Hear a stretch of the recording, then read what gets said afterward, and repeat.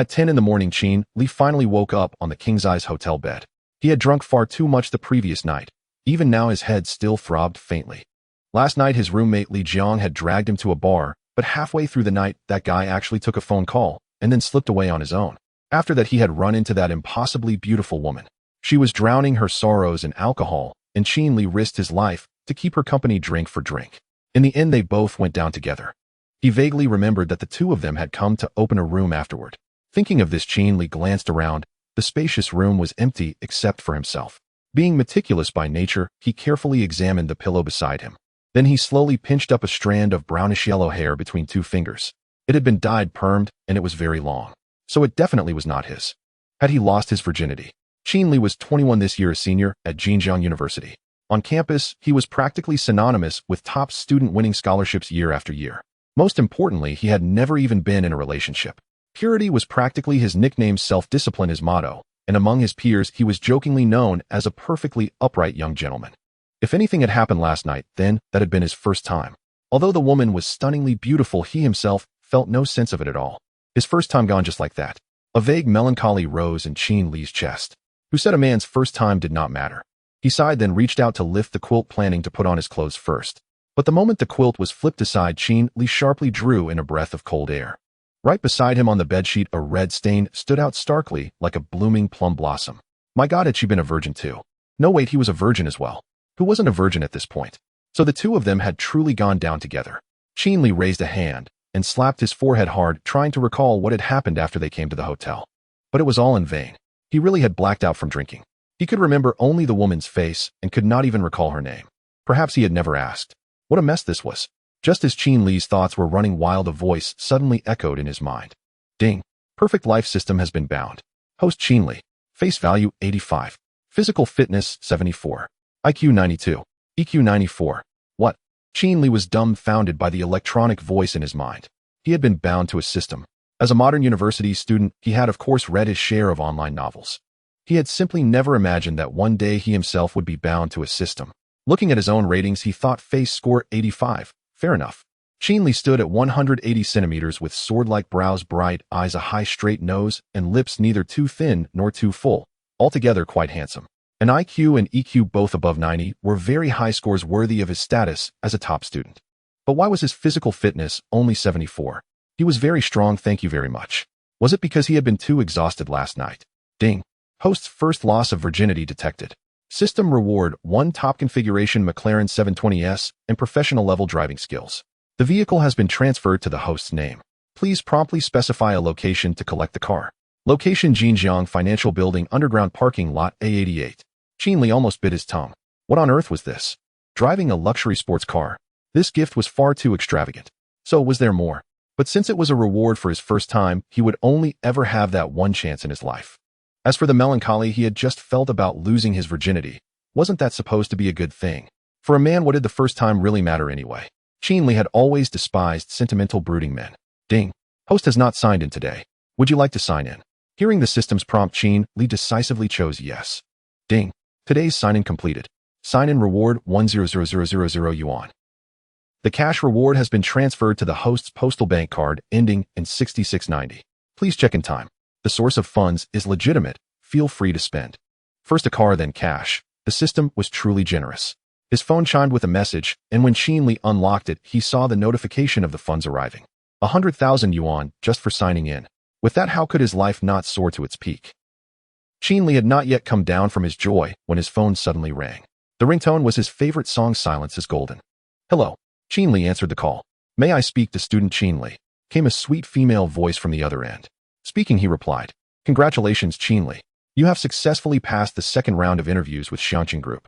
May I ask if you can arrive on time for the third round interview at 3 o'clock this afternoon? It was April now, with 2 months left before graduation. Qin Li was currently in the thick of his job search.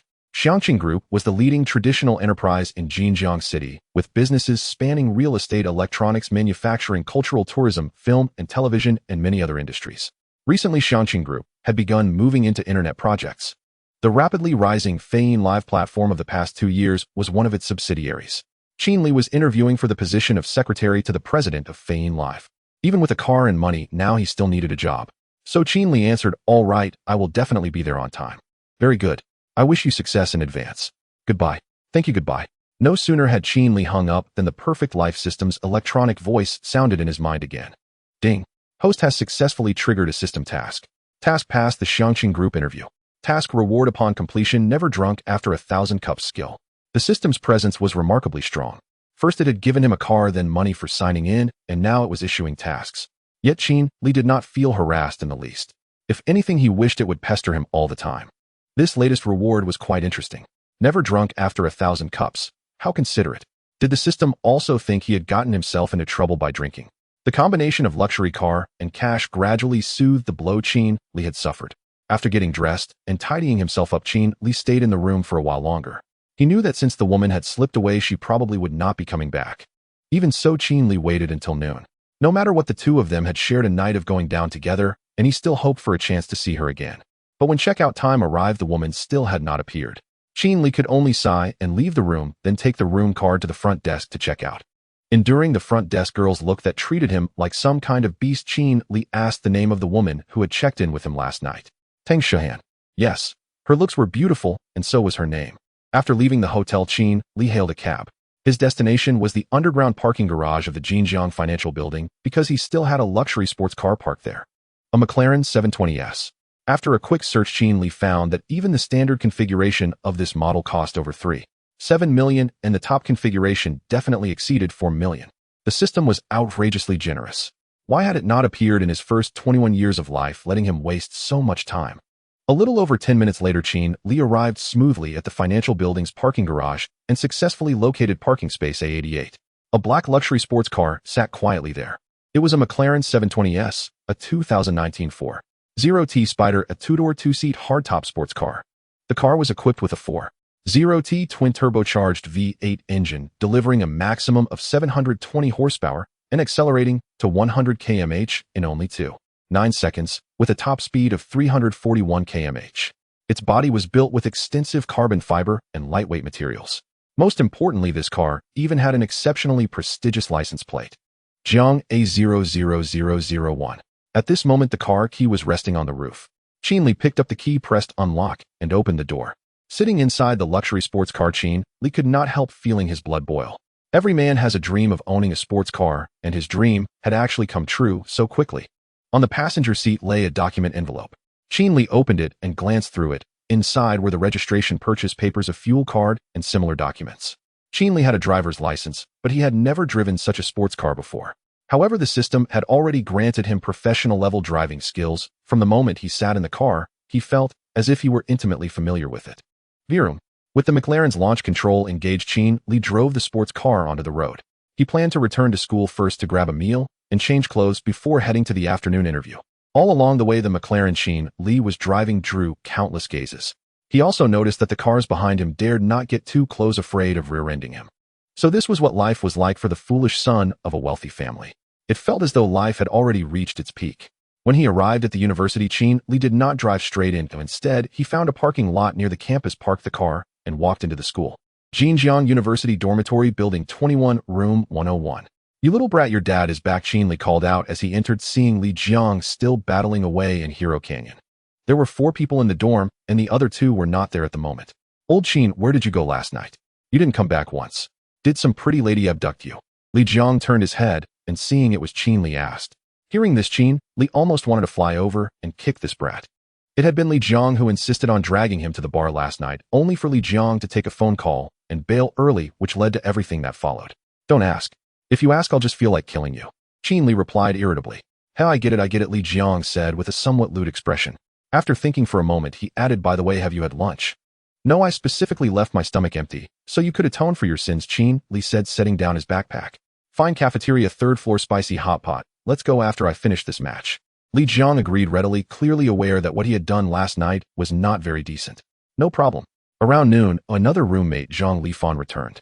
Zhang Lifan had already been admitted to the graduate program at Jinjiang Foreign Languages University, so with nothing else to do these days, he kept running over there.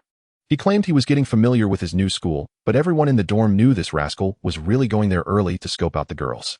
Hey, old Qin, I found a few more great girls today, and even added them on WeChat. Tisk, the resources at Foreign Languages University are so much better than at our school, Zhang Lifan said excitedly as soon as he stepped in. In fact, as a comprehensive university, Jinjiang University already had plenty of female students. It was just that compared with Jinjiang Foreign Languages University, Jinjiang University still had more science-oriented majors. So overall, that other campus where women far outnumbered men was simply more pleasing to the eye. Damn, admitting you to Jinjiang Foreign Languages was like letting a wolf into the fold, Li Jiang cursed. Qin Li, who was taking off his shirt to shower and change before eating, corrected him when he heard this, more like letting a dog into the house. Right, a bootlicking dog, Li Jiang said, bursting into loud laughter. This was an in-joke in their dorm. Back in their freshman year, Zhang Lifan had tirelessly pursued a girl in their major, bringing her breakfast every single day, rain or shine. In the end, the girl found herself a boyfriend from the geology major and even borrowed money from Zhang Lifan to buy shoes for that boyfriend. Worst of all, Zhang Lifan actually lent it to her. When the other three in the dorm found out, they laughed at him for 3 whole years. Hearing their banter, Zhang Lifan was not angry. After all, after more than 3 years together, they were basically all trying to act like each other's dads and knew one another's temperaments by heart. So Zhang Lifan merely let out a cold snort and said, as long as I fawn over enough girls, they all become my backups. Qin Li gave him a thumbs up and said, when it comes to shamelessness, you're still the king, Lifan. After joking around for a while, Qin Li squeezed in a quick shower. Their dorm had always gotten along well. For college students, if dorm relations are handled poorly, the entire university experience becomes miserable. There were 4 people in Qin Li's dorm besides himself, Li Jiang and Zhang Lifan. There was also someone named Yang Ming. Li Jiang was a lecherous type, and Zhang Lifan a hopeless simp. Yang Ming, on the other hand, was a rich second-generation kid from a well-off family, yet he did not have the slightest young master airs. He was rather short, even more timid, and the others all treated him like a younger brother. Though whenever it was time to make him their son, they still did so without hesitation.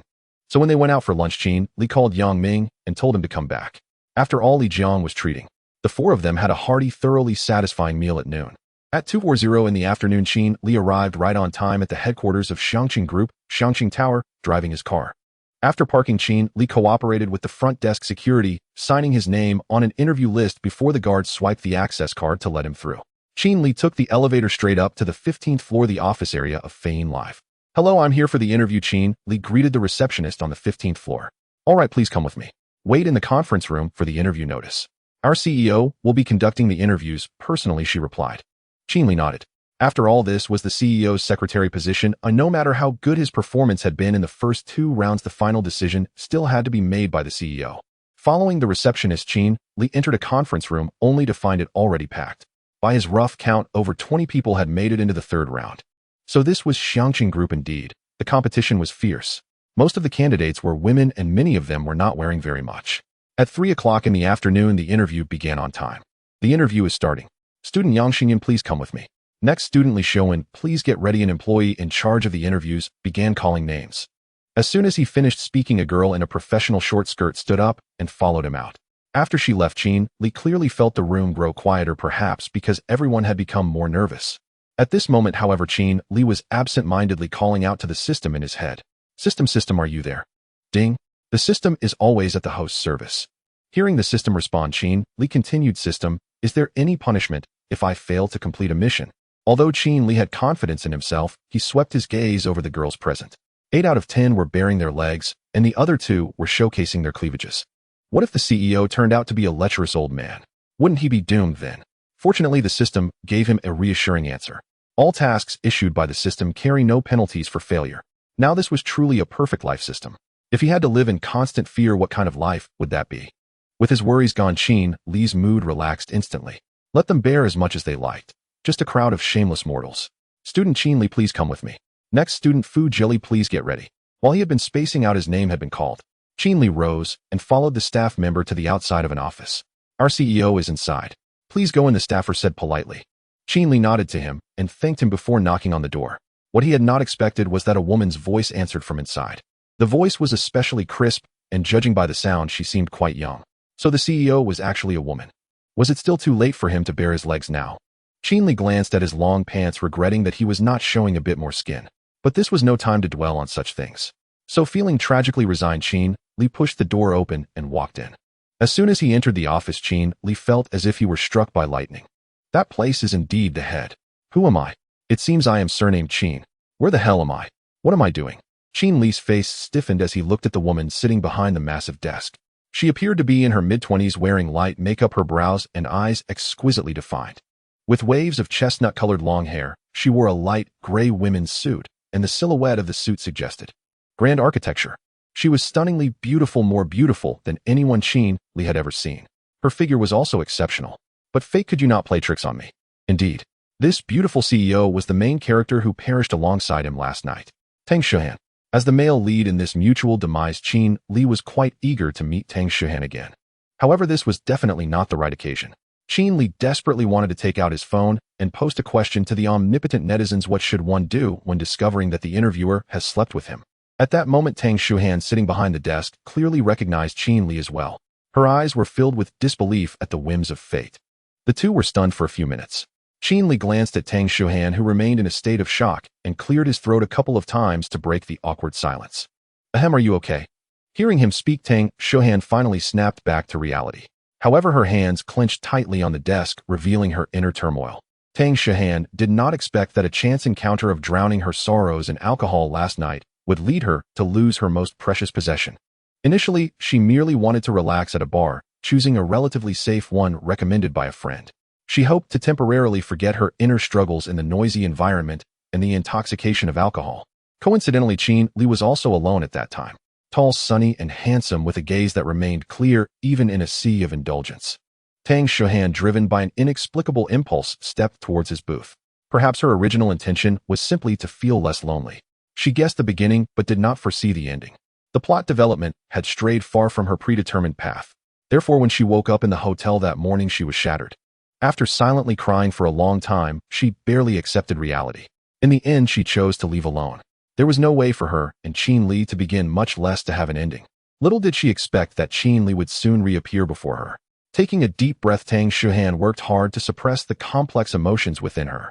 Her expression and tone seemed to have returned to the calm and pride she displayed at work. Tang Shuhan pointed to the chair across the desk. You are here for an interview, right? Take a seat. Seeing her regain her composure, Qin Li could only sit down, unsure of what to say. No matter how brave and humorous he usually was, he didn't know how to break the deadlock. It was simply too stiff. However, Qin Li was certain that although the atmosphere was awkward, he felt somewhat fortunate. Fortunate that he could meet her again.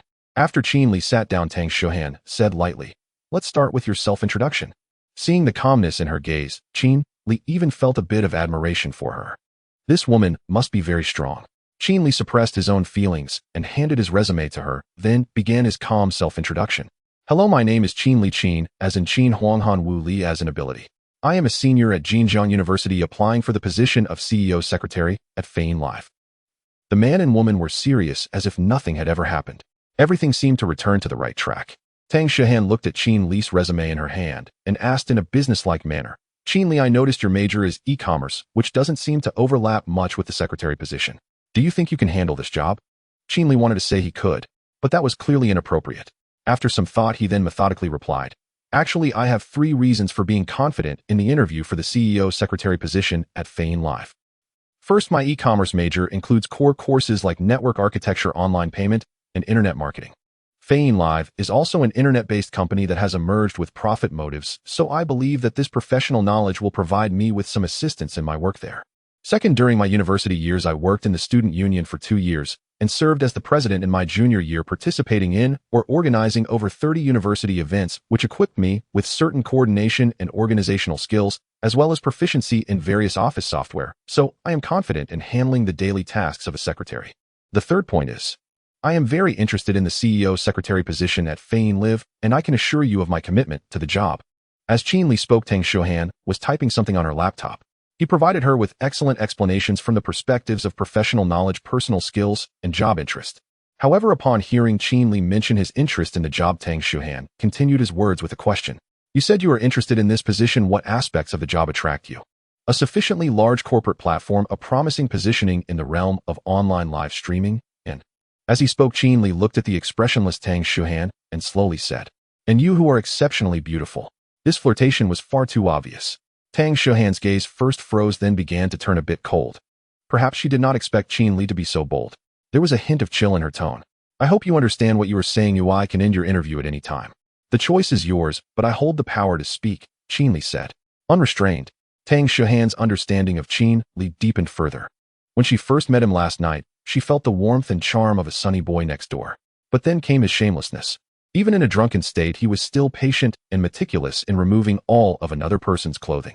Yes, although Tang Shuhan had lost control, she clearly remembered every detail from last night. This was different from Qin Li, who had gotten drunk to the point of blackout. However, today, she also sensed Qin Li's strengths. He had taken a moment to think before answering questions. Moreover, even in an awkward situation, he could quickly get into the groove and methodically respond to questions. This indicated that he was accustomed to thinking and was calm enough. Outwardly sunny, inwardly composed, sufficiently confident, and accustomed to thinking. Such a man is very charming. Yet Qin Li also exhibited a certain aggressiveness. Thus such a man could also be quite terrifying. Tang Shuhan fell silent. Qin Li did not disturb her. In the end, Tang Shuhan decided to ask him one last question, and it was a rather unconventional one. As the president's secretary, what would you do if you accidentally had a relationship with the president? After posing her question, Tang Shuhan fixed her gaze on Qin Li, curious about how he would respond. Qin Li did not expect her to throw such a question at him. This was clearly a question he wanted to ask the omnipotent netizens, wasn't it? Why is he not following the conventional script? However, seeing Tang Shuhan patiently waiting for his answer, Qin Li knew he couldn't evade. He thought for a moment before speaking. I would take responsibility. Tang Shuhan had been observing his reaction. However, Qin Li's tone was resolute, and there was no hint of evasion in his eyes. Not seeing the panic and tension she had imagined, his confidence gave Tang Shuhan a slight sense of defeat. You should treat it as if nothing happened and handle your work well. Tang Shuhan corrected him. Qin Li knew that what Tang Shuhan said was the correct answer, and he was aware of the right response. Yet he still expressed his thoughts. Perhaps he didn't want to disappoint her. Nevertheless, a wrong answer was still a wrong answer. Tang Shuhan decisively announced that the interview was over, not even wanting him to wait at home for news, but giving him the result face-to-face. Sorry, you did not pass our third round of interviews. Although Qin Li felt a bit regretful about this outcome, he did not press the matter. Just before getting up, he sincerely said, I should be the one apologizing. Last night. I'm sorry. After saying this, Qin Li looked at Tang Shuhan once more deeply. Then he turned and left. However, he was confident that even if he did not succeed in staying by her side this time, he would find another way to stand in front of this woman in the future. And that day would not be too far away. Seeing the office door close again, Tang Shuhan seemed to breathe a sigh of relief. She had indeed been putting on a brave front. Hearing Qin Li say, I will take responsibility, it was impossible for her heart not to stir. Given Qin Li's intelligence, he must have known that this was not the correct answer for an interview. Yet he still said it. This gave Tang Shuhan a slight sense of comfort. Although she still felt that there was no possibility between her and Qin Li, she certainly did not want the person who took her first time to be a heartless individual. If she could still pretend to be calm before, then Qin Li's final apology was the last straw that broke her resolve. This made her recall everything from last night.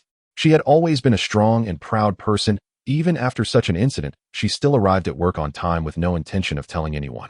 But now she was a bit tired. Qin Li walked out of the office with a calm expression, just about to take the elevator downstairs when he heard someone calling him. Classmate, please wait a moment. It was a girl's voice. Qin Li turned around and saw a girl walking towards him. Qin Li had some impression of her. Yang Xingyun, the first girl interviewed with a simple ponytail and light makeup, was the prettiest among all the interviewees. Although she was also a beauty, she was slightly less impressive compared to Tang Shuhan. As she approached, Qin Li smiled and asked, Is there something you need? Classmate. Yang Xingyun took the initiative to extend her hand and said, Can we get to know each other? I'm Yang Xingyun. Qin Li. Qin Li politely shook her hand before letting go. Hello, Qin Li. Classmate, can we chat for a moment? Yang Xingyun said with a smile. Sure. Qin Li was curious about what she wanted to discuss. Surely, she wasn't specifically looking for him to flirt. Just then the elevator arrived, and Qin Li stepped in with her. He pressed the button for the B1 floor, which was the underground parking lot, while Yang Xingyun pressed the button for the first floor. Actually, there's not much to talk about. I didn't perform well in this interview, and I saw that others looked pretty dejected when they came out, probably not doing very well either. Yang Xingyun said with a bitter smile, then added, But you seemed very calm when you came out, so I thought I'd ask you for some advice. After hearing her words, Qin Li roughly understood why she had come. She was an actress. She was the first to be interviewed, and Qin Li was the second to last. If she truly felt she had performed poorly, she would have probably left long ago.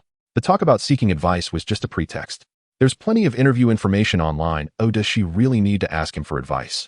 It was likely that she thought her performance was decent and wanted to probe other potentially competitive candidates first. Although this behavior wouldn't affect the interview results.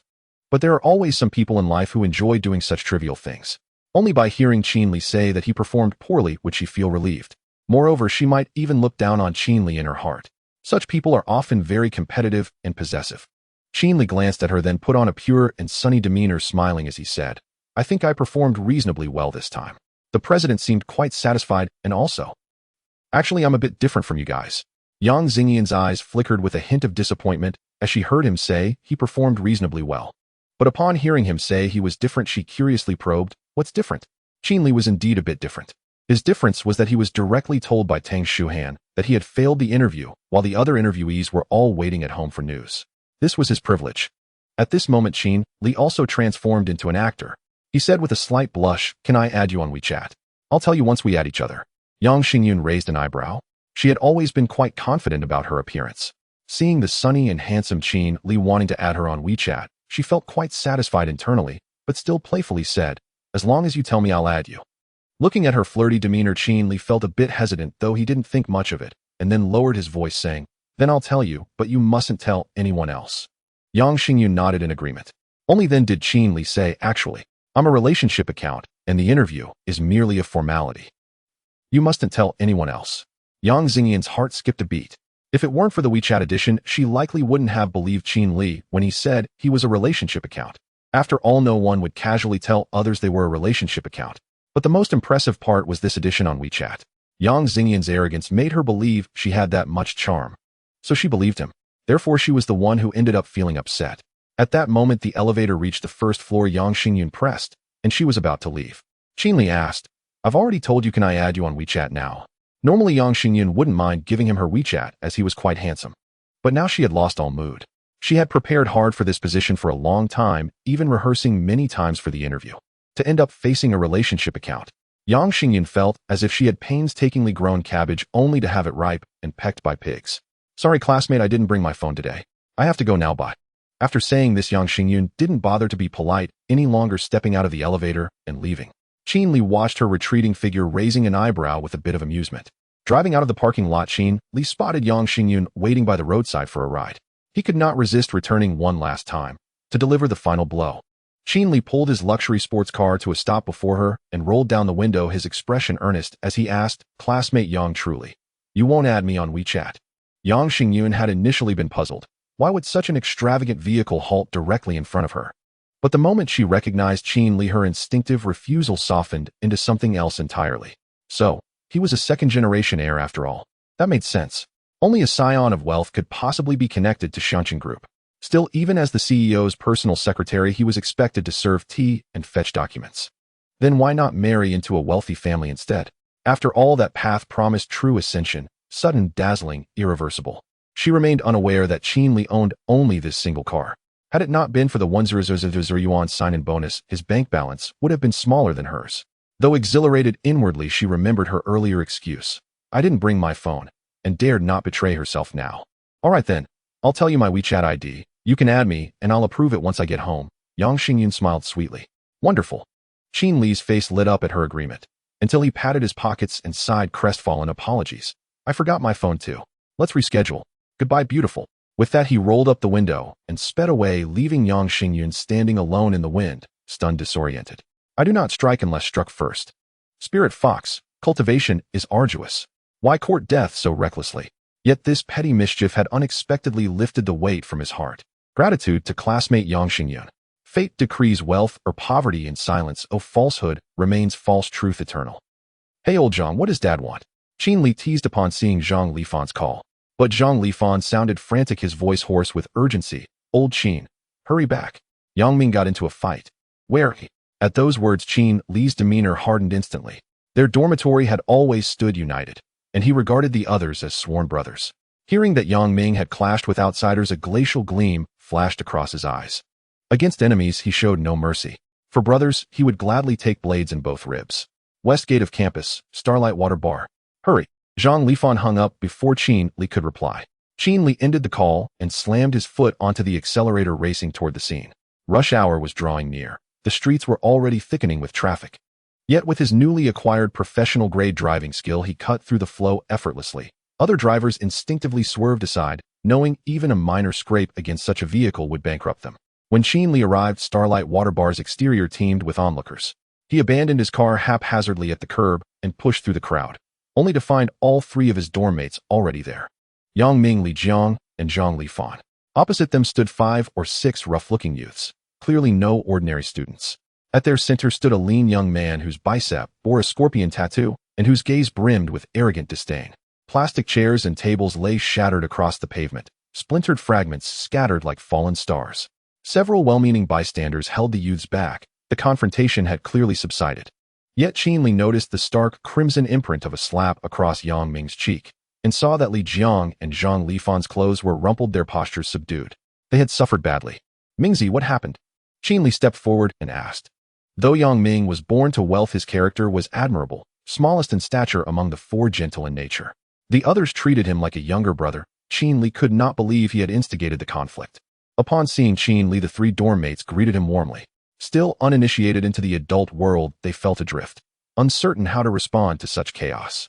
Within their dorm, Qin Li had always been the one who devised plans, the strategist, the thinker. Yang Ming's lips trembled slightly as he spoke. Brotherly, this afternoon while you were off for your interview, we decided to go out for a stroll. I invited my girlfriend along. Just as we were sipping milk tea here, those men approached her and demanded her we chat. When I refused, they grew aggressive, touching her, provoking us, and then the brawl erupted. Qin Li scanned the surroundings, and indeed there she stood, pale and trembling at the edge of the crowd, clearly shaken. Yang Ming's girlfriend was an exceptionally reserved girl. Qin Li had met her before. He placed a reassuring hand on Yang Ming's shoulder and asked, "Did you call the police?" "Yes, we've already dialed, but officers haven't arrived yet," Yang Ming replied. Qin Li nodded, then turned to Li Jiang. "Don't forget to notify your academic advisor." Had Qin Li not reminded them, they'd have overlooked it entirely. "I'll call right now," Li Jiang said, pulling out his phone. They were still students. Clashing with outsiders and filing a police report meant the university would inevitably learn of it. Better to inform the school first, at least the institution would stand behind its students. Just then the scorpion-tattooed youth at the front began jeering again. "Hey little shits, still up for round 2? Where's that cocky swagger now? If not, we're out of here." Perhaps sensing the police call, they knew such provocation might land them in detention for a few days, but who willingly chose prison over freedom? Qin Li had never known fear in a fight, and now hearing the taunt, his gaze sharpened like drawn steel. He strode forward without hesitation. Ding! Danger alert. A system notification flashed. Host detected in imminent peril. Act with caution. Though the warning blared, Qin Li kept walking. Ding! Authentic external threat confirmed. Activating low-tier defensive protocol, granting host master-level martial arts proficiency. Skills available for the taking. Truly a considerate, perfect life system. Yet Qin Li noted one critical word in the prompt: authentic. If he fabricated danger merely to exploit the system's rewards, it would likely ignore him entirely. Kid, itching for a beating. The scorpion-tattooed youth sensed Qin Li's hostility, but shrugged it off. Funny you should mention that. It does itch a bit, Qin Li replied, utterly unflinching.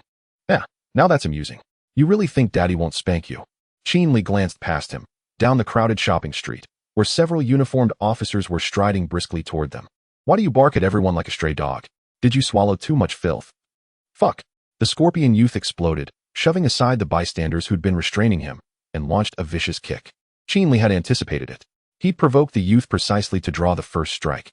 As the boot arced toward him, Qin Li shifted his stance, neither dodging nor resisting, merely softening the impact just enough to leave a clear, visible imprint on his clothing. Evidence. Seeing Qin Li struck, Zhang Lifan and the others surged forward, but Qin Li would not allow them into the fray. Master-level martial arts against street thugs was like cleaving ants with a chef's knife. Before Zhang Lifan and the others could even break through the crowd, the fight was over. All 5 or 6 youths lay incapacitated. Qin Li had restrained himself, avoiding grievous injury. Yet every strike targeted vulnerable acupoints, non-lethal, non-maiming, yet profoundly disruptive to bodily equilibrium. That would keep them bettered for days. Holy hell, old Qin, you've been hiding deep. Zhang Lifan stared awestruck, his admiration for Qin Li's combat prowess eclipsing all reason. Li Jiang and Yang Ming stood equally stunned. They knew Qin Li was brilliant, ever the top scholar, perennial scholarship recipient, but never imagined his physical mastery could rival his intellect. My excellence transcends your comprehension, Qin Li quipped lightly. Everyone freeze. What's going on here? The officers finally parted the crowd and stepped forward. Yet upon surveying the scene, they paused, bewildered. Several university students stood unharmed, conversing easily, even laughing, despite visible bruises. Meanwhile, the heavily tattooed youths lay sprawled across the pavement, motionless. What on earth had transpired? Were today's college students this formidable? Nevertheless, regardless of the circumstances, gathering for a brawl is a matter of grave consequence. It is best to bring them back first. Naturally, Qin Li and the others followed to the police station. A few small ruffians leaned on each other for support. Although their arms and legs were unhurt, they felt a dull ache throughout their bodies. After cooperating with the police to finish their statements, it was already nearing dusk. Their counselor Xiejin had also arrived at the police station early and was negotiating with the officers. Fortunately, Qin Li and his friends were indeed in the right, and the surveillance cameras at the Xingmong water bar recorded that it was the ruffians who struck first. Qin Li was merely acting in self-defense, but it couldn't even be considered excessive. After all, none of the ruffians had visible injuries, and even though they kept shouting, the police treated them as if they were just being unreasonable. In reality, they were truly in pain. Counselor Xiejin led a few people out of the police station, and the sky had already dimmed. Xiejin looked at them and said, "All right, let's hurry back. Don't worry, the police have said that you are the victims, and there won't be any issues with the school. But remember to be cautious when you go out to play in the future." "Okay, thank you, brother Xiejin," Li replied with a smile. "It's about dinner time. Oh, let's go have a drink together." Qin Li was quite familiar with Xiejin. On one hand, Qin Li was the top student in their major, and such students were not likely to be disliked by their teachers. On the other hand, Qin Li had been in the student council for 3 years and had even become the president during his junior year, often mingling with the teachers. Moreover, Xiejin was only about 8 or 9 years older than them, so there wasn't much generational gap, allowing for a harmonious interaction. Xiejin smiled and patted Qin Li on the shoulder, clearly pleased with this student who excelled in both academics and social skills. "Not today. Oh, it's Xiao Mingming's birthday, and your sister-in-law has ordered me to come home for dinner. If I don't go back, I'll have to kneel on the washboard." Xiao Mingming was Xiejin's daughter, whom Qin Li had met before and found to be quite adorable. "All right then, brother Xie, please wish Xiao Mingming a happy birthday for me," Qin Li said. "Sure, you all go enjoy your meal, and remember to stay safe." After Xiejin finished speaking with a smile, he left. Once he was gone, Qin Li looked at the several disheveled people beside him. Yang Ming's girlfriend was also there, having followed along to give her statement. Qin Li chuckled, feeling down. "Come on, do you still have the appetite to eat?" Yang Ming held his girlfriend's hand, glanced at his dorm mates, and said earnestly, "Li Gu Jiang Gu Fan Gu, thanks for today." Zhang Lifang replied with a grin, "We're all brothers, no need to thank us. You're treating tonight." "Oh, I want hot pot." "I want spicy stir-fry," said Li Jiang. "What the hell, didn't we just have spicy stir-fry for lunch?" "You're addicted, or something," Zhang Lifang countered. Li Jiang retorted, "What's wrong with being hooked?" Qin Li clapped his hands and said, "Then it's settled. Let's go have barbecue." Li Jiang, Zhang Lifang.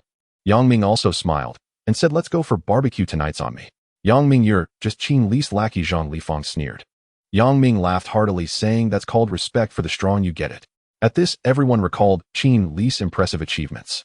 "Old Qin, over 3 years as brothers, you never mentioned you could fight like this," Zhang Lifang said cheerfully as he put his arm around Qin Li's shoulder.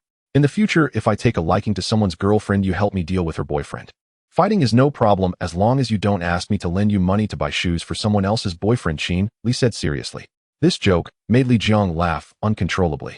Yang Ming also laughed heartily while explaining the origin of the joke to his somewhat confused girlfriend. Zhang Lifang, with a disgruntled expression, said, "Damn it, this joke's not going to fly. Come on, let's go eat barbecue." As they joked, the unpleasantness of the afternoon had nearly faded from their minds. Qin Li's car was still parked by the water bar, and he hadn't thought about driving it. One reason was that there were too many people to fit in the car, and the other was that he didn't want to draw too much attention at school. Anyway, the car wouldn't get lost, it could just stay parked. As Qin Li walked, he took out his phone and opened the food delivery app. He remembered that Xiejin's daughter Xiao Mingming loved the zoo's tigers, so he ordered a giant plush tiger toy online and bought a bag of candy. Then he selected Xiejin's address for delivery. He was a person who believed in repaying kindness, and Xiejin had helped him a lot over the years. If he hadn't known today was Xiao Mingming's birthday, it would have been one thing, but since he did, he felt he should send a gift. Such is the way of human interactions. Having placed the order, Qin Li finally caught up with their pace. In the evening, everyone was free, and naturally it led to a drinking session, with even Yang Ming's girlfriend having a few drinks. Thinking of drinking, Qin Li recalled his 1,000 cups without getting drunk skill that he had yet to obtain.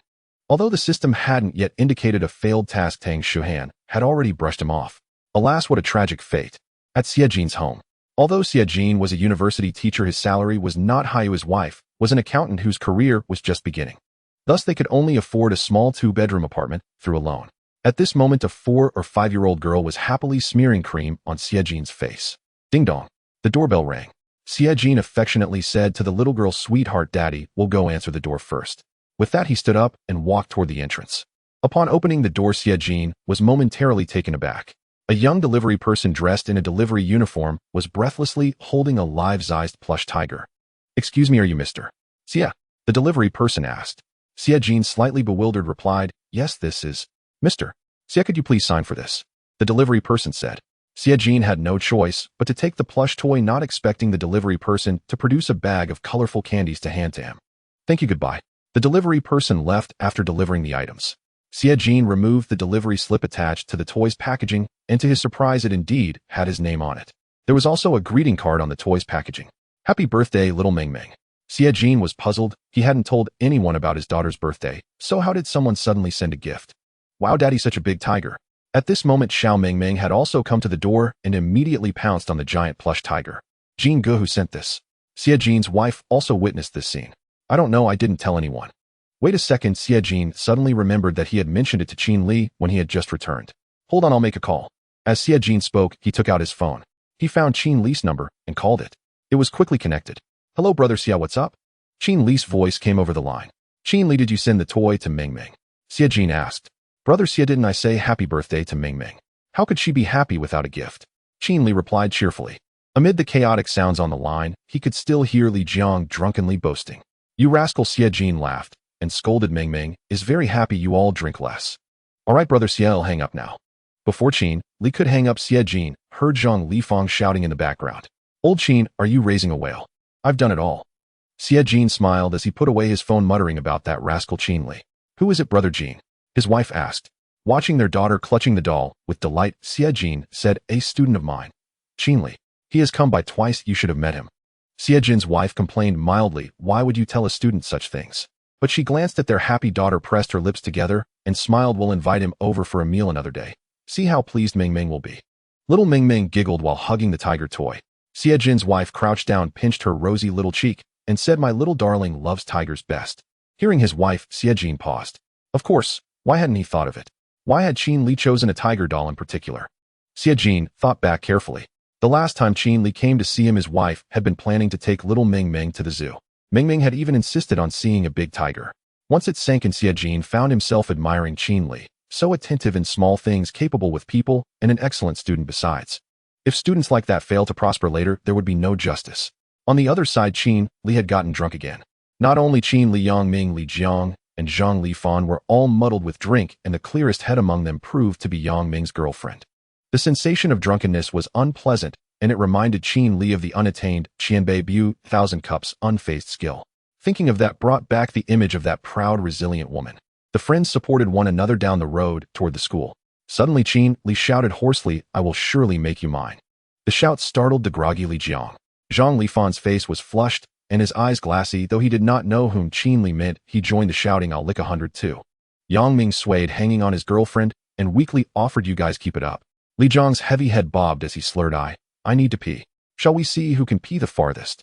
Yang Ming's girlfriend blushed, not from drink, but from fear that Li Jiang might suddenly produce something strange. The next morning, Qin Li was the first to wake. The other three in the dormitory still slept soundly. No sooner had he woken than a system voice echoed in his mind. Ding. Host has not checked in today. Would you like to check in? Qin Li quietly got out of bed to wash so as not to disturb his sleeping roommates and selected yes. Ding. Today's check-in is complete. Check-in reward 100,000. TSK. 100,000 a day from check-ins. 3 million a month, 36.5 million a year. The money from daily check-ins alone already exceeded the annual income of the vast majority of corporate executives in the country. And that was far from all the rewards he could obtain. Qin Li checked his information again. Host Qin Li, appearance 85, stamina 74, intelligence 92, emotional intelligence 94, skills professional grade, driving skill, grandmaster level, combat skill. He had gained 2 skills since yesterday, yet his stamina still read 74, which made him doubt his own physical strength. With nothing better to do, Qin Li finished washing and slipped out. He ran a few laps on the athletic field and stopped only when he felt genuinely tired. Glancing at the clock, it was already past 8 in the morning, so he headed to the cafeteria. He ate a few youtiao and a bowl of soy milk and picked up some food for his dorm mates on the way back. Boys, get up. Breakfast is ready, Qin Li called as he entered. Ugh, damn, my head is spinning, mumbled the first to stir the devoted Zhang Lifan. Food's on the table, wake those two up to eat together, Qin Li told him, then went out onto the balcony. He planned to transfer some money home. His current balance was already 2,000. He took out his phone and transferred 1,500 to an account. Having perspired from the run, he washed his face and dried it clean. Only then did he dial his father's number. Hello, came Qin's father's slightly husky voice. Dad, are you up? Qin Li asked cheerfully. If you're not awake, is a ghost answering the phone. Qin's father replied. I happen to have something. Are you free? He added. Qin Li raised an eyebrow. His father rarely called with something of his own. Usually, it was Qin Li calling. What could be the matter this time? You tell me first. Some fool accidentally transferred money into my account. 15000 in total. Your mother, and I don't know how to return it. Do you know how to send it back? Qin's father asked. Qin's father complained you me some more. Speak up. Really, you're always causing trouble for me, though I still have to go out to the fields. There were an extra 15000 in the account. If it had been someone else, they might already be thinking of keeping it for themselves. Qin Li was surprised his father was so principled as to be troubled by it. Dad, just keep it if it's in your account. Nobody's demanding it back, he teased. His father fell silent. After a long pause, he finally asked, when will you come home? A foreboding sensation ran through Qin Li. Dad, what are you going to do? I'm already in my 20s. Are you going to hit me? Qin Li joked. Qin's father snorted, perhaps surprised at his son's wariness. All right, Dad, I'm not teasing. I transferred the money to you. In the fool you mentioned, Qin Li explained, fearing his father might imagine worse things. This is 15000, not 15. Where did you get so much money? Qin's father's worry only deepened. I earned it by working. I found a job, and I had some scholarship savings. Qin Li recited the explanation he had prepared. In truth, Qin Li had rarely asked his family for money these past years. He came from an ordinary rural household. How much could old Qin earn from cultivating a field in a year? The scholarship Qin Li received alone was enough to cover his tuition and daily expenses. That much, huh? Only then did Qin's father relax. He still trusted his son's ability, but added, I don't understand all the details, and I'm asking too many questions. As long as you found work, do it well. You transferred money home. Will you have enough left? I'll have enough. I kept some back. It's sufficient, Qin Li said. Qin's father's tone finally lightened. All right, then I'll head to the field. Qin Li was astonished that his father still wanted to go to the fields despite the 15000. But before his father could hang up, the phone was snatched away. Don't hang up. Give me the phone, you old thing. Go do your work. Qin Li heard the familiar voice of a woman on the line, and a smile curved at his mouth. Hello, son. The voice changed. My dear son, Qin Li answered with a laugh. Have you lost weight recently? Don't let yourself go hungry, his mother chattered with affectionate concern. Mom, don't worry, I'm eating plenty. You and Dad should eat better too. I sent the money for you to spend, Qin Li reassured her. How could we possibly spend that much? Your sister's tuition and such, we can cover it. Save your money for yourself, you'll need it when you find a wife. By the way, are there any girls at your school who like you? His mother talked far more than his father ever did. Oh, if you say so, the girls who like me could line up all the way from Jinjiang to our home, Qin Li said boldly, pushing his luck. His mother laughed uproariously. Talking with her always meant a torrent of household gossip. Who did what, and who owed which bowl or plate. He chatted with his mother for nearly an hour before hanging up. Just as he was about to enter the room, his phone rang again. It was an unfamiliar number. Hello, Qin Li answered. Hello, is this student Qin Li? A young woman's voice came through the line. Calls that began like this were usually either very serious or very unserious. This is he, Qin Li replied. Congratulations, student Qin Li. You have successfully passed the third round of interviews with Xiangqing Group. Please bring your documents to the Human Resources Department on the 16th floor of Xiangqing Building tomorrow to complete the onboarding procedures. Because you are a current student, you cannot sign a formal labor contract. Please bring the tripartite agreement issued by your school. Do you have any questions? Qin Li raised an eyebrow. He had actually passed the interview. Hadn't Tang Shuhan brushed him away? Woman, why are you saying one thing and meaning another? A smile curved Qin Li's lips as he said, no problem, thank you. You're welcome. Goodbye. Goodbye. Ding. Task passed the Xiangqing Group interview. Task completed. Congratulations, host. You have acquired the unfaltering intoxication skill. Qin Li had finally obtained the long-awaited unfaltering intoxication skill. The joy of regaining what was lost is truly exquisite. Yet Qin Li no longer worked solely for his salary. After all, even the most generous compensation from Xiangqing Group would hardly exceed 3 million yuan per month. Still, he refused to let the existence of the perfect life system derail him from the natural course of his own life. A life spent idly in bed devoid of purpose or effort was never what he aspired to. That would not be a perfect life. It would be a life of indolence. Qin Li entered the dormitory from the balcony and spent over an hour on the phone. By then his roommates had long since risen and finished breakfast. Old Qin, who are you calling? Got yourself a girlfriend?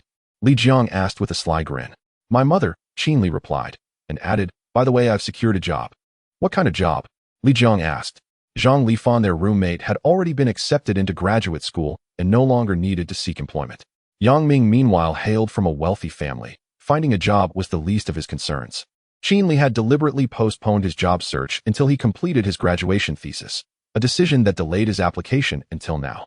If Qin Li too landed a position, Li Jiang would be the sole tragic figure left in the dorm, his thesis unfinished and his job hunt not yet begun. Executive Secretary to the CEO of Fein Live Streaming, Qin Li stated. Holy hell. Zhang Lifan flipped off his upper bunk in astonishment. Old Qin, is this the Fein Live Streaming under Xianqing Group? Qin Li nodded. Is there another Fein Live Streaming? Impressive. A true scholar. Land a role at such a prestigious firm right off the bat. Brother Qin, from today onward you're my elder brother for life. Zhang Lifan's face lit up with obsequious charm. Qin Li shot him a disdainful glance. What do you want? At the mention of Fein's alluring streamers, Zhang Lifan's eyes gleamed with unmistakable anticipation. I want to fawn over a streamer. Sure, Qin Li agreed readily.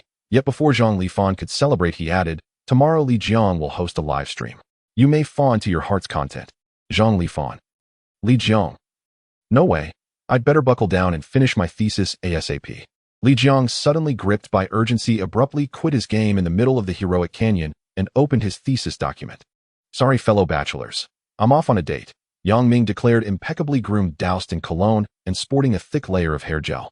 Don't forget, we have class this afternoon, Qin Li reminded him.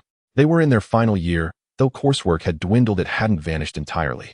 This afternoon's class was a newly introduced credit-bearing course, Career Guidance for Undergraduates, a course whose failure would bar graduation. Yang Ming flashed an OK sign and swaggered out the door. Hey, old Qin, I heard our career guidance instructor is a newly appointed female professor. Supposedly stunning. After Yang Ming departed, Zhang Lifan leaned in with renewed gossip-mongering zeal. Qin Li. This dog. He seemed omniscient whenever women were involved. Seriously, just wait and see this afternoon. Zhang Lifan assumed Qin Li doubted him. Qin Li nodded thoughtfully, then said earnestly, Lao Zhang, if you possessed even half my charisma, you'd undoubtedly be a notorious playboy. Zhang Lifan scoffed. Uffed. Men who rely solely on looks won't last long. Some men possess virtues too profound to reveal at first glance. I haven't seen yours grow much, Li Jiang interjected without looking up from his thesis. What a, dare you compete? Li Jiang rose immediately. Bring it on. I'm not afraid of you. To the restroom. Dare you go? Let's go. Qin Li watched them bicker their way down the hall, utterly speechless. What utter idiots. Qin Li resolved to ignore them entirely, climbed onto his bed, and idly opened the Fein live streaming app on his phone. After all, he'd soon begin working there. Familiarizing himself couldn't hurt. As this thought crossed his mind, his finger instinctively tapped the Beauty Zone tab. Oops, wrong button. Oh well, since I'm already here. And so Qin Li settled in, thoroughly enjoying himself. Yet it was still morning, few streamers were live. Most were low-profile newcomers with modest followings. Some were indeed attractive, but having witnessed Tang Shuhan's peerless beauty, Qin Li's aesthetic standards had soared to extraordinary heights. This one's promising. Scrolling absent-mindedly, Qin Li suddenly spotted a brand new streamer just going live. She clearly wasn't yet accustomed to the interface. Not even the beautification filter was enabled. Yet even unfiltered, she struck him with an arresting, luminous presence. She appeared to be in her early 20s, lightly made up with lustrous black tresses cascading down her back, a delicate oval face, and breathtaking beauty, imbued with the gentle grace of a Jiangnan woman. Especially those captivating peach blossom eyes, luminous, deep, and mesmerizing, seemingly capable of drawing one helplessly into their depths. Qin Li glanced at her streamer name. Siyuanyanya, level 1, unmistakably a debutante streamer. Hello everyone. Is anyone here? She asked softly, her voice tender and soothing. Ding. The host has successfully triggered a system task. Task: assist streamer Siyuanyanya in leveling up. Reward upon completion: 1 random reward granted for every 10 levels attained by the streamer. Qin Li had intended to send a chat message, but before he could type, the system notification arrived instead. Help a streamer level up. On Fein live streaming, streamers could ascend to level 120, meaning 12 potential random rewards. Though Qin Li had no idea what the rewards entailed, anything bestowed by the system was bound to be exceptional. Initially, leveling would be effortless, but progress would inevitably grow steeper, demanding ever greater quantities of virtual gifts.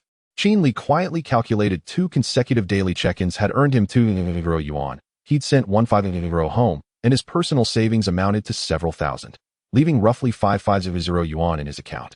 That sum was far from enough to reach max level, but attaining level 10 would satisfy him completely. Meanwhile, a handful of viewers had already entered Siyuanyanya's live room. Whoa, she's gorgeous. A newcomer, huh? I predict she'll blow up. She's stunning even without filters. Sorry guys, I'll be streaming here regularly from now on. Streamer, can you sing?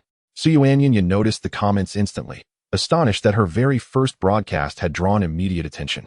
Yes, I can sing. What would you like to hear? Her voice remains sweet and melodious. Wow, her voice alone promises pure musical enchantment. Drop the act, I want it. Bro above, how dare you? Coincidence, I want it too. Please sing it. Though only a few viewers lingered, the chat scrolled briskly. The magnetic allure of a beautiful streamer was undeniable. Li refrained from sending a comment. Instead, he silently initiated a top-up, transforming himself from a freeloader into a paying user. Congratulations. Top-up successful. 500 yuan credited, granting 500 yen fu coins, plus a bonus of 5000. In the realm of non-sound currency, it is referred to as notes. All gifts except for free ones require the expenditure of notes. Li recharged 50,000 yuan, totaling 55,000 notes with bonuses. This means 1 yuan equals 1 note, and the most expensive gift on the non-sound platform, the Starlit Journey, costs 5,000 notes, which equates to 5,000 yuan. At this moment, the chat in the live stream continued. The host cannot sing it. Are there any other songs? Su Yuanin refused, fully aware of the audience's desire to hear this particular song. Li chuckled, typed a few words, and sent them out. His nickname was Out of Reach. Out of Reach host ID like to hear Silence is Golden. This was Li's favorite song. It was even his ringtone. Why are you so serious upstairs? Found a serious person, let's kick him out. Agreed. Agreed one. Alright, the host can sing Silence is Golden, just wait a moment while I set up the accompaniment. Su Yuanin laughed heartily as she opened a music app, and then the rhythm of Silence is Golden slowly began to play. The night wind is chilling. I look back on the old events. In the past I was filled with anger. Li's eyes lit up. This was a Cantonese song by Leslie Chung. Moreover, she sang it in Cantonese, and Su Yuanyan's voice, while singing, was surprisingly magnetic. In the dark, it is predetermined whether you will be rich or poor. Being wrong is never right. Truth is always true. When Su Yuanin reached the climax of the song, Li surprisingly felt a sense of sorrow and helplessness. After Su Yuanin finished singing the main part, Li sent a Starlit Journey. Out of Reach gives the host Su Yuanin a Starlit Journey. Wow, a Favethazandian Starlit Journey. Turns out you're a big shot, dropping money equivalent to my monthly salary. Is the first gift of the new host a Starlit Journey? At this moment, the host also noticed the gifts she received, momentarily stunned before excitedly saying thank you Out of Reach for the Starlit Journey. This special effect looks really great. Is the new host this gentle and flattery? Forgive the new host for not knowing how to flatter the big brother yet. The Starlit Journey could be seen across the whole platform, causing the number of viewers in the live stream to increase. Wow, I found a new goddess. I predict the host will become the new top streamer of the non-sound platform, much prettier than the current top streamer. But she's lacking support from a big brother. Li saw that one Starlit Journey actually raised the host to level 5, which was quite impressive, but the number of gifts required for the next level was even greater. Out of Reach gives the host Su Yuanin a Starlit Journey. Out of Reach gives the host Su Yuanin a Starlit Journey.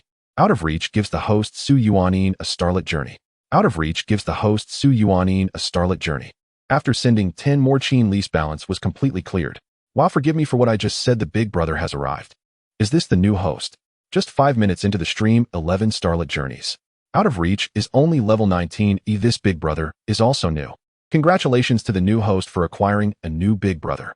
At this time, Su Yuanin looked astonished and said, thank you Out of Reach for the 11 Starlit Journeys. I really appreciate it. I never expected to receive such great support on my first stream. At this moment, Su Yuanin had already reached level 13, surpassing level 10. Ding. The host successfully helped the streamer Su Yuanin reach level 10, triggering a random system reward. System reward 1 million notes. This reward has been credited to the host's account. Please check. 1 million notes. What use do I have for this? Li did not expect that reaching level 10 would reward him with 1 million notes, which amounted to 1 million yuan. Isn't transferring 1 million to the bank account appealing? Is this to encourage me to continue spending? Li found it both amusing and bewildering, so he decided to keep spending. Congratulations to Out of Reach for successfully activating Super Tycoon in Su Yuanyan's live stream. Wow, Super Tycoon 200,000. Impressive, my brother. I see the birth of a new tycoon. The number of viewers in the live stream skyrocketed. After all, spending 5,000 yuan on a Starlit Journey is something that most people can manage, but 20,000 for a Super Tycoon is a feat only true big brothers can accomplish. But this was not the end. Congratulations to Out of Reach for successfully renewing Super Tycoon in Su Yuanyan's live stream. Congratulations to Out of Reach for successfully renewing Super Tycoon in Su Yuanyan's live stream.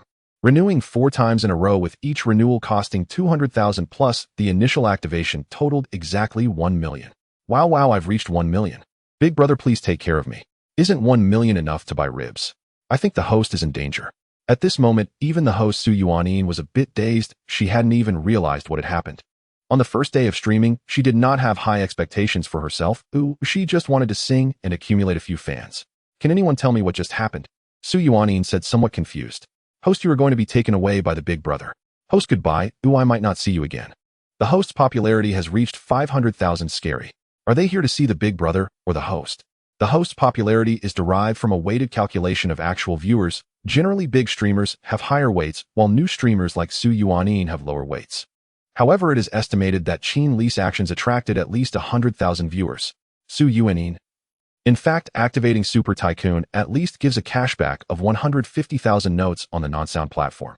So now Qin Li had 75,000 notes in hand, and he sent them all at once. Out of Reach gives the host Su Yuanin a starlit journey. 150. Wow, today I've seen the world a total of 150 starlit journeys. I calculated that the big brother is clearing inventory, spending 1 million in an instant.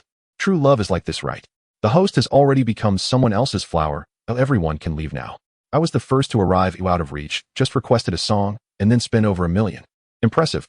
Although seeing a crowd flattering him made him a little floaty, inside his focus remained on the host's level.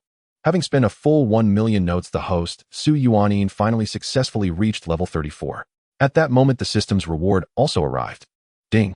The host successfully helped the streamer, Su Yuanin, reach level 20, triggering a random system reward. System reward, 5 million notes. This reward has been credited to the host's account. Please check. 5 million notes. System, are you joking with me? Qin Li now felt like a Russian nesting doll. Fortunately, there remained a level 30 reward to claim. Hopefully, not another set of musical notes this time. Ending. The host has successfully helped streamer Su Yuanin ascend to level 30, triggering the system's random reward. Reward granted 5 million renminbi. This amount has been transferred to the host's postal savings bank account, ending in 6690. Please verify receipt. All funds are legally sourced and fully usable. Upon hearing 5 million again from the system, Qin Li's heart leapt. Yet he exhaled deeply once he realized it was renminbi deposited directly into his own bank account. He had genuinely feared the system might bestow 5 million musical notes instead. And in his modest savings of RMB 55000 had in an instant swelled into 5 million. And in under 2 hours, Qin Li became a bona fide millionaire. Though 5 million additional musical notes remained available, Qin Li had no intention of spending them now. And then he understood the virtue of restraint, and was no insatiable seeker of excess. He would revisit the matter when opportunity arose. And meanwhile, Su Yuanin had just reviewed the requirements for unlocking the Supreme Tycoon privilege, and only then grasped what had transpired in her live stream room. A tycoon who had just lavished 1 million yuan had emerged within her stream. And if I simply say thank you, won't that sound utterly inadequate? Su Yuanin murmured, dazed and flustered. And are you teasing me, streamer? And hurry and add him on WeChat. The top priority is securing this tycoon. She'll probably pledge herself to him. And Qin Li chuckled upon reading the barrage of comments. A sensation akin to standing at the center of universal reverence, profoundly gratifying, undeniably sublime. At that moment, the stream's concurrent viewership neared 700,000. And touched the unattainable, logging off. Back again soon to tip. Qin Li's comments glowed gold, adorned with the exclusive Supreme Tycoon title, rendering them strikingly conspicuous. What's the streamer waiting for? Big Brother's about to leave. And the streamer is about to lose Big Brother. And don't jump to conclusions. The brother clearly said he'd return to tip later. Only upon seeing Qin Li's comment did Su Yuanin seem to awaken from her daze. Thank you touched the unattainable, truly, deeply grateful. Though I know such words feel hollow, I'm honestly at a loss for how else to express my awe. For rookie streamer Su Yuanin, retaining a patron of this magnitude was uncharted territory. And touched the unattainable, no worries. Just keep singing beautifully. Whoa, so one song really is worth 1 million. And I bow in utter reverence. And other female streamers will likely sing Silence is Golden on loop from now on. Seeing Qin Li's comment, Su Yuanin's lips curved into a charming, graceful arc. And very well, I shall practice diligently. Qin Li smiled faintly, then exited the stream, only to find an instant message from Su Yuanin awaiting him. He opened it without hesitation. Su Yuanin, may I add you on WeChat? The chat says I should, tongue out emoji. And Qin Li grinned and sent his WeChat ID. Su Yuanin instantly replied with an OK emoji. And when Qin Li opened WeChat moments later, a friend request appeared. It was from the streamer herself, Su Yuanin, whose WeChat name was simply Su Yuanin. And Qin Li accepted and immediately received her first message. Su Yuanin, thank you so much today. I truly never imagined receiving so many gifts on my very first livestream. And in Qin Li, it's nothing. I simply found your voice captivating. Your name really is Su Yuanin. Su Yuanin, yes. And yours? Would you mind sharing?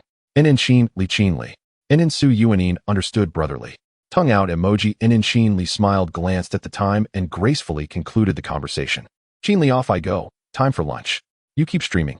And in Su Yuanin, I've already gone offline. Today's emotions. I need a moment to compose myself, brotherly. You go ahead. And in Qin Li grinning okay. And he closed his phone, only to find Zhang Lifan peering over the edge of his bunk bed.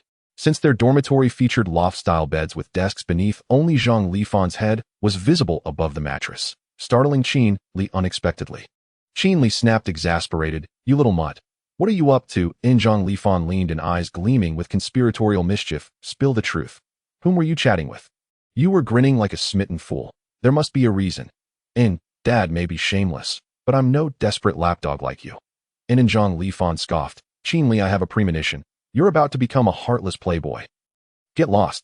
As he spoke, Qin Li swung his legs off the bunk, and he glanced sideways at Li Jiang, quietly typing away at his graduation thesis.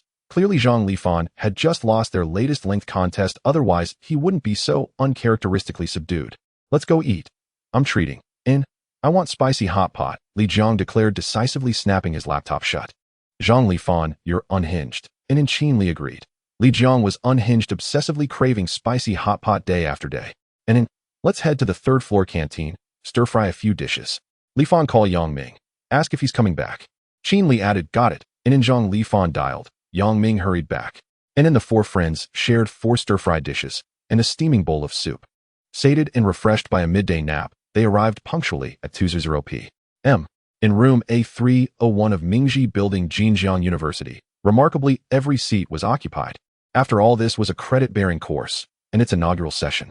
And incautious students, still unfamiliar with the instructor's temperament, had even requested leave from off-campus jobs to attend. Though vital for graduation, the course promised little substantive knowledge. And in Qin Li Jiang and Yang Ming claimed 3 adjacent seats at the rear. Qin Li settled into the middle.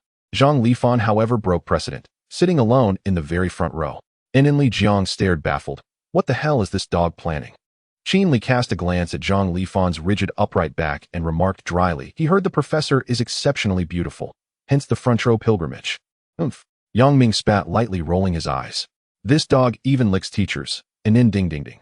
And in the bell chimed, and silence rippled through the classroom. High heels clicked rhythmically down the corridor outside. And in moments later, a statuesque woman appeared in the doorway. She wore a sleek black dress, her long hair elegantly coiled, her lips were full and crimson, her nose high and refined. And in each step she took seemed to bloom lotuses beneath her feet, every motion stirring quiet rapture. She strode confidently to the podium. Instantly Qin Li heard Li Jiang and Yang Ming swallow audibly beside him. And in 2 hopeless fools, Qin Li inwardly scorned them, then discreetly swallowed himself. And in how could he not? She rivaled Tang Shuhan and Su Yuanin in beauty. Her presence alone unsettled even his composure. Tang Shuhan embodied aloof, icy elegance. Su Yuanin radiated gentle intellect. And in this woman before them, however, was sheer unadulterated sensuality incarnate. "Good afternoon, everyone. I'm delighted to teach this course. Let me begin with an introduction." And she picked up chalk and swiftly wrote 3 bold characters on the blackboard. "Yang Yue." And in Yang Ming, seated to Qin Li's right, nudged his arm, whispering excitedly, "Hey, brotherly, did you see? She shares our surname." Qin Li shot him a withering look. And in, perhaps she's some distant relative. Though mind you, close kin can't marry. Yang Ming's face crumpled into wounded despair. When a beautiful teacher stood before the class, the boys' enthusiasm soared. Unusually high, not a single one dozed off. Zhang Lifan stood out most conspicuously, seated in the front row, spine rigid as a drawn bow. Each time teacher Yang Yue posed a question, he shot his hand into the air without hesitation, so eager it seemed he were already vying for employment. Qin Li found the lesson utterly unengaging, dry, formulaic, and devoid of vitality. Even if the instructor were exceptionally lovely, one couldn't simply stare endlessly. Such behavior would contradict Qin Li's carefully cultivated image of innocence.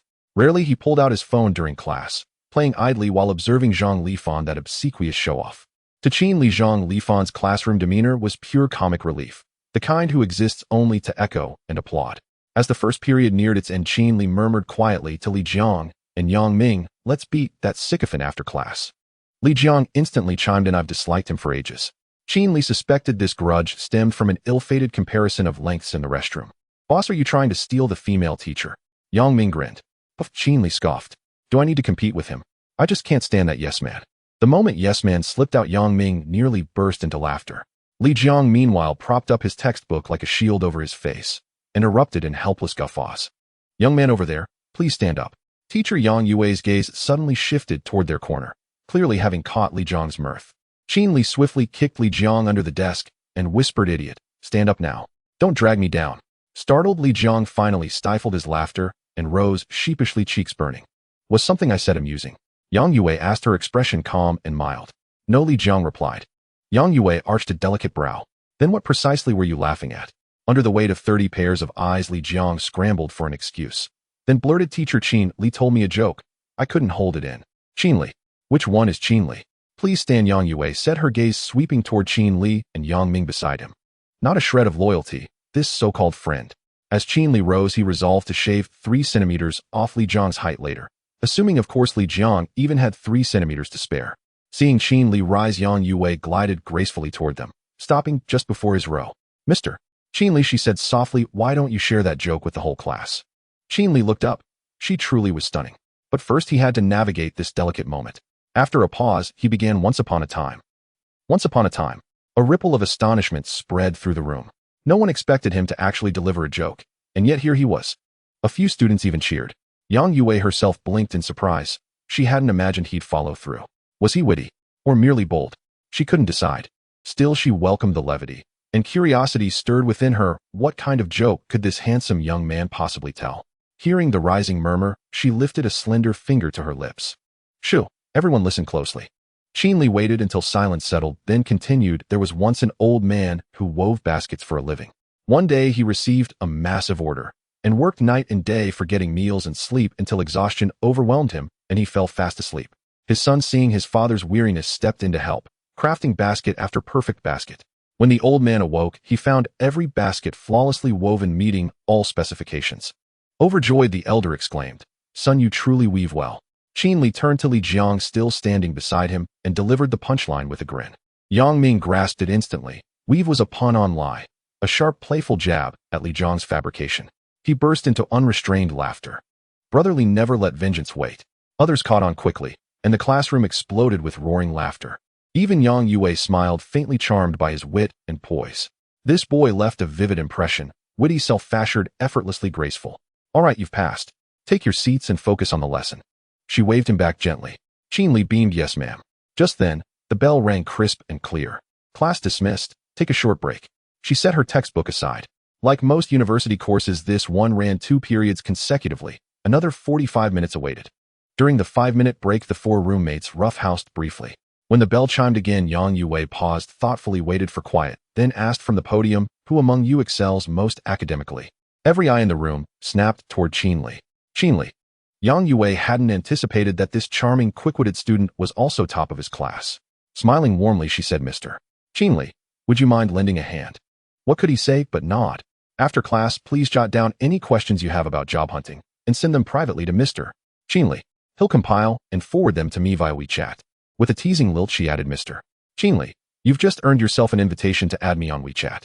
Instantly, every male student stared at Qin Li, not with admiration, but with searing envy and resentment. Especially Zhang Lifan. His eyes bulged, veins pulsing at his temples. Qin Li, however, remained unruffled. An opportunity. Did he lack opportunities? Su Yuanin, a stunning beauty, had added him first. Even Yang Xingyun, weeping and begging for his WeChat, would still require careful consideration. All right, please sit. Yang Yue smiled. Let's continue. 45 minutes later, class ended. Qin Li exchanged WeChat IDs with her, while Zhang Lifan stared at his phone, mouth half agape, as if drooling. On their way back to the dormitory, Qin Li sneered at Zhang Lifan. Stop staring. Even if you got her number, you wouldn't stand a chance. Oh, like you're any different, Zhang Lifan retorted, curling his lip. Qin Li shook his phone lightly. In my world, it's never about can, only will. Yang Ming adopted a solemn, almost paternal tone. Brotherly, my cousin is in your hands. Treat her well. Qin Li grinned. No problem. I'll name our son and have him swear brotherhood with you. Damn. They tumbled into another round of boisterous horseplay. Truly, college life was splendid. The next morning, after checking in on the system, another 100,000 yuan was credited to his account, bringing his total balance to 5,100,000 yuan. After breakfast, Qin Li drove his McLaren 720S toward Xiangqing Tower. Today was his first day of employment. After parking in the garage, he obtained a monthly parking pass for Xiangqing Group to avoid paying per-visit fees. The monthly pass was reasonably priced, at 520 yuan per month, a number auspiciously resonant with fortune. Taking the elevator up to the 15th floor, Qin Li greeted the receptionist with a friendly nod. He paused, startled upon learning from the receptionist that 2 people were joining today. Wasn't only one secretary being hired. Why were there 2 new hires? Hey Qin Li, fancy meeting you again.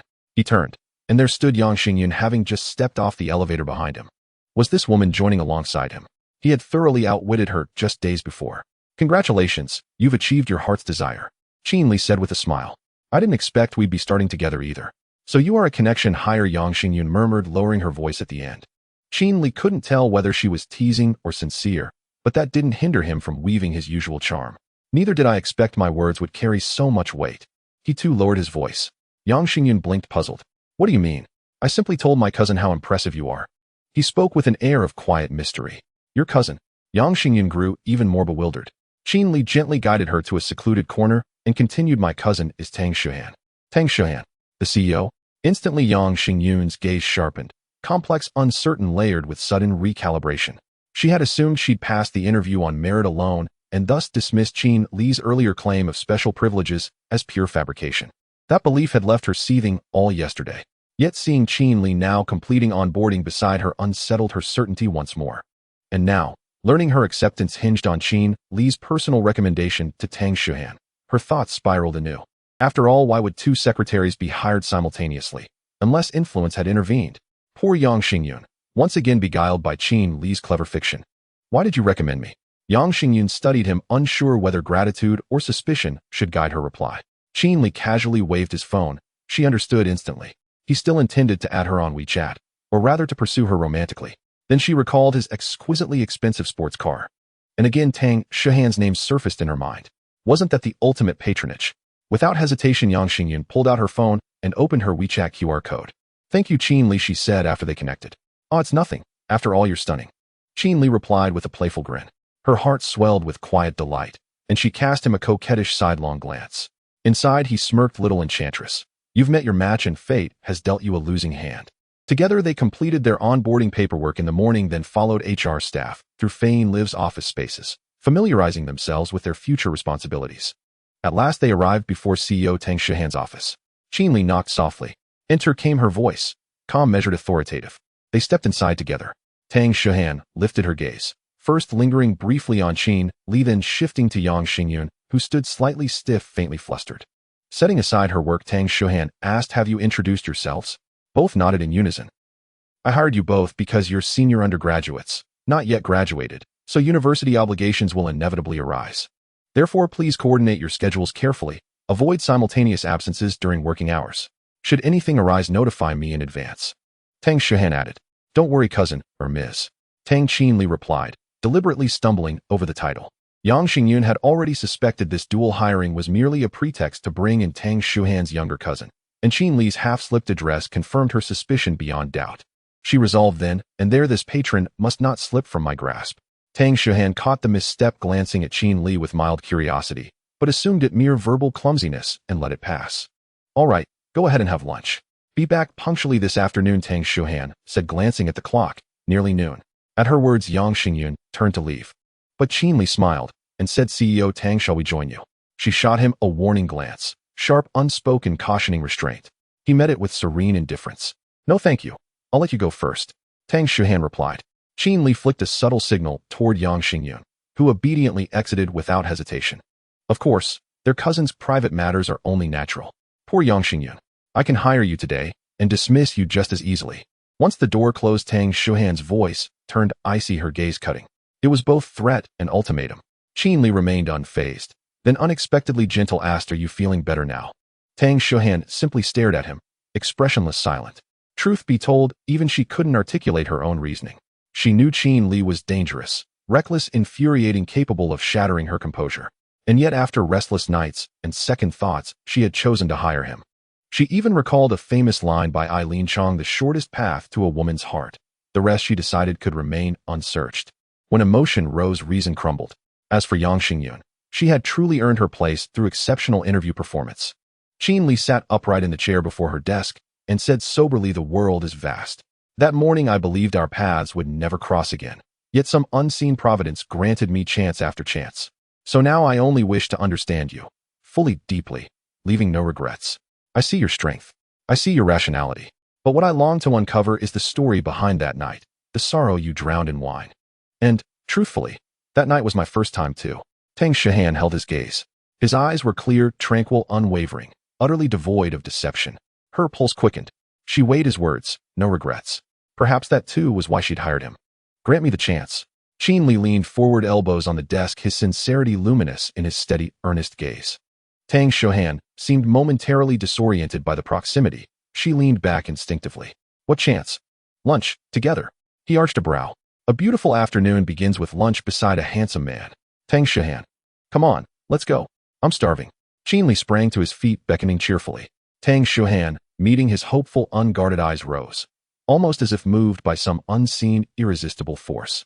Qin Li saw Tang Shuhan get up, a smile curling at the corner of his mouth. As they left the office, many people greeted Tang Shuhan while passing through the office area. Tang Shuhan nodded in response and briefly introduced Qin Li's identity.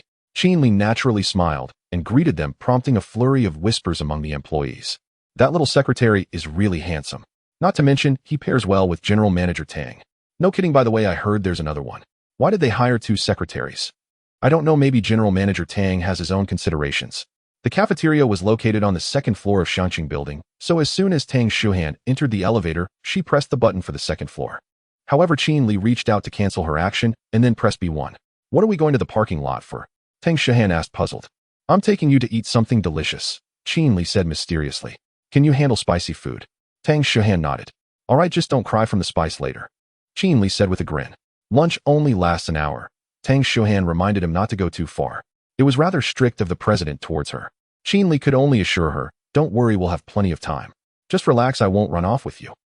Tang Shuhan was indeed a bit nervous, but not because she was afraid Qin Li would run off with her. It was just that her heart raced whenever she was alone with him, reminding her of that night. Tang Shuhan shot him a glare and asked, "Why are you so thick-skinned?" Qin Li, hearing this, responded earnestly, "Others laugh at me for being too lewd, I laugh at them for being close-minded." After hearing this, Tang Shuhan's face turned hot and red, and she decided to ignore him. The two of them arrived at B1, where Qin Li led her to his sports car and opened the passenger door for her. "McLaren 720s, I didn't expect you to be a second-generation rich kid," Tang Shuhan exclaimed. "That license plate must cost a fortune, right?" After all, the significance of Jiang A00001 was quite special. "Actually, I'm a first-generation rich kid," Qin Li laughed. Once Tang Shuhan got in the car, Qin Li drove out of the parking lot. Upon reaching a crosswalk, they coincidentally encountered a red light. Qin Li stopped the car and watched the crowd crossing the street. Qin Li pointed at those on the crosswalk who were casting curious glances at them. "Hey, do you know what they think when they see us?" Tang Shuhan frowned upon hearing this and asked, "What are they thinking?" "They're thinking, with you being so beautiful sitting in the passenger seat of a sports car, you must be a gold digger," Qin Li replied. Tang Shuhan looked at those crossing the street who were intentionally glancing into the car, somewhat doubtful, and asked, "How do you know?" "Because I used to think the same way about others," Qin Li said with a smile. Perverse curiosity, Tang Shuhan shot him a glare, but casually opened the passenger sun visor to shield part of her face. Seeing this action nearly made Qin Li burst into laughter. This woman really cared about her image. 10 minutes later, Qin Li finally arrived at their destination, a small hot pot restaurant. "Come on, General Manager Tang, let's get out and eat," Qin Li said as he parked the car. Tang Shuhan got out and looked suspiciously at the inconspicuous hot pot restaurant by the roadside. Although the hot pot restaurant was small, it seemed quite crowded. Most of the diners were office workers from nearby, evident from their various uniforms. Qin Li led her inside, where indeed the place was nearly full. However, the environment was quite clean, especially the decor, which had a rustic farmhouse feel. Fake decorations like chili peppers and corn hung on the walls, creating a relaxing atmosphere as soon as one entered. A man in his 40s with a bushy beard was busy at the counter, and his eyes brightened upon seeing Qin Li. "Qin Li, it's been a long time, kid," the bearded man said with a smile. "What's up?" "Short on cash. Here for a part-time job." Qin Li pointed to Tang Shuhan beside him and said, "Big beard, do I look like someone who's here for a part-time job?" The big beard looked at Tang Shuhan, his eyes lighting up, and praised, "This girl is really beautiful. Is she your girlfriend?" "No, she's pursuing me, and I haven't agreed yet," Qin Li said without a blush. Tang Shuhan, "I'd be a fool to believe you." Pick your dishes in honor of this beauty today, it's on me. The big beard handed him a menu. Qin Li laughed, and while inquiring about Tang Shuhan's preferences, placed the ordered menu back on the counter. Big beard, medium spicy, large portion, Qin Li said. Although Tang Shuhan said she could handle spicy, he still didn't order extra spicy. Medium spicy was just right. No problem, just sit down for now, the big beard said as he busied himself. Qin Li found a seat by the window, and as Tang Shuhan sat down, she looked around curiously. So how do you like the decor? Qin Li asked, noticing her curiosity. Tang Shuhan nodded and said, it's quiet amidst the hustle and bustle. Exactly. Most of the diners here are white-collar workers from the nearby office buildings, used to the tall skyscrapers outside. Coming in here gives them a sense of relaxation, Qin Li said, comfortably leaning back in his chair. Did you work part-time here before? Tang Shuhan recalled the big beard's earlier words and asked. Qin Li nodded and said, in my sophomore year I wanted to buy a computer, but didn't have the money, so I worked part-time here for a while. The big beard is the boss. This decor style was my suggestion back then. The hot pot here is quite good, authentic Sichuan style. It just had a rough environment back then. You see now the white-collar workers nearby love to come here for lunch, especially in winter. Tang Shuhan nodded as she listened. However, she was curious about how he could afford a $4 million sports car, yet needed to work part-time to buy a computer. It puzzled her. But she didn't ask, as this touched on Qin Li's family matters, and their relationship wasn't at that level yet. Here it comes, here it comes. Hearing Qin Li's words, Tang Shuhan came back to her senses. The big beard placed a coarse porcelain bowl filled with fragrant hot pot on their table. Following him was a waiter carrying 2 bowls of rice. Let's see if my cooking skills have improved, the big beard said, patting Qin Li on the shoulder. No problem. Qin Li tore open a pair of disposable chopsticks and handed them to Tang Shuhan. Quick, try it out. Tang Shuhan took the chopsticks and saw the fragrant hot pot, which had a spicy scent, instantly increasing her appetite. Tang Shuhan picked up a meatball and took a small bite. The rich, meaty flavor burst forth in her mouth, accompanied by a hint of spice. The spiciness was intense, but not overwhelming. Instead, it blended perfectly with the fragrance, making her eyes light up. Seeing her expression, Qin Li knew that this meal was worth it. Yet he still asked deliberately, how is it? It's okay, Tang Shuhan replied. What a proud woman. She was clearly over the moon about the food, but still maintained her poise. However, Qin Li was already very satisfied. To win a woman's heart, one must first win her stomach. Well, something feels off. But that's just the way it is. Qin Li felt a bit stuffed, setting down his chopsticks and contentedly rubbing his belly. Tang Shuhan ate relatively little, perhaps still a bit reserved. Girls are a mystery when it comes to their true appetites. They sat for a while longer before settling the bill and leaving, as they still had to work in the afternoon. At the checkout, the bearded man surprisingly didn't ask for any money, and Qin Li didn't press the issue. Once outside, Qin Li opened the passenger door for Tang Shuhan.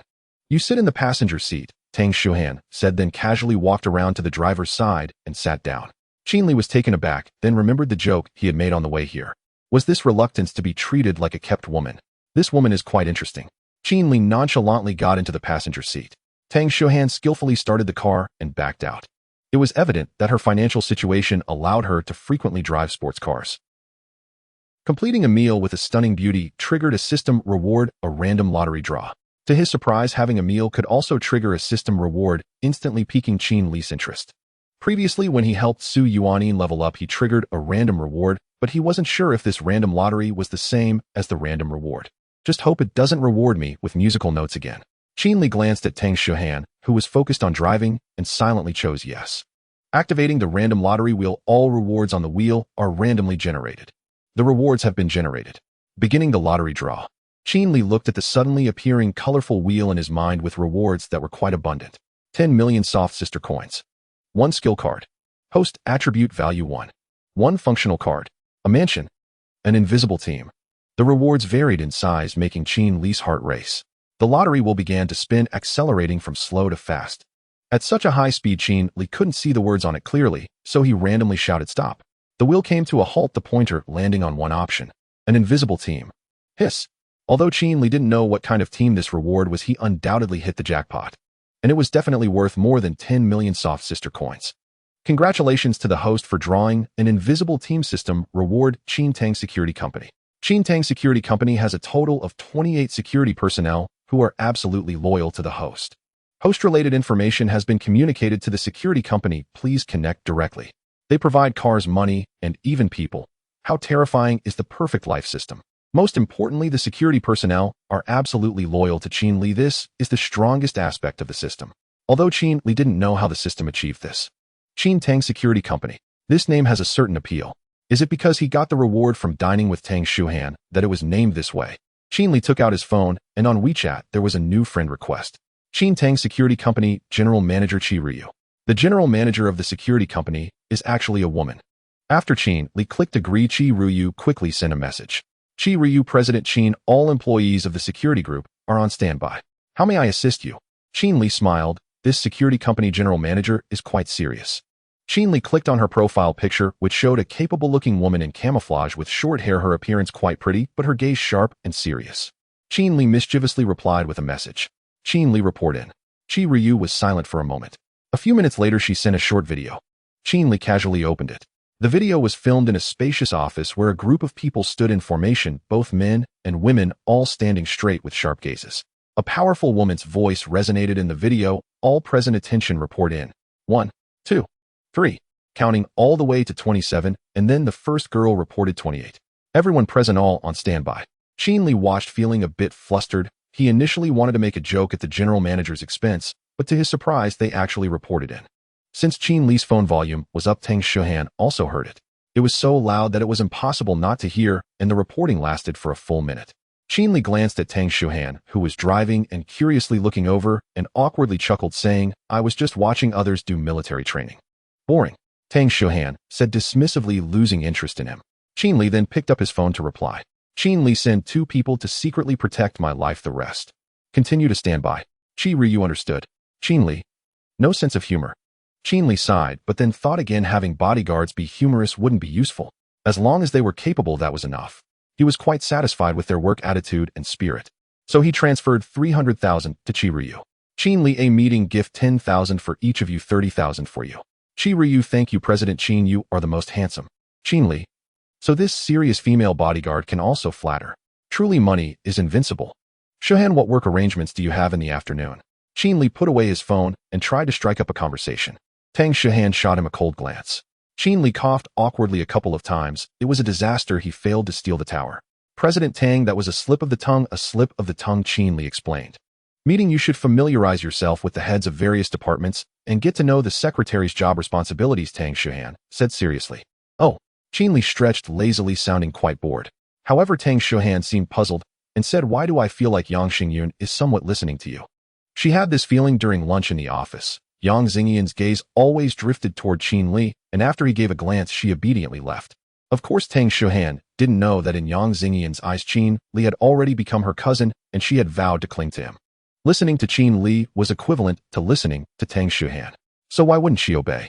Besides, Qin Li making up this nonsense was just to make her comply. However, Qin Li would certainly not admit it. Setting aside feelings in the workplace, if one person has control over another in the same position, it would definitely cause the boss distaste.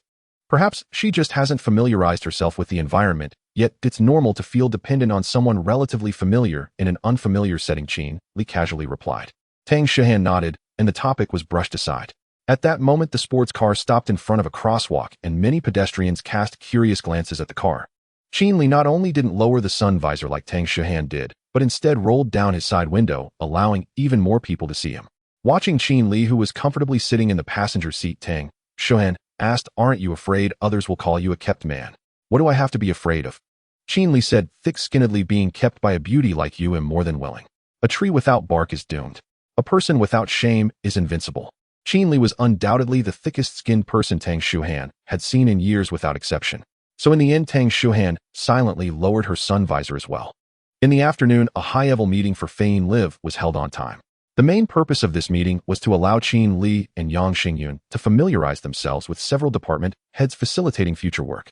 Of course, although it was called a high-level meeting, Qin Li and Yang Xingyun could not be considered high-level.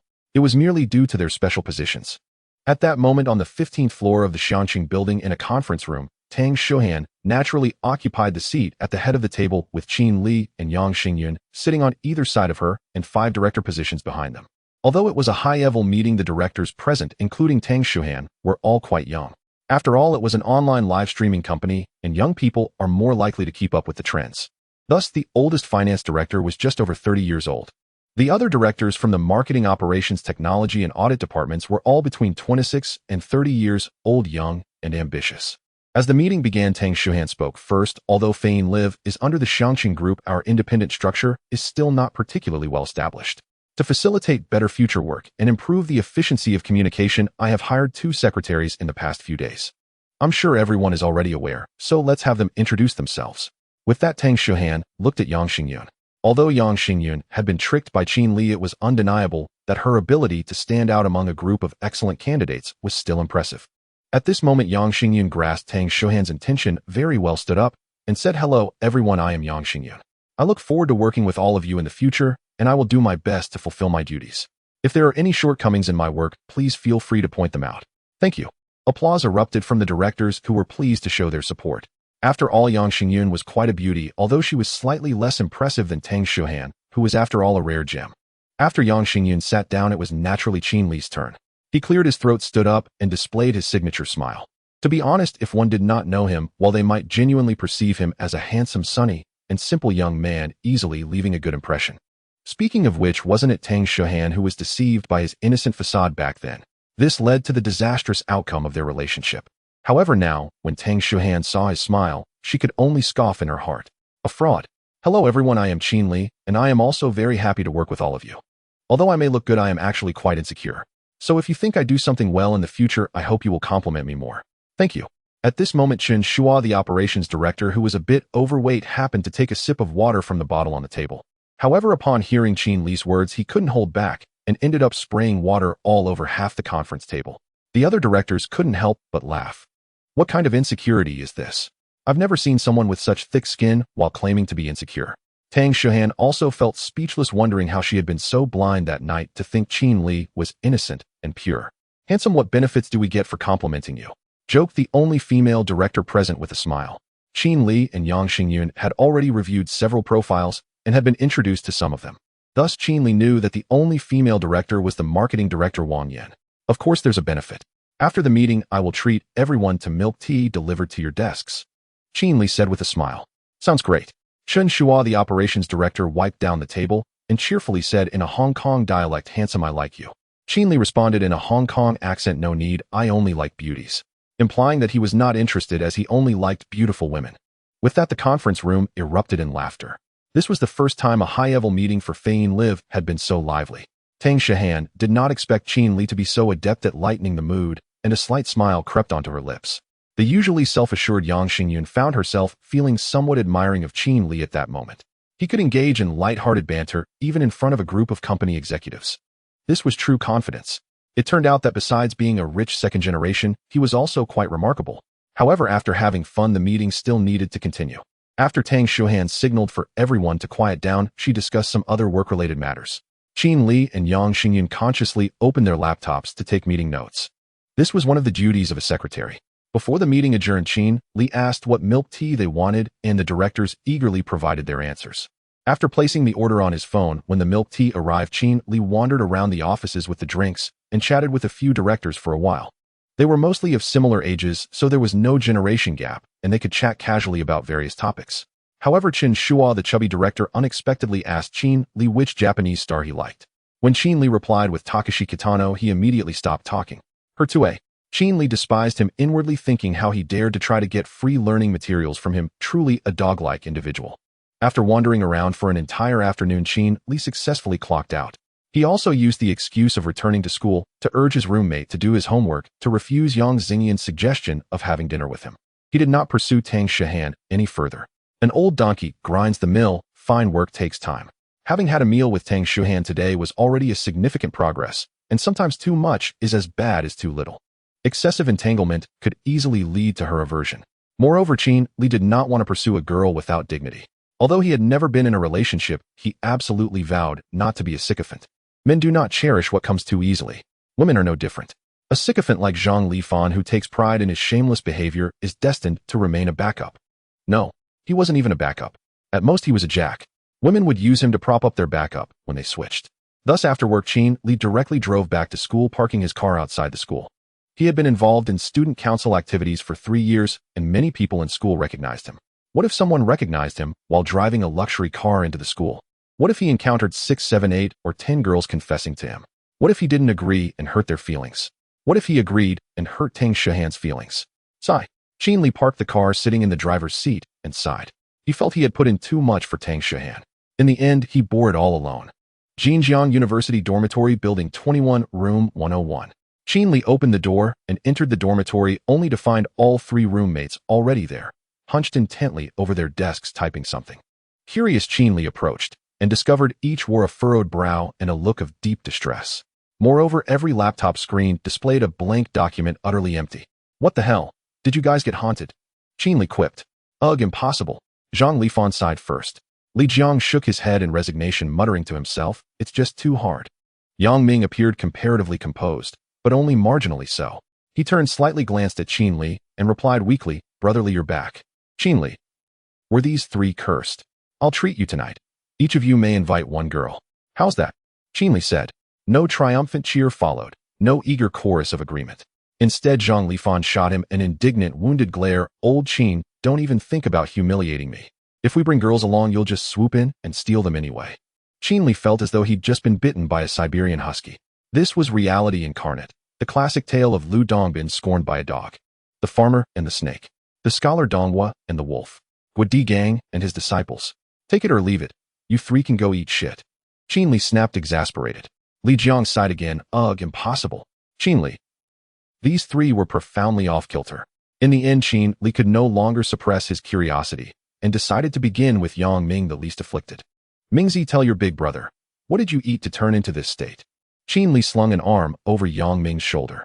Yang Ming gave a wry smile. Brotherly, we're writing our assignment. Qin Li frowned. What assignment? The university's career guidance assignment. Career guidance. Wasn't that precisely the assignment teacher Yang Yue had asked him to collect? It simply asks us to describe challenges encountered during job hunting. Is that truly so difficult? Even without first-hand experience, couldn't one simply fabricate a plausible scenario? Sensing Qin Li's bewilderment, Yang Ming added, we're trying to craft something so compelling that it catches teacher Yang's attention. Hearing this, Qin Li nearly choked on his own saliva. All he wanted to say now were two words. Deserved. You shameless dogs, Qin Li muttered. May your shame consume you utterly. Brotherly, have you even checked the class QQ group? Yang Ming said. Someone asked if students who'd been accepted into graduate programs were exempt, and teacher Yang replied that everyone must submit it. She'll select several outstanding submissions for special rewards in next class. Everyone's pouring their hearts into it, especially the boys in our class. Brotherly, I know you're magnetic, but I still want to try. So please don't distract me while I write. So Zhang Lifan's girlfriend comment had actually referred to Yang Yue. A special reward. Qin Li glared at the miserable Yang Ming. Don't you already have a girlfriend? Big brother, women are like garments. I merely wish to acquire a new one for variety. Yang Ming declared, utterly unashamed. Qin Li. Utterly speechless, Qin Li pulled out his phone and opened their QQ class group. Scrolling through the chat history, he confirmed Yang Ming's account was accurate. Yet teacher Yang's original intent had clearly been to encourage diligent completion of the assignment. Alas, her extraordinary charm had triggered rampant misinterpretation among the students. Had she been a balding, middle-aged male professor instead, they'd have long since forgotten the assignment entirely. Qin Li typed and sent a message. Qin Li, let's see how everyone's assignment is coming along. Fu Yunhai blank. Luo Shuguang blank 1. Li Xiaolong, who's faster than me. A pack of testosterone-fueled fools. Yet watching their awkward, tortured eagerness, Qin Li felt a quiet thrill and couldn't resist stoking the fire. Qin Li, keep working hard. The top 10 students who send me their assignments will receive teacher Yang's WeChat ID. Her Moments feed includes lifestyle photos. Fu Yunhai finishing now. Luo Shuguang almost done. Li Xiaolong, who can beat me? Fu Yunhai right. You're the second man. Yang Yue. Qin Li, please be kind. After sending the message, Qin Li looked up and found all three roommates crowding around him. Their eyes gleamed with raw, ravenous hunger. Brotherly, have mercy on your younger brother. I've never seen anyone as stunning as teacher Yang in my entire life, Yang Ming shamelessly pleaded. Exactly, boss. Let me be the first to pay homage. Zhang Lifan leered. But Li Jiang cut straight to the point. Dad, I'll treat you to spicy hot pot. Qin Li regarded his three roommates with disdain and scoffed. Look at you. How provincial you are. He refused to engage further. Instead, he picked up his phone and sent another message to the group. Qin Li, since teacher Yang objects, I'm powerless to help. Qin Li, please send your assignments to me via private message as soon as possible. Female classmates, please exercise restraint and refrain from using this as an opportunity to confess. Fu Yunhai, where's your face? Luo Shuguang, where's your face? Li Xiaolong, where's your face? Yang Yue, where's your face? Qin Li raised an eyebrow. then dropped a generous red envelope into the group. It was a password-locked envelope. Fu Yunhai, I absolutely adore Qin Li. Luo Shuwang, I absolutely adore Qin Li. Li Xiaolong, I absolutely adore Qin Li. Yang Yue, I absolutely adore Qin Li. Yang Yue has retracted a message. Money truly is miraculous. Smug Qin Li closed his phone and surveyed his 3 dejected roommates. He waved casually, let's go eat. Thoroughly worn down, they obediently fell in line behind him. They dined once again on the 3rd floor of the canteen, a level leased to hotel-style vendors. Thus the ambience was clean, the menu diverse, and the flavors exceptional. Prices were slightly higher than on the first 2 floors, but Qin Li didn't mind. He was never stingy by nature. And now as a successful professional earning 100,000 yuan daily, such trivial expenses were mere pocket change. Still he kept busy during dinner, opening the Fein Live app on his phone. His account balance stood at 5 million Yinfu coins. Su Yuanin wasn't live streaming at that moment. Yet Qin Li noticed her follower count had surged past 200,000. For an independent, unaffiliated newcomer with barely 2 broadcasts under her belt, this was nothing short of miraculous. Checking her level, Qin Li had helped her ascend to level 34 the other day. Today she'd already reached level 35. She must have received gifts from others during her recent streams. Yet for Qin Li this posed a problem. His system-assigned task was to assist Su Yuanin's advancement. If others accelerated her progress, he would earn no reward. So Qin Li promptly enabled livestream notifications. In the evening, Qin Li and his 3 roommates battled together in the Hero's Canyon until deep into the night.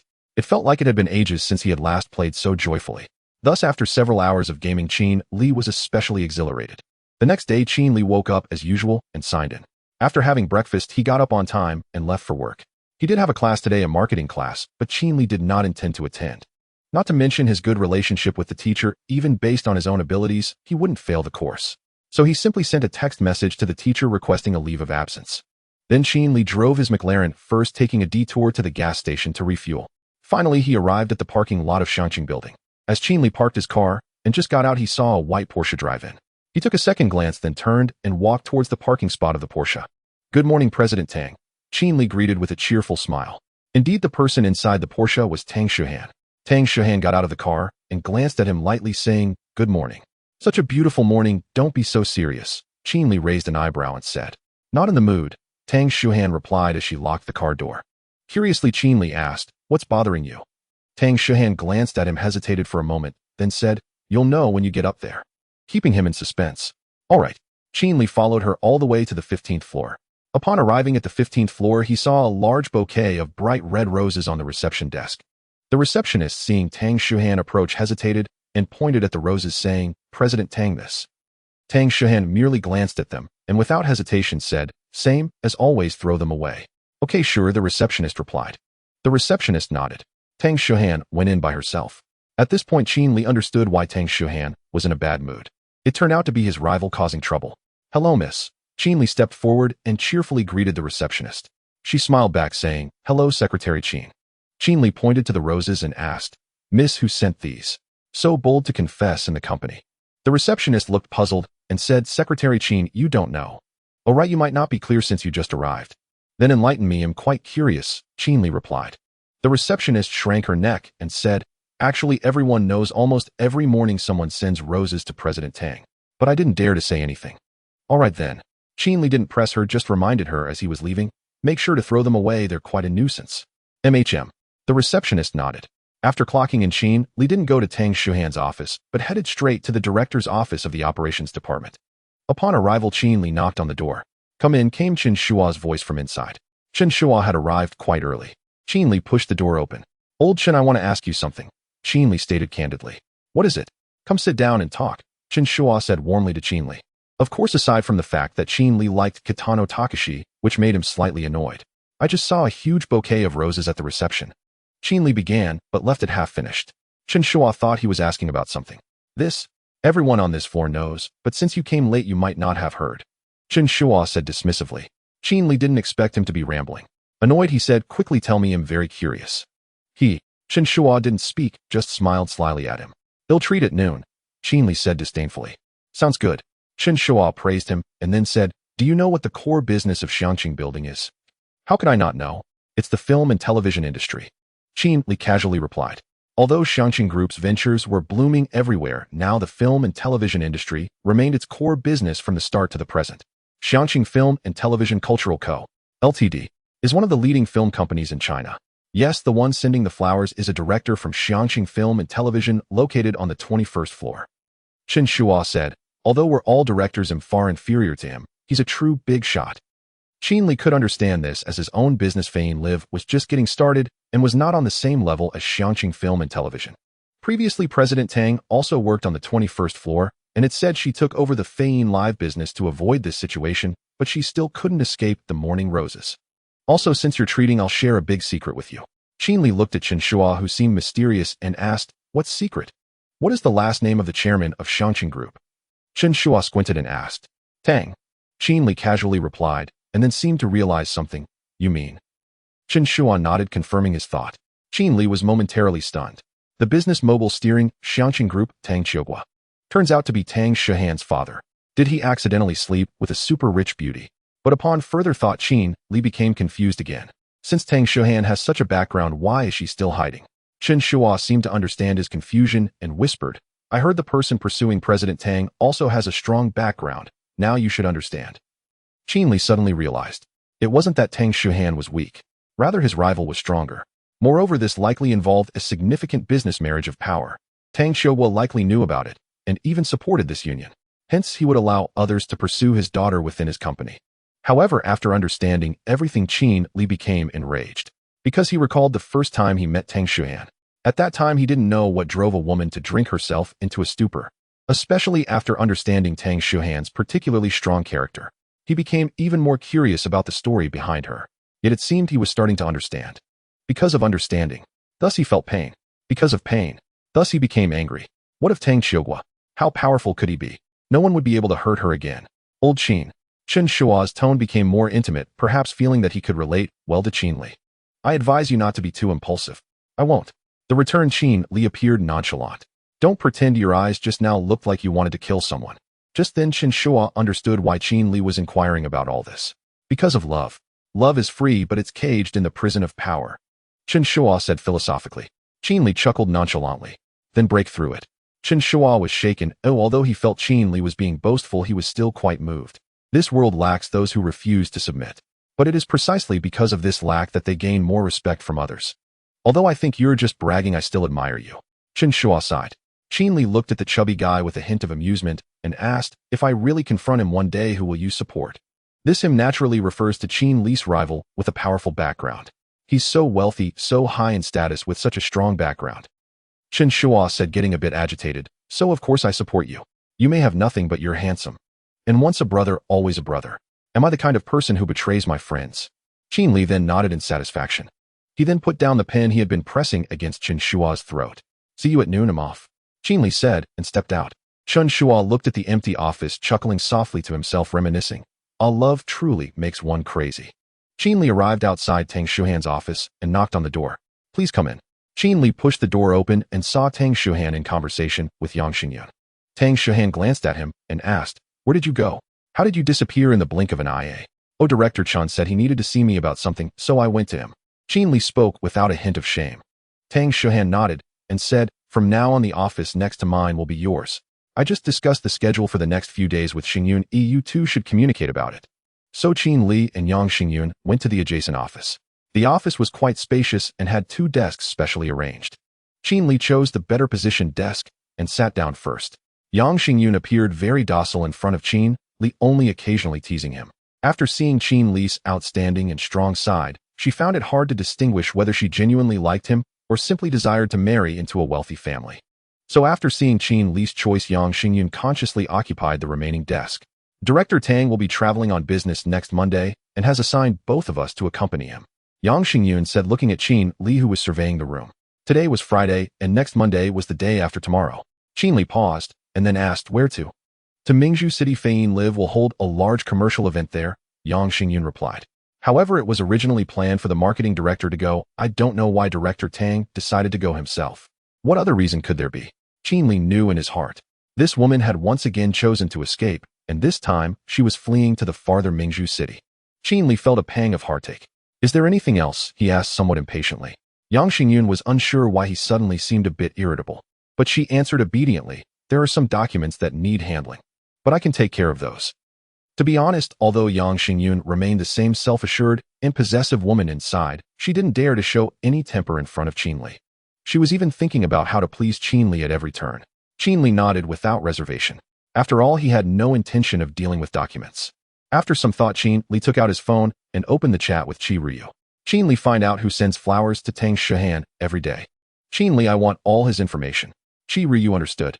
One must admit Qin Tang Security's work efficiency was very impressive. In just over 10 minutes, Qi Ryu sent a document to his WeChat.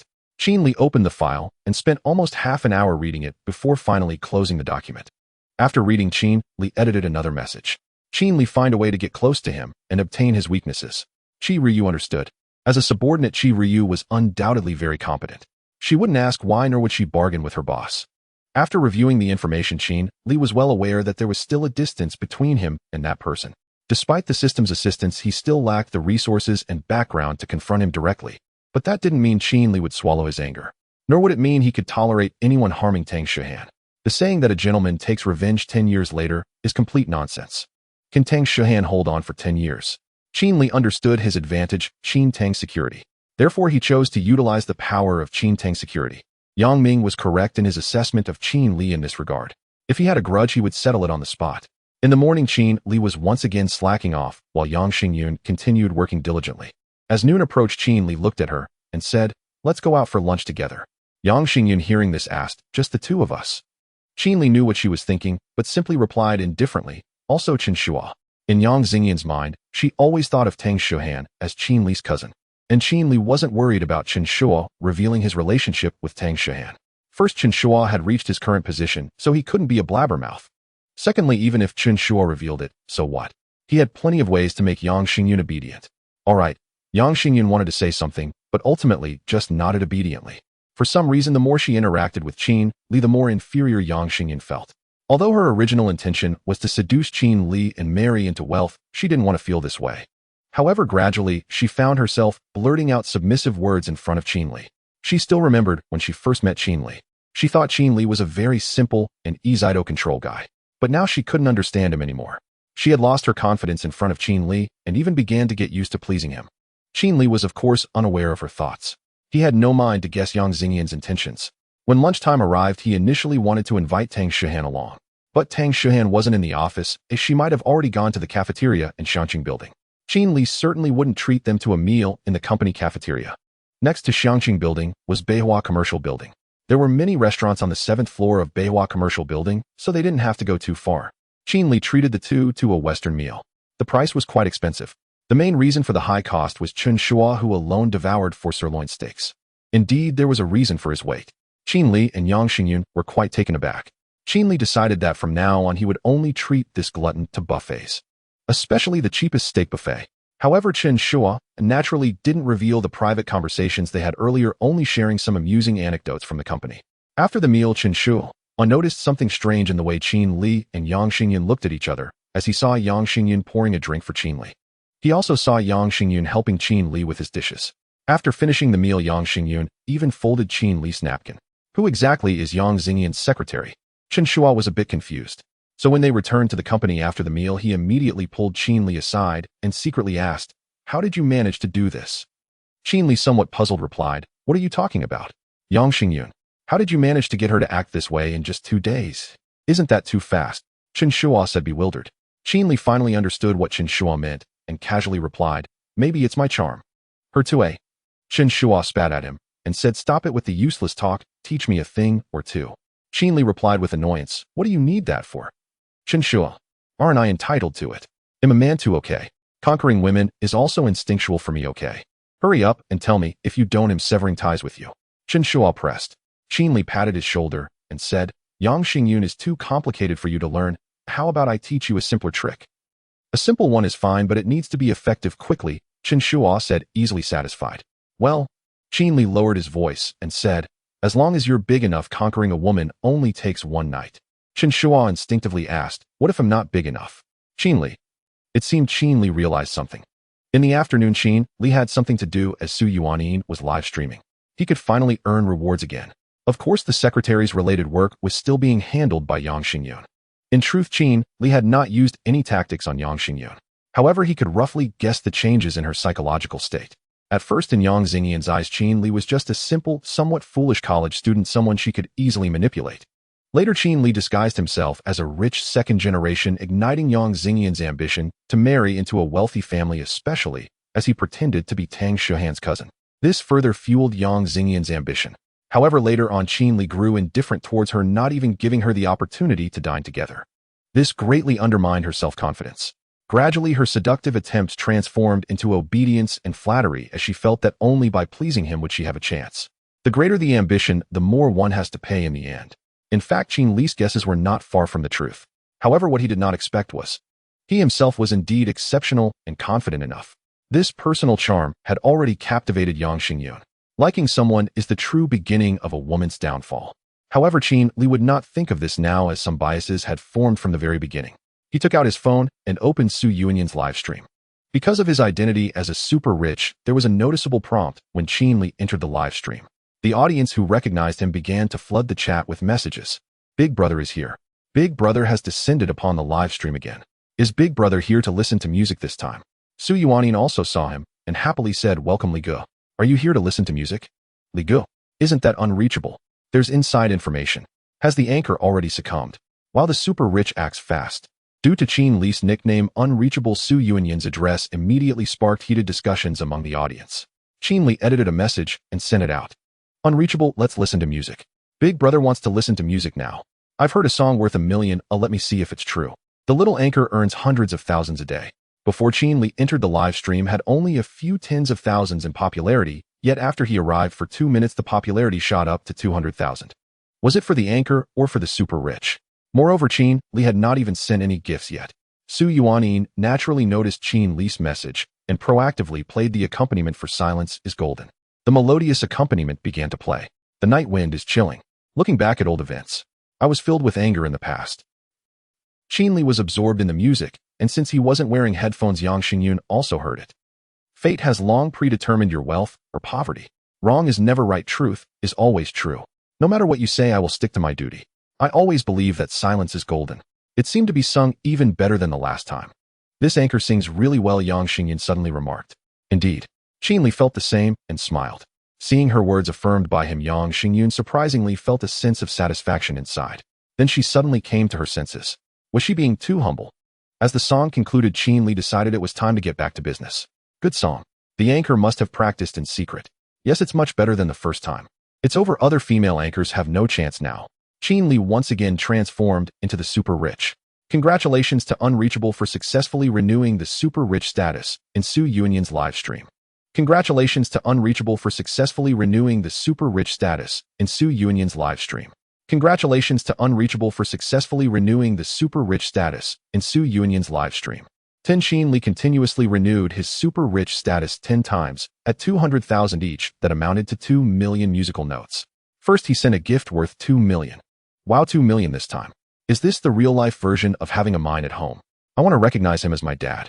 Every time he renewed the super rich, the system returned 150,000 musical notes, so he received 150 million notes. With these musical notes, Qin Li sent a starry sky journey in one go. Unreachable has gifted the anchor Su Yuanyan a starry sky journey. Wow, 300 starry sky journeys. Isn't a starry sky journey worth 5,000 each? Is this being given away like cabbage? After calculation, 2 million was cleared. One song cost 2 million. The anchor has appreciated in value. Thank you, Li Ge. You've given too much. Although she had the experience from last time, facing the bombardment of 2 million again still left Su Yuanyan utterly shocked. This was 2 million, a sum that an ordinary person might not earn in a lifetime. And she received it just for singing a song.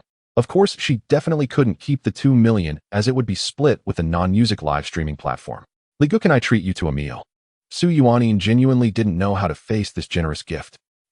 Anchor, do you think a meal is worth 2 million? Big Brother wants to eat under the covers. Which city are you in, anchor? Su Yuanyan looked at the messages and replied him in Mingju City. Always welcome, Li Ge. Unreachable, honestly, am going to Mingju on a business trip on Monday. Big Brother is amazing. I feel like a scandal is about to blossom. Anchor, be sure to clean up. Really? Su Yuanyan exclaimed excitedly. Li Ge, I'll wait for you to come over. Contact me when you arrive. Unreachable, okay. Please be a decent person. Online dating. Dating confirmed. At this moment, Qin Li stretched lazily, unexpectedly catching Yang Xingyan's gaze. What are you looking at? Qinli asked. I are you going to Mingju for a date? Yang Xingyun stammered. Yang Xingyun had clearly been listening the whole time, the anchor repeatedly addressing him, as Li Gu made it hard for her not to overthink. Seeing her cautious demeanor, Qinli honestly felt a sense of satisfaction. A man's vanity was fully satisfied. A girl like Yang Xingyun, who had both beauty and capability, and was also quite self-assured and calculating. Only a more outstanding man like himself could make such a girl obedient. Qinli thought shamelessly to himself. However, he wasn't wearing headphones, so he naturally wasn't afraid of Yang Xingyun hearing. I'm just having a meal with the little anchor, Qinli responded. Qinli, what is it? Qinli looked at her. After work, can you give me a ride back to school? Yang Xingyun said, her face slightly flushed. No, Qinli said without a second thought. Oh. Yang Xingyun felt a wave of despair inside, because she realized she had truly fallen for Qinli. Ding. The host has successfully helped streamer Su Yuanin level up to level 40, triggering a random system reward. System reward: a penthouse apartment at the top floor of Shuayu Flower City.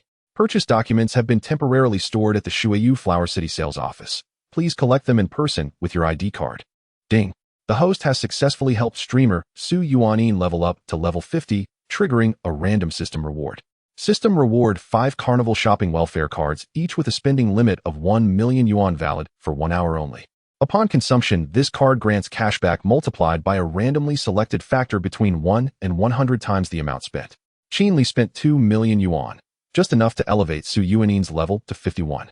From level 35 to level 51, Qinli received only 2 system rewards. Last time, when he spent 1 million yuan, he also received exactly 2 rewards. Indeed, advancement grew increasingly difficult with each tier. Still, Qinli felt profoundly satisfied. Shuayu Flower City was a renowned upscale residential complex in Jinjiang City, and it bordered the People's Park, boasting serene picturesque surroundings. Moreover, it was a penthouse, the most prestigious residence in the building. Most importantly, Shuayu Flower City lay conveniently close to Xiangqing Tower. The drive took barely 10 minutes. With graduation less than 2 months away, this apartment arrived at precisely the right moment. And then there were the carnival shopping welfare cards. If he spent 1 million yuan within the hour and drew the maximum multiplier of 100, would he instantly receive a 100 million yuan cashback? Would that fulfill his modest financial goal in an instant? Even with the lowest possible multiplier, 1, his purchases would effectively cost him nothing. Yet the system had granted him 5 such cards at once. While others spent money shopping, he earned money through shopping, truly extravagant beyond measure. Qinli's heart surged with excitement. He longed to rush out and begin shopping immediately. His last system reward had been 5 million yuan in cash. 30,000 yuan went to Qintang Security, and he'd accumulated additional funds from daily check-ins. His bank account still held approximately 5 million yuan, more than enough for immediate expenses. He could inspect the apartment over the weekend, but the shopping cards demanded immediate action. He glanced at his phone. Su Yuanin was chatting casually with viewers. Their topic: what she should treat Big Brother to when he visited Mingju City. Streamer offer Big Brother milk. I think Big Brother loves steamed buns. Nonsense, he clearly prefers abalone. Qinli stared blankly at the barrage of comments. These viewers were incorrigibly bold, and admittedly their teasing stirred something within him. Untouchable, I'll listen again next time. I'm off now. Untouchable, by the way, you're all outrageously bold. Untouchable, farewell. Haha, Big Brother praised me. You've got no shame. Is bold really a compliment? All right, brotherly, you go ahead. See you next time. Su Yuanin spoke gently. Qinli smiled faintly and exited the live stream. As for the remaining 3 million audio tokens, he'd save them for future use. Moderation ensured perpetual delight. Today's surprises had already surpassed expectation. Qinli put away his phone and watched Yang Xingyun, who was busily juggling tasks. A faint pang of guilt stirred within him. After all, Yang Xingyun was currently performing the work of 2 people. So Qinli cleared his throat twice. Ahem, Xingyun. Huh. Yang Xingyun blinked, momentarily startled. Qinli had never addressed her so intimately before. Until now, he'd always used her full name, or called her Secretary Yang. Occasionally, even Old Yang. I'll drive you back to campus tonight. Qinli gazed at her as he spoke. Upon hearing those words, Yang Xingyun's cheeks flushed crimson, suddenly shy and flustered. Seeing her silence, Qinli asked, puzzled, is that not necessary? No, I do need it. Alarmed he might retract the offer, she blurted out hastily. Immediately afterward, she regretted her lack of composure. Her blush deepened further. Qinli observed her rosy cheeks and demure, yielding demeanor. Yet inwardly, he mused her acting skills were truly exceptional. Had she targeted anyone else, she'd surely have succeeded. But alas, she'd met a Taoist master like himself. In his view, every gesture Yang Xingyun made aimed solely at marrying into wealth, and securing a powerful patron. He never entertained the notion of genuine emotional entanglement between them. They were strangers crossing paths, each deceiving the other in turn. Carry on with your work. I'll drop by Qin Shua's office for a while. Qin Li rose, noting there was still time before closing. Yes. I'll find you after work, Yang Xingyun replied, beaming with delight. Qin Li was momentarily stunned by her eager compliance. I'm taking advantage of you. How can you look so utterly content? Even if you wish to marry me, even if you seek to please me, please at least feign reluctance. Aren't you fiercely possessive? Aren't you supremely self-assured? Yet your unreserved enjoyment fills me with overwhelming triumph. Before he lost himself entirely in her adulation, Qin Li hurried from the office. He took 2 deep breaths, then muttered under his breath, women are absolute demons. Thank heavens I escaped in time. In Qin Shua's office, he chatted idly for a while longer. Then he clocked out smoothly. Suddenly Qin Li felt like a freeloader, guilt tugging at him for accepting his salary from Xiangqing Group without real effort. Work felt effortless. Yang Xingyun handled everything. Idle banter awaited him with Qin Shua, or if unavailable with other department directors. When free, he might tease the proudly aloof CEO. Such a life felt strangely hollow, yet he loved it. After work, someone sat beside him in the passenger seat. That someone was naturally Yang Xingyun.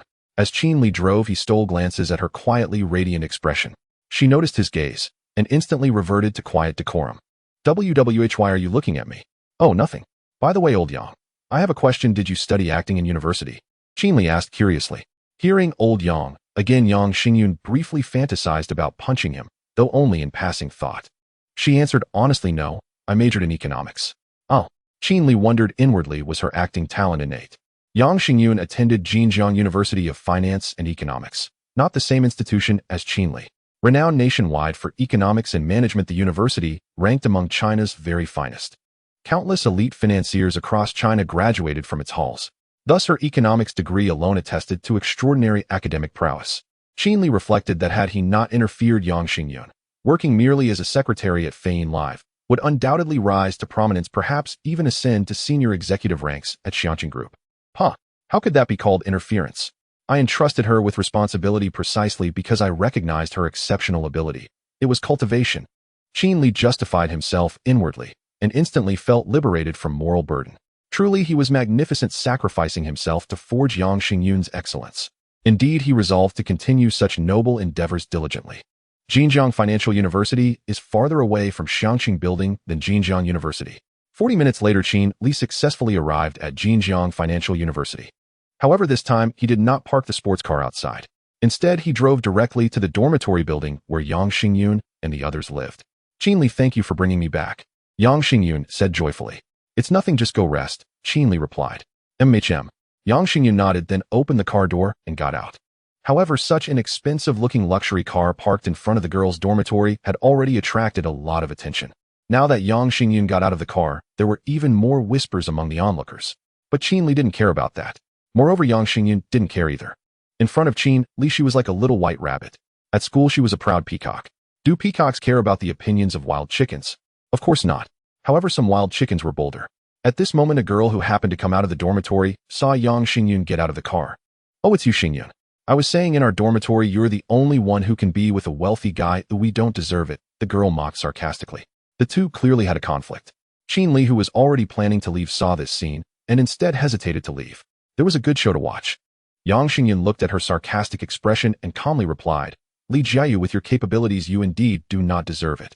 The girl named Li Jiayu immediately became furious. Yang Xingyun, you shamelessly relying on a wealthy guy in broad daylight. You don't feel ashamed at all, and instead take pride in it, really lacking in dignity.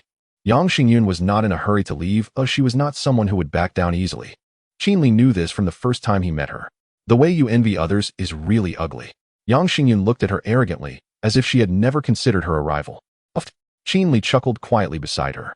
Seeing Yang Xingyun call her ugly, Li Jiayu was even more furious. You're pretty, but no matter how pretty you are, you're just a BTCH. She had already started to curse like a shrew. Qin Li rolled his eyes. College students cursing really lacked any skill. At least add some literary flair to it. But it was truly entertaining. Oh, I forgot to buy sunflower seeds. Yang Xingyun's eyes narrowed slightly. Being insulted like this ignited her anger. Even a clay figurine has a bit of temper, let alone someone who always thinks highly of herself. Li Jiayu, do you know why I've tolerated you for so long? Because I feel sorry for you, but now I really want to tell you. You're not as good looking as me, your figure is not as good as mine, your studies are not as good as mine, you are inferior to me in every way. Even your boyfriend Dong Peng secretly pursues me behind your back. But don't worry, I'm not interested in him. Bam! That's a real zinger. Yang is truly impressive. Qin Li felt his blood boil with excitement. Seeing Yang, who was usually docile in front of him, showcasing such strong combat power, Qin Li couldn't help but cheer for her in his heart. Li Jiayu was left dumbfounded by her words. She really didn't know that her boyfriend was pursuing Yang Xingyun behind her back. But boyfriends can be easily replaced. Today, she had to regain her reputation. Being exposed for such an embarrassing thing made her somewhat lose her composure. You're just selling your body for money. Even if I'm inferior to you, I still know what it means to have dignity. Don't get me wrong, it was not Qin Li laughing but the other onlookers. Of course a big drama like two girls fighting would attract a crowd. Moreover, it was in front of the dormitory, a place with a lot of foot traffic. However, the onlookers all felt that Yang Xingyun would win. After all, Li Jiayu had already turned into a shrew, speaking without any filters. Huh. Yang Xingyun sneered, then walked over to Qin Li's car. Before Qin Li could figure out what was happening, he heard Yang Xingyun continue speaking. This car is worth over 4 million, even if you sell it you won't get that price right. And look closely, this is the wealthy guy I'm with. Yang Xingyun pointed at Qin Li, who was in the driver's seat, and said, he is taller than your boyfriend, better looking, and far richer than him. Saying this, the proud Yang Xingyun's cheeks suddenly flushed slightly. But she continued, so I like to sleep with him. Oh, what business is it of yours? Boom. The crowd erupted in excitement. This scene was simply too vulgar and too thrilling. Some boys even wondered if the next move would be for the two to start fighting. Just thinking about it was enough to make one blush. At this moment, Qin Li was speechless. Every word Yang Xingyun said struck deep into Li Jiayu's heart. Her mentality had completely collapsed. So she turned and ran back to the dormitory to find a place to cry. Yang Xingyun won decisively. The onlookers even cheered for Yang Xingyun. Qin Li was somewhat stunned by her murmuring, unsure of what to say. After the argument ended, Yang Xingyun seemed to return to being the little white rabbit in front of Qin Li. Qin Li, I didn't scare you, did I? Qin Li swallowed and very honestly said, you did. Yang Xingyun felt a bit regretful. Oh, she indeed lost her composure and spoke without thinking. What if Qin Li ends up disliking her because of this? She felt a bit flustered. But you performed excellently. Ooh, I really admire you. Qin Li continued. That was truly amazing. Especially with the last sentence, Qin Li felt his heart flutter. Although he always knew Yang Xingyun was not easy to provoke, he only realized he had underestimated her after witnessing it. He now wanted to ask himself, like Chen Shua, how did he manage to make Yang Xingyun so obedient? Hearing what Qin Li said, Yang Xingyun finally breathed a sigh of relief, but still explained, I'm not usually like this. I know, Qin Li nodded and said, so I want to reward you. What reward, oi? Yang Xingyun asked, a bit puzzled. Just not being disliked by Qin Li was already a blessing. Who would have thought there would be a reward? Go change your clothes and come down to go shopping with me, Qin Li said. After watching such a spectacle, he felt energized. Just in time to try out the shopping cart. Since she was at work, Yang Xingyun was wearing professional attire. A women's suit, a professional skirt, and black stockings. This wasn't suitable for shopping. Okay, I'll change right away, Yang Xingyun agreed without a second thought. Then she quickly walked into the dormitory. In just over 10 minutes, Yang Xingyun came back down. Perhaps afraid Qin Li would wait too long, she only changed out of her professional attire. She changed into a light blue hoodie and a denim skirt. She didn't even take off her stockings. Excitedly, she got in the car with her little bag. Let's go, where are we headed? Qin Li hadn't paid much attention before, perhaps he just got awakened by Yang Xingyun's scolding. Now looking again, he found that her figure was actually quite good, especially her legs long and straight. First let's go eat, then we'll go to Jinjiang Guomao Shopping Mall, Qin Li said as he started the car. Jinjiang Guomao Shopping Mall is a famous high-end department store in Jinjiang. Many high-end brand products can be purchased there. After all, to use the shopping cart, it's most cost-effective to spend 1 million in a single transaction within an hour for greater cashback. Otherwise, going to the snack street to shop, Qin Li wouldn't be able to spend 1 million even if he tried. Qin Li drove out of Jinjiang Financial University and glanced around at the surroundings. Any good places to eat nearby? He asked. Yang Xingyun paused thoughtfully, then replied, do you like fish? There's a highly recommended double chili fish restaurant just around here. Then let's go with the double chili fish, just point the way, Qin Li declared decisively. All right, Yang Xingyun agreed. The restaurant she mentioned stood just a short distance from the university's side gate. They arrived in only a few minutes. Buddha's Grace Double Chili Fish. Qin Li read the sign and nearly burst into laughter. Noticing his odd expression, Yang Xingyun frowned curiously. What's wrong? Qin Li pointed at the shop's plaque and said, this place has some serious irony, slaughtering fish daily while preaching Buddhism. Hearing that, Yang Xingyun let out a soft, spontaneous chuckle. She'd dined here many times. but had never once pondered that contradiction. Your thinking is always so delightfully bizarre, she teased, feigning exasperation. Thank you for the compliment. Qinli laughed heartily, taking it entirely at face value. You're shameless, she murmured softly, her voice barely above a whisper. She'd grown accustomed to feeling quietly deferential around him. Even her teasing carried a hesitant, tender timidity. Yet deep down it felt sweet. A quiet, warm happiness, like slipping effortlessly into the gentle grace of womanhood. Shall we go in and savor some fish blessed with enlightenment? Qinli quipped again. Yang Xingyu nodded, her smile radiant and sweet. Inside, the restaurant bustled with lively patronage. A young waitress holding a menu greeted them warmly and guided them to their seats. Brother and sister, would you like our double chili fish? She asked cheerfully. Absolutely. What kinds of fish do you have? Qinli inquired. Silver carp and bighead carp. Silver carp is 38 yuan per jean, bighead carp 28 yuan per jean. Which would you prefer? Though both are commonly called carp, silver carp and bighead carp differ markedly, not only in appearance and hue, but also in texture and flavor. Bighead carp offered a notably richer, more delicate taste, so Qinli chose it without hesitation. 3 jean of bighead carp, medium spice level. Also a fruit platter and a bottle of chilled green tea. After placing the order, he turned to Yang Xingyun. Old Yang, what would you like to drink? Hearing the nickname, she inwardly scolded him, imagining a playful silent beating. Only afterward did she reply, orange juice please. Qinli added a side of vegetables. The waitress nodded and hurried off toward the kitchen with the menu. Double chili fish lived up to its name. The dish centered on fiery chilies and aromatic Sichuan peppercorns. Its preparation resembled hot pot, though the fish was pre-marinated and simmered directly in the broth. When the steaming pot arrived, a vibrant layer of emerald green Sichuan peppercorns floated atop vivid red chilies, bold, fragrant, and utterly intoxicating. Qinli's appetite surged instantly. Yang Xingyun reached first, delicately selecting a tender morsel of fish and placing it onto his plate. He glanced at her and praised, "You're growing ever more thoughtful." A faint blush rose to her cheeks. "Go on, try it. Tell me how it tastes." He lifted the piece to his lips, aromatic, spicy, numbing. The fish's innate freshness fused seamlessly with the bold, tingling broth. In one word, exhilarating. Truly excellent, he murmured, arching an appreciative brow. Relief softened Yang Xingyun's features. She genuinely feared he might find the heat overwhelming. It was early April in Xinjiang. The warmth of summer had yet to settle in. Evenings still held a crisp chill, but by the time they finished the meal, both were lightly perspiring, their bodies wrapped in a soothing, radiant warmth. Ding!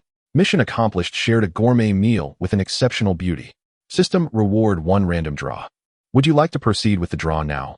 No sooner had Qinli set down his chopsticks than a crisp electronic chime resonated in his mind, and he froze, startled. Was there even a reward for this? Indeed, the double chili fish had been superb. Yet what truly puzzled him was the system's designation of Yang Xingyun as an exceptional beauty. In truth, this reflected his own unconscious bias. Yang Xingyun was undeniably campus royalty, a beauty of legendary status, surpassed only slightly by Tang Shuhan. Silently, Qinli selected yes. Instantly, a spinning wheel materialized in his mind's eye. 10 million RMB. 1 skill card. 1 to host a tribute value. 1 function card. Shares in Shuhan Group. 1 business intelligence report.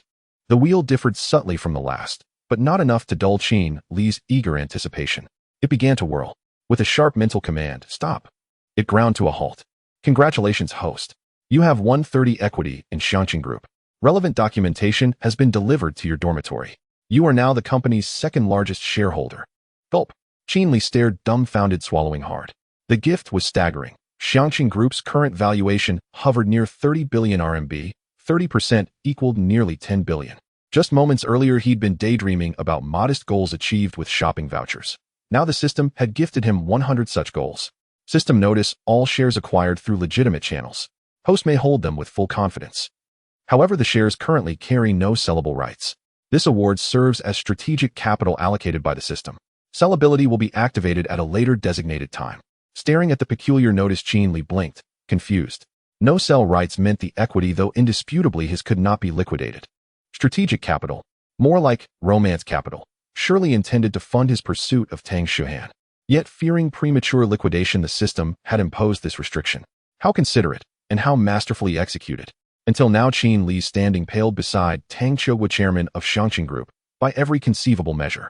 But with this single intervention, the system had elevated him to a position of true parity, capable of meeting Tang Qiugua as an equal. No sale rights. No matter, he wasn't short on funds, not anymore. What's the matter? Why are you spacing out? Yang Xingyun asked, noticing his distant gaze. Her voice snapped him back to reality. Yet his joy shone too brightly to conceal. The very woman he'd long misjudged as materialistic had turned out to be his unexpected harbinger of fortune. 10 billion RMB. Even if frozen indefinitely, his net worth now stood at 10 billion. Beaming, he told her, "Tonight spare no expense. Buy whatever your heart desires." Huh, she blinked, bewildered. "That's an order," he declared with mock authority. "Oh." She nodded obediently, then added softly, "Actually, I don't really need anything. You'll think of something while we stroll." He grinned, gently ruffling her hair. "Good girl, listen to daddy." Caught off guard by the affectionate gesture, her cheeks flushed rose pink. A tiny playful glare followed. Then with quiet compliance, she nodded again. Yet inwardly she wondered, if he's willing to spend so freely on me, does that mean he's beginning to care for me too? Sated and refreshed, they settled the bill. The meal cost 150 yuan, modest indeed, and Qin Li paid promptly. Then he drove Yang Xingyun straight toward Guomao Tower. At that moment, Tang Xiuhua, who was having dinner at home, received a sudden phone call. "Hello. What? Someone is aggressively acquiring shares." "Are you sure? Find out who is maliciously acquiring shares." Tang Xiuhua hung up the phone and then looked at his daughter Tang Shuhan, who was quietly eating at the dining table. He held 41 of the shares of Shangqing Group. Tang Shuhan held 10 of the shares of Shangqing Group. Together their shares held controlling interest. So he was not worried about losing the position of chairman. However, he was concerned that the changes in the board of directors would affect the company's development. But glancing at Tang Shuhan, who said nothing, he could only sigh silently. Ever since he forced her into blind dates, their father-daughter relationship had worsened. On the other side, Qin Li and Yang Xingyun successfully arrived at the Guomao building. The Guomao building closed at 9 o'clock in the evening, and it was still early, allowing them to stroll freely. Qin Li first took Yang Xingyun to the Louis Vuitton store. In the past, Qin Li could not afford to visit such high-end shops. Just a few days ago, he was an ordinary rural college student. He even relied on scholarships to pay his tuition. But now everything was different. Not only did he want to shop, but he also needed to spend 1 million within an hour. Fate is truly a mysterious thing. The two first arrived at the jewelry section of Louis Vuitton. "Take a look, is there anything you like?" Qin Li smiled at Yang Xingyun. Yang Xingyun stood at the counter looking at a bracelet. "Hello, ma'am. This is our Idol Blossom series bracelet made of 18K white gold adorned with 2008-carat FGWS diamonds, combining the iconic LV letters with the Idol Blossom floral design, reflecting the free-spirited essence of our Louis Vuitton woman." The salesgirl noticed that Yang Xingyun was looking at this bracelet and hurriedly introduced it, adding, "Ma'am, if you like it, you can try it on." "Let's try it on," Qin Li said with a smile. "Sure, sir." The salesgirl, not judging by appearances, took the bracelet out upon hearing Qin Li's request. "Let's not, it's too expensive," Yang Xingyun whispered to Qin Li. Although Yang Xingyun had visited the Guomao building with friends before, with her financial situation, she naturally could not afford such luxury items. So when she heard she really had to try it on, she hesitated a bit. Although her initial goal was to marry into a wealthy family, she did not want Qin Li to think that she liked him only for his money. Women are truly contradictory. Just be a bit obedient in the future, Qin Li also whispered to her. Yang Xingyun replied. Qin Li is a big jerk. Am I not obedient enough? I have never been this obedient in front of my parents. Seeing that the salesgirl had already taken out the bracelet, Yang Xingyun had no choice but to wear it. Yang Xingyun's skin was quite fair, and she indeed looked beautiful wearing the white gold bracelet. She herself thought it was very beautiful. However, since her wrist was quite slender, the bracelet was a bit large. Ma'am, the bracelet length is adjustable, the salesgirl timely added. Qin Li looked at the price of the bracelet, 55,000. He then took out his bank card, adjust it, and wrap it up. He had to speed up. It had taken nearly 10 minutes to buy just one bracelet. Is that it, eh? Yang Xingyun asked, a bit confused considering it was over 50,000. What else? Qin Li countered, then said, let's look at other things.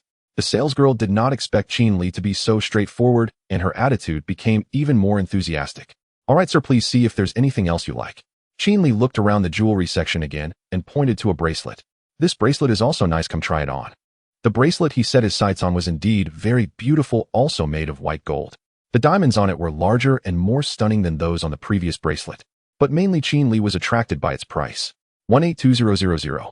Yang Xingyun was still thinking about the bracelet when she was unexpectedly called to try on the bracelet.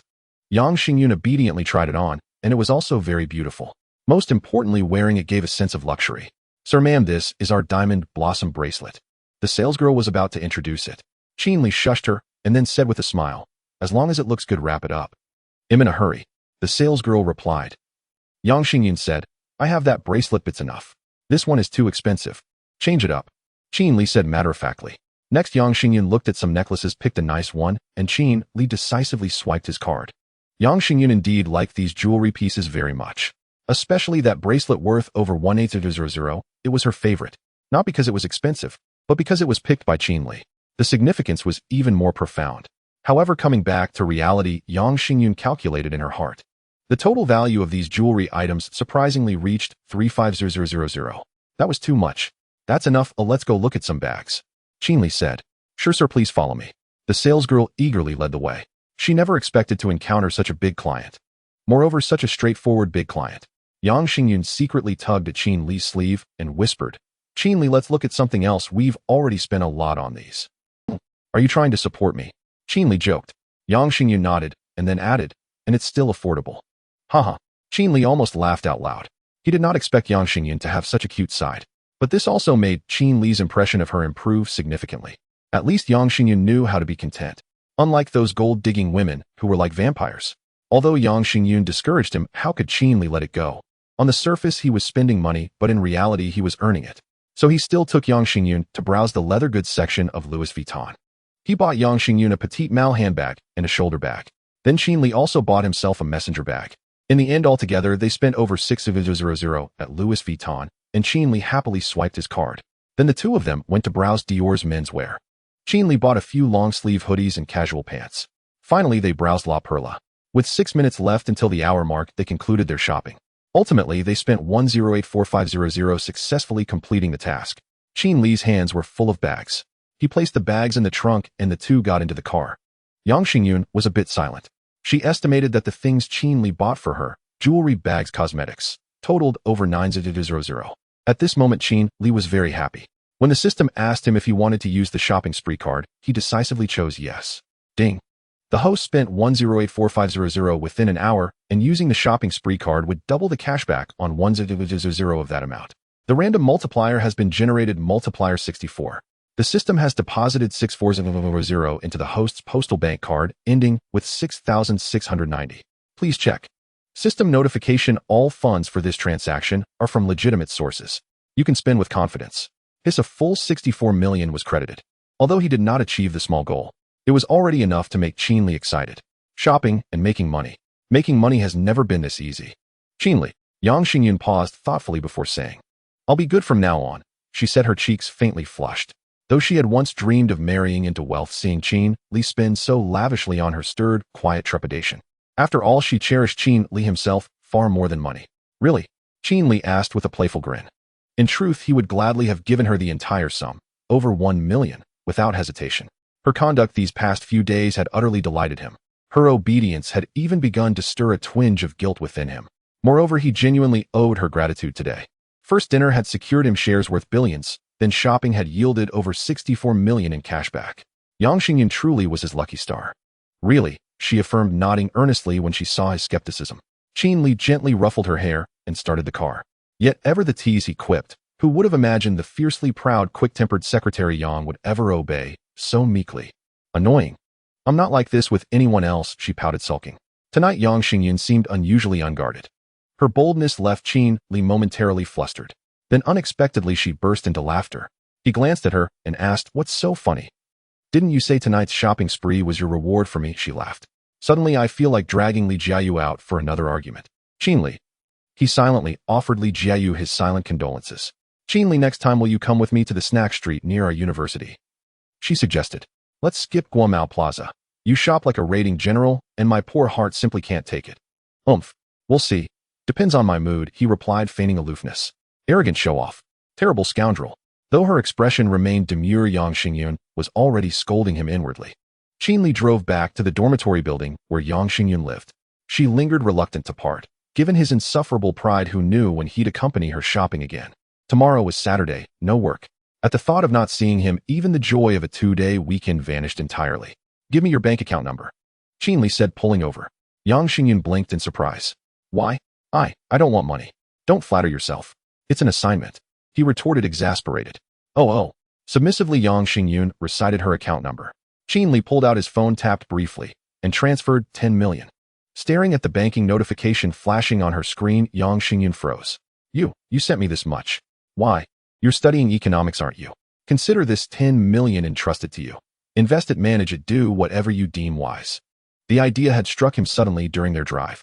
In truth, Yang Xingyun's capabilities were exceptional, and having studied economics at China's most prestigious finance university, she was undoubtedly a top scholar. This sum was both test and trial. If her professional acumen proved sound, she would become one of his most trusted allies. In time, he intended to entrust her with far greater assets, guiding her toward the pinnacle of success. Though Yang Xingyun had not yet won his love, she had undeniably earned his trust. Her performance today had been flawless. Even if the 10 million were lost entirely, it would be no great loss. Qinli could afford it. I feel overwhelmed, she hesitated. Stop whining like some timid girl, just get on with it. Qinli teased, grinning. Yang Xingyun, go on, he waved dismissively. Grabbed the bags from the trunk. Oh, still reeling under the weight of 10 million, Yang Xingyun stepped out laden with parcels. Only after she disappeared inside the dorm did Qinli turn and drive away. Back in her dorm, Yang Xingyun was instantly surrounded by her 3 roommates. Xingyun, we heard you argued with Li Jiayu. Did she bully you? A plump girl asked, concern etched across her face. Touched by their care, Yang Xingyun felt warmth bloom in her chest. I'm fine, don't worry. That's good. Wait, did you go shopping? Another roommate, short-haired and sharp-eyed, asked, noticing the armful of bags. Wow, LV handbag. And La Prairie cosmetics. Let me see. Oh, this bracelet. I saw it at the LV boutique. 18,000 yuan. Xingyun, did you rob a bank? No, I didn't, she replied. I went shopping with someone, and all this is from them. Seriously, all gifts. Altogether, that's got to be hundreds of thousands. I calculated. At least 900,000. Xingyun, did you get a boyfriend? Not quite. He's not my boyfriend. I'm pursuing him, though he seems to enjoy teasing me. Is that even human logic? Teases you, and gives you luxury goods worth millions.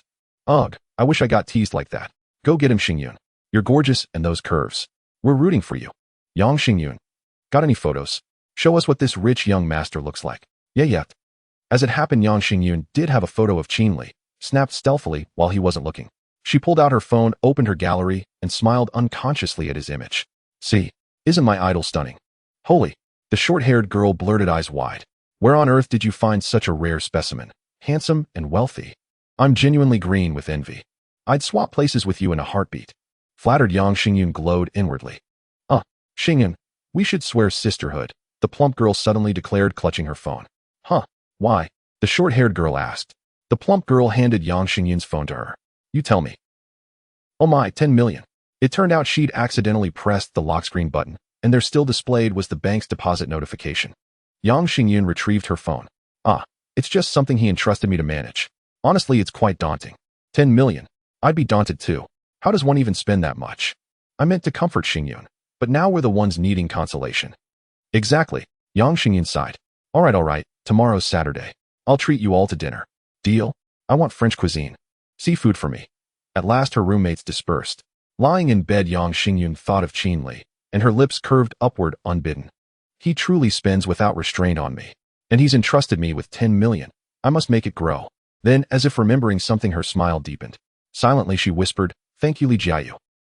Indeed, if not for today's quarrel with Li Jiayu, Qinli would merely have dropped her off at school and departed. Meanwhile, Li Jiayu, still sobbing in her dorm, sneezed. Saturday. After getting up, Qinli organized the homework that his classmates had sent him over the past 2 days. This was the task given to him by Yang Yue. After organizing it, he sent it to Yang Yue. She might not have had time to check WeChat, so she did not reply. Qinli didn't mind.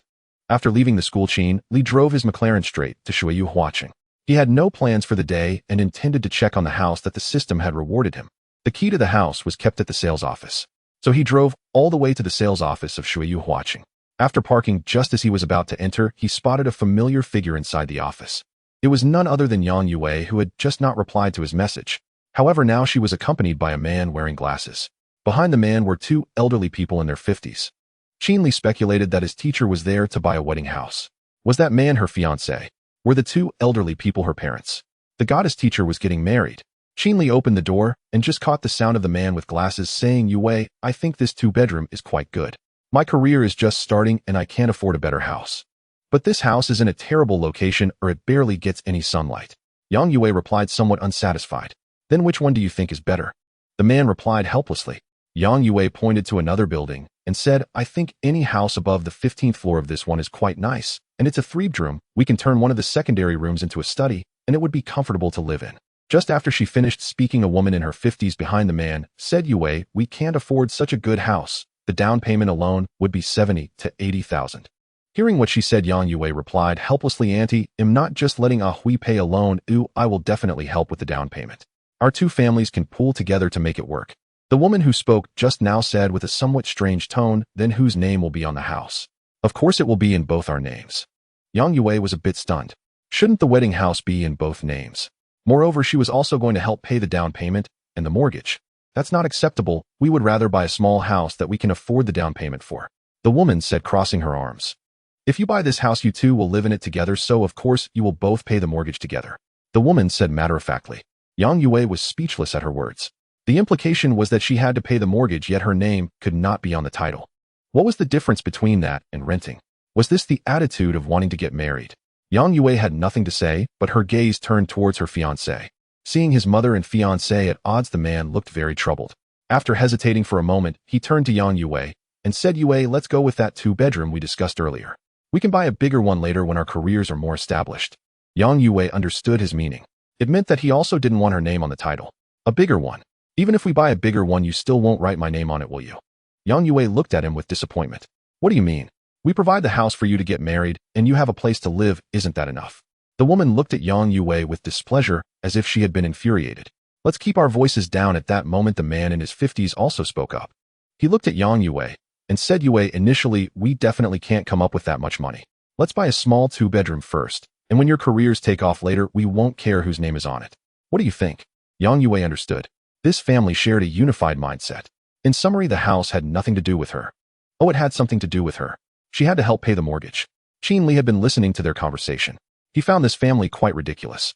At that moment, a sales representative from the sales center finally noticed Qin Li, who had been standing by the door, and hurriedly called out, Sir, I apologize, we were busy over there. Are you here to look at a house? The sales representative's voice was a bit loud, which attracted the attention of Yang Yue and the others who were caught in a stalemate. Yang Yue was surprised to see her student. Hi, Teacher Yang. Qin Li could only smile and greet her. Yang Yue forced a smile and asked Qin Li, are you here to buy a house? No, I'm here to pick up something, Qin Li replied. Yang Yue nodded. After all, she didn't think her student had the financial capability to buy a house at this time. Sir, what are you here to pick up? The sales representative asked. Oh, some paperwork and the keys, Qin Li said as he took out his ID from his wallet and handed it to her. The sales representative took it, looked at it, and exclaimed in surprise, are you Mr. Qin Li? Qin Li nodded and humorously replied, yes, am I not more handsome than in my ID? The sales representative chuckled and nodded, both look handsome, but you seem more energetic in person. Qin Li laughed heartily. The prettier the sales representative, the more eloquent they are. The sales representative was amused by him, and encountering such a humorous customer brightened her mood. Wait for me a moment, they'll go get your purchasing documents and keys. Sure, Qin Li nodded. After she left, he turned to look at Yang Yue and the others who were still at an impasse. Qin Li pretended to know nothing and said, Teacher Yang, you're here to buy a house. No wonder you didn't reply to my message. Yang Yue nodded, and before she could speak, the man beside her asked, Yue, who is this? Seeing the hostility in the man's eyes towards him, Qin Li didn't mind and took the initiative to extend his hand, saying, oh, hello, I'm Teacher Yang's student. The man snorted coldly, showing no intention of shaking Qin Li's hand. He seemed to have a strong objection to Qin Li's earlier remark. Qin Li didn't feel awkward and naturally withdrew his hand. I haven't checked my phone, let me talk to you later, Yang Yue said to Qin Li, not in a very high spirit. Yue, it's not that, Auntie is saying you as a teacher you should maintain a good distance from your students, especially male students. At that moment, the woman spoke in a sarcastic tone. Was she implying that Yang Yue was not proper? Yang Yue immediately wanted to retort. However, considering her student was present, she ultimately held back. But Qin Li spoke up, this lady. Grandma, please don't misunderstand. My relationship with Teacher Yang is purely that of a teacher and student. She's so beautiful, oh, I can't compare.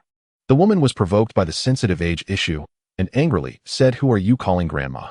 Qin Li looked surprised and said, then should I call you Grandpa? Then Qin Li looked her up and down and awkwardly said, sorry, I didn't notice earlier. I'm not very knowledgeable about gender. Yang Yue nearly burst out laughing at this. Qin Li was just too funny. You. The woman looked at Qin Li as if she wanted to strangle him, then turned to Yang Yue and said resentfully, Yue, just look at what kind of student you teach. Yang Yue saw that the woman could not argue with Qin Li and was now venting her anger on her. Her internal dissatisfaction grew even more, so she merely responded with a faint oh and ignored her. Sir, miss, are you still looking at the house? The salesperson who had just shown Yang Yue and the others around inquired. If they weren't looking at houses, she would have to attend to other clients. She didn't have much hope for these people buying a house anyway. Now they were wasting her time, even more, making her mood worse. Let's buy that small 2-bedroom apartment, the woman said displeasingly. I don't want it. Yang Yue's dissatisfaction erupted, no longer caring whether Qin Li was present. You have no say in this, I say we buy it. The woman said domineeringly. Yang Yue was instantly furious yet amused. I haven't even married into your family yet.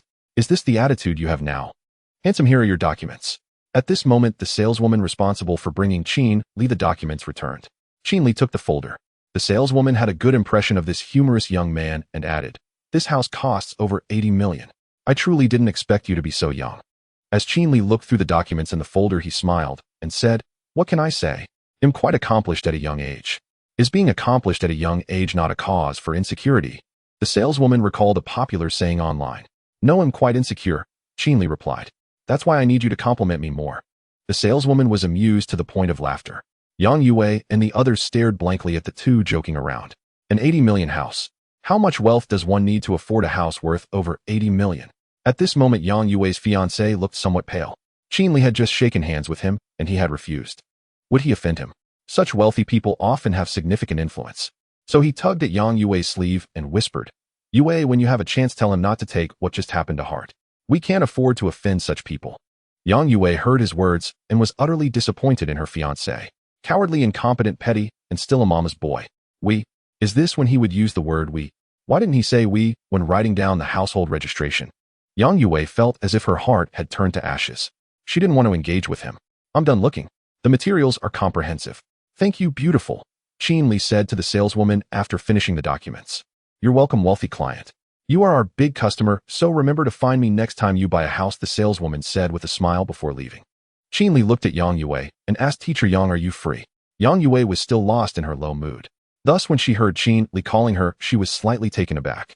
She just stared blankly at Qin Li. If you're free, can you accompany me to look at houses? I have a bit of a sense of direction problem, Qin Li continued. Shouldn't a person with a sense of direction problem find the saleswoman? I don't know the way either. However, Yang Yue thought for a moment. She had already given up hope. Just leaving this place was just right. So she stepped forward and followed him out. Yang Yue's fiancé watched this scene with a grim expression. But he didn't have the courage to chase after and stop them. The older woman wanted to say something, but was stopped by her son. Qin Li saw everything as he turned to close the door. This man was weak to the bone. There was no hope for him. In the end, the few of them could only watch as the tail of the McLaren grew more distant. Sitting in the passenger seat of the McLaren, Yang Yue's mood was still very low. Qin Li glanced at her and comforted. Teacher Yang, not everyone is worth entrusting your life to. What kind of person is worth it? Yang Yue turned her head and asked him. At the very least, they should have capability, responsibility, wisdom, and a sense of humor, and be physically stronger. Qin Li enumerated, then continued. Teacher Yang, let me tell you a story. Yang Yue remained silent. Qin Li began to speak slowly. Once upon a time, there was a little boy. He was very thin and small from a young age, and often got bullied while playing with other children. One day his father bought him a remote-controlled toy car, but it was discovered by those bad kids. So one bad kid snatched his toy car away, and when he got home, he didn't dare to tell his father and could only lie saying he lost it. Then he was beaten by his father. That bad kid took the toy car home. When his father asked him where he got the toy car, he also lied, saying he picked it up from the trash. Then his father praised him fiercely. At first, Yang Yue was simply listening. However, as she listened to the latter part, she realized this story was not simple. She began to ponder its implications.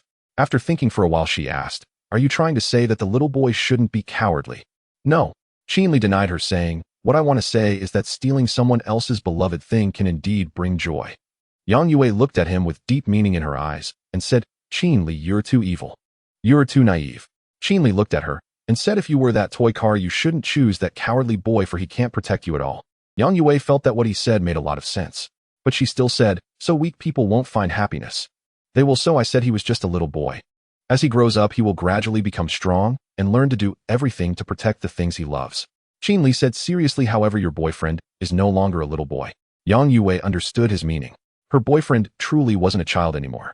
Moreover, he had no awareness of his need to become strong. Yang Yue was deeply moved and finally let out a long sigh. Thank you, Qin Li. The story you told has a lot of educational significance. You're welcome. Qin Li smiled, stopped the car, and said, We've arrived. Get out. Yang Yue shot him a glance and said, You're not a person with a sense of direction at all. All the way, Qin Li didn't take a wrong turn. He even claimed to be a person with a sense of direction problem, asking her to accompany him to look at houses. Qin Li laughed heartily and said, "Does it matter whether I'm a person with a sense of direction? What matters is that my purpose has been achieved. I invited you and you came. That's enough. I invited you. You came. That's enough." Yang Yue could not refute. Indeed, she had followed him here. If she weren't utterly disappointed, how could she agree to accompany him to look at houses in front of her boyfriend? As for what reason Qin Li used, did it matter? He had calculated that she would follow him. "You are the smartest student I've ever seen," Yang Yue said with emotion. "Thank you for the compliment. Also the most evil student I've ever seen," Yang Yue added. Qin Li displayed a pure and sunny smile. "Thanks again for the compliment." Qin Li swiped the access card and led Yang Yue into the building. Upon entering, Yang Yue saw 2 elevators, but there was only one household on the first floor. She exclaimed in surprise, "Is this a large flat with 2 elevators for one household?" A large flat, also known as a flattened villa, is a new form of high-end residence.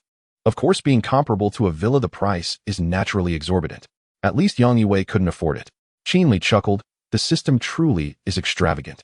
The two took the elevator all the way to the 32nd floor. This was the top floor, which also housed only one household. The door did not have a key, but instead used a password lock. In the future, the homeowner's fingerprint can also be recorded, allowing for fingerprint unlocking. Qin Li had already obtained the initial password for the house. He entered the password and opened the door. As soon as they stepped inside, the spacious view immediately drew an exclamation from Yang Yue. The large living room had walls on both sides made of huge floor-to-ceiling glass, offering an exceptionally broad perspective. Moreover, next to the community is the People's Park, with extremely beautiful scenery. Qin Li was also very satisfied with the location of this house. Is this what a rich person's house looks like? Yang Yue looked enviously at the unobstructed view outside. But what made her even more envious was still to come. The two casually looked around the house. This was a large flat with 5 bedrooms, 1 living room, 1 kitchen, and 1 bathroom. For bedrooms, 1 study, 1 kitchen, and 1 shared bathroom. Each bedroom came with its own bathroom. Moreover, the master bedroom and 1 secondary bedroom were equipped with independent dressing rooms. I'm feeling a bit jealous. This must be over 400 square meters, right? Yang Yue asked after looking around. 450 square meters. Qin Li was also extremely satisfied with this house. Living here would be incredibly comfortable. Additionally, this was a furnished house with all the furniture included. It adopted an European-style decoration, and the furniture was also very high-end. "Let's go to the rooftop and take a look," Qin Li said with a smile to Yang Yue. Yang Yue, puzzled, replied, "What's so interesting about the rooftop?" Qin Li teased, "You'll know when you get up there." Yang Yue pouted. Today, she had truly witnessed the life of the wealthy. The stairs to the rooftop were not outside, but inside this house. This indicated that the rooftop also belonged to the private domain of the top floor owner. The two ascended to the rooftop. Yang Yue's mouth suddenly dropped open in surprise. Don't tell me this rooftop is also yours." Qin Li smiled and nodded. Yang Yue's astonishment was not without reason, for the rooftop in front of them was simply extravagant. The rooftop was divided into 3 sections.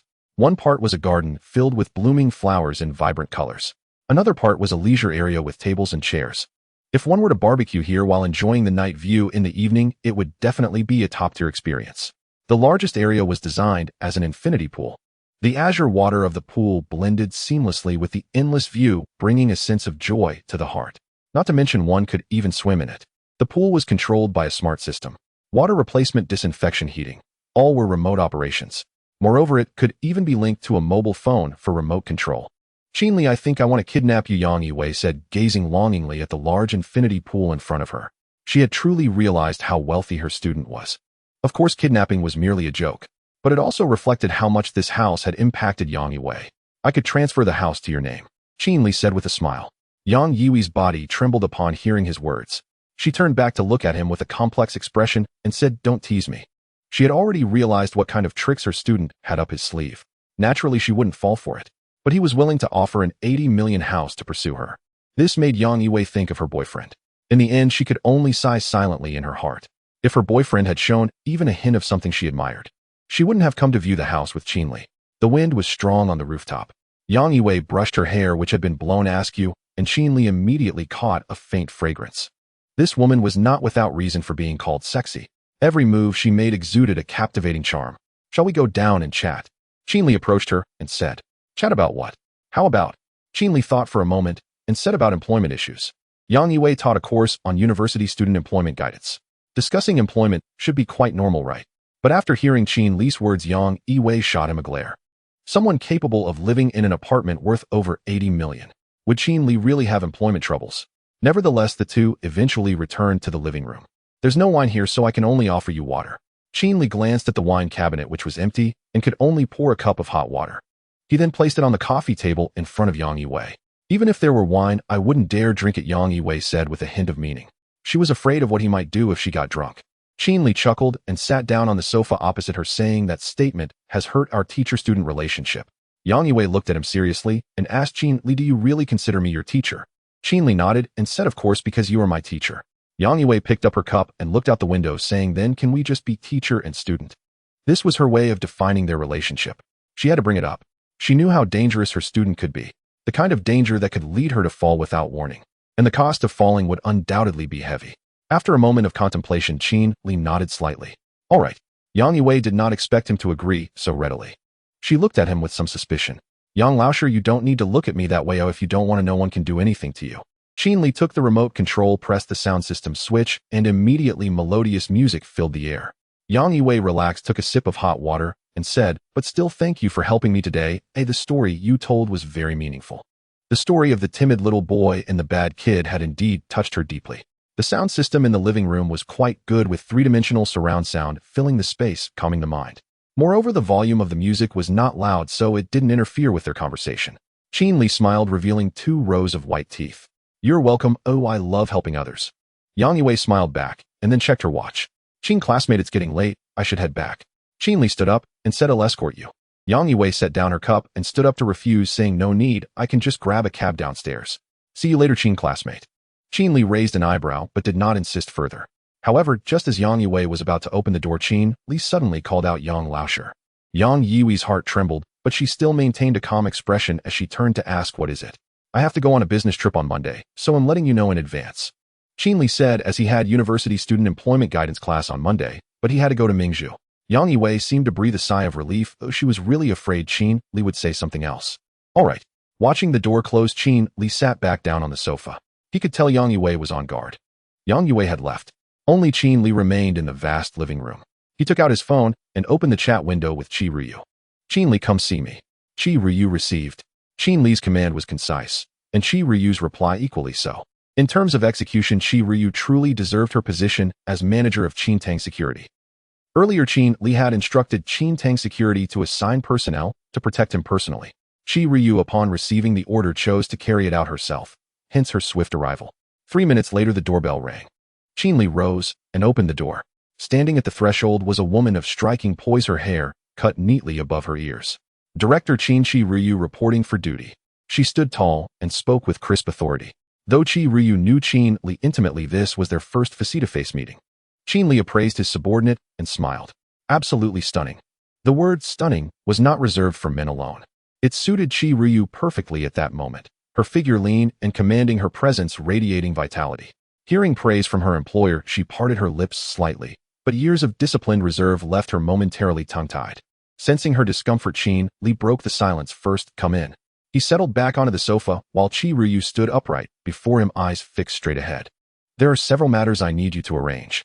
First, assign personnel to protect Yang Yiwei. You know who she is. His teacher was so alluring and elegant. As a devoted student, safeguarding her posed no difficulty. As Qin Li's covert bodyguard, every one of his movements fell within Qi Ryu's purview, so she naturally knew who Yang Yiwei was. In fact, she had already deployed discreet protection for Tang Shuhan and Yang Xingyun, and even initiated background investigations on Su Yuanying. Even without explicit instruction, she would have stationed guards around Yang Yiwei. All of Qin Tang Security's operations existed solely to serve Qin Li more effectively. Though Qi Ryu found her employer's romantic promiscuity mildly exasperating, her professional competence was unquestionably exceptional. Without hesitation, she replied, yes, sir. Qin Li nodded approvingly. Second, have you made progress on the investigation I assigned? He referred, of course, to infiltrating the man who had sent flowers to Tang Shuhan and gathering incriminating evidence against him. For someone who repeatedly wounded Tang Shuhan, Qin Li saw no reason to show mercy. Qi Ryu responded with unwavering resolve. Target successfully approached. Qin Li urged, accelerate the operation. Yes, sir. Third matter. Qin Li exhaled deeply, reclining against the sofa cushions, his gaze teasing yet deliberate as he regarded his earnest subordinate. I've just been rejected by a beautiful teacher. My mood is terrible. Tell me a joke. Qi Ryu. Asking the famously austere Qi Ryu to tell a joke was harder than asking her to die. Though no one understood how the perfect life system achieved it, Qi Ryu's loyalty, and that of her team, was beyond reproach. Loyalty, however, did not equate to comedic talent. I can't, she admitted plainly.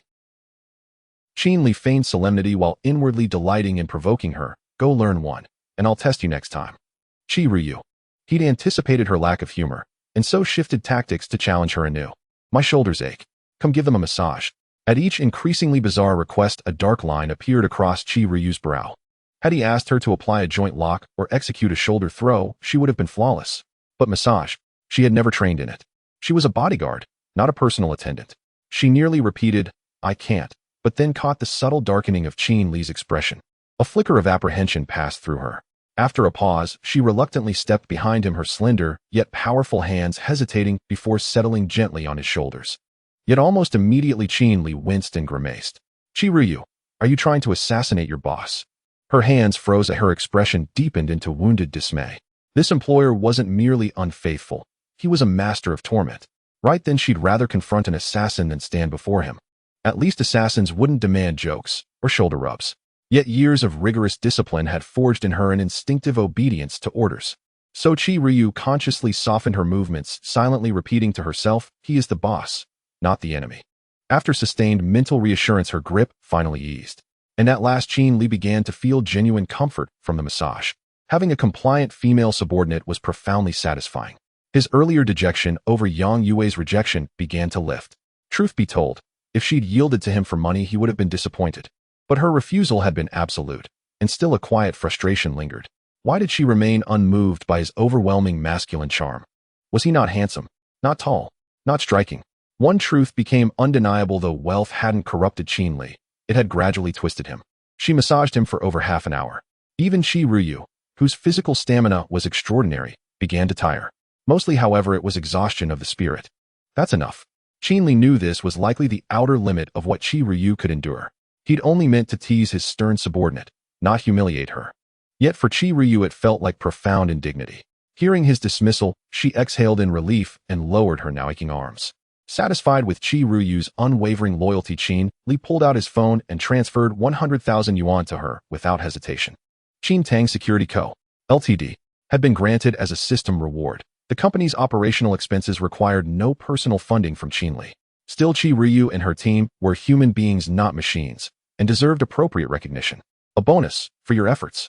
Though your massage technique leaves much to be desired, Qin Li remarked with a smile. Qi Ryu's heart leapt at the unexpected reward. Her employer was undeniably reckless and unfaithful, yet extraordinarily generous. But the moment he criticized her massage skills, her gratitude evaporated. It was the very definition of biting the hand that fed you.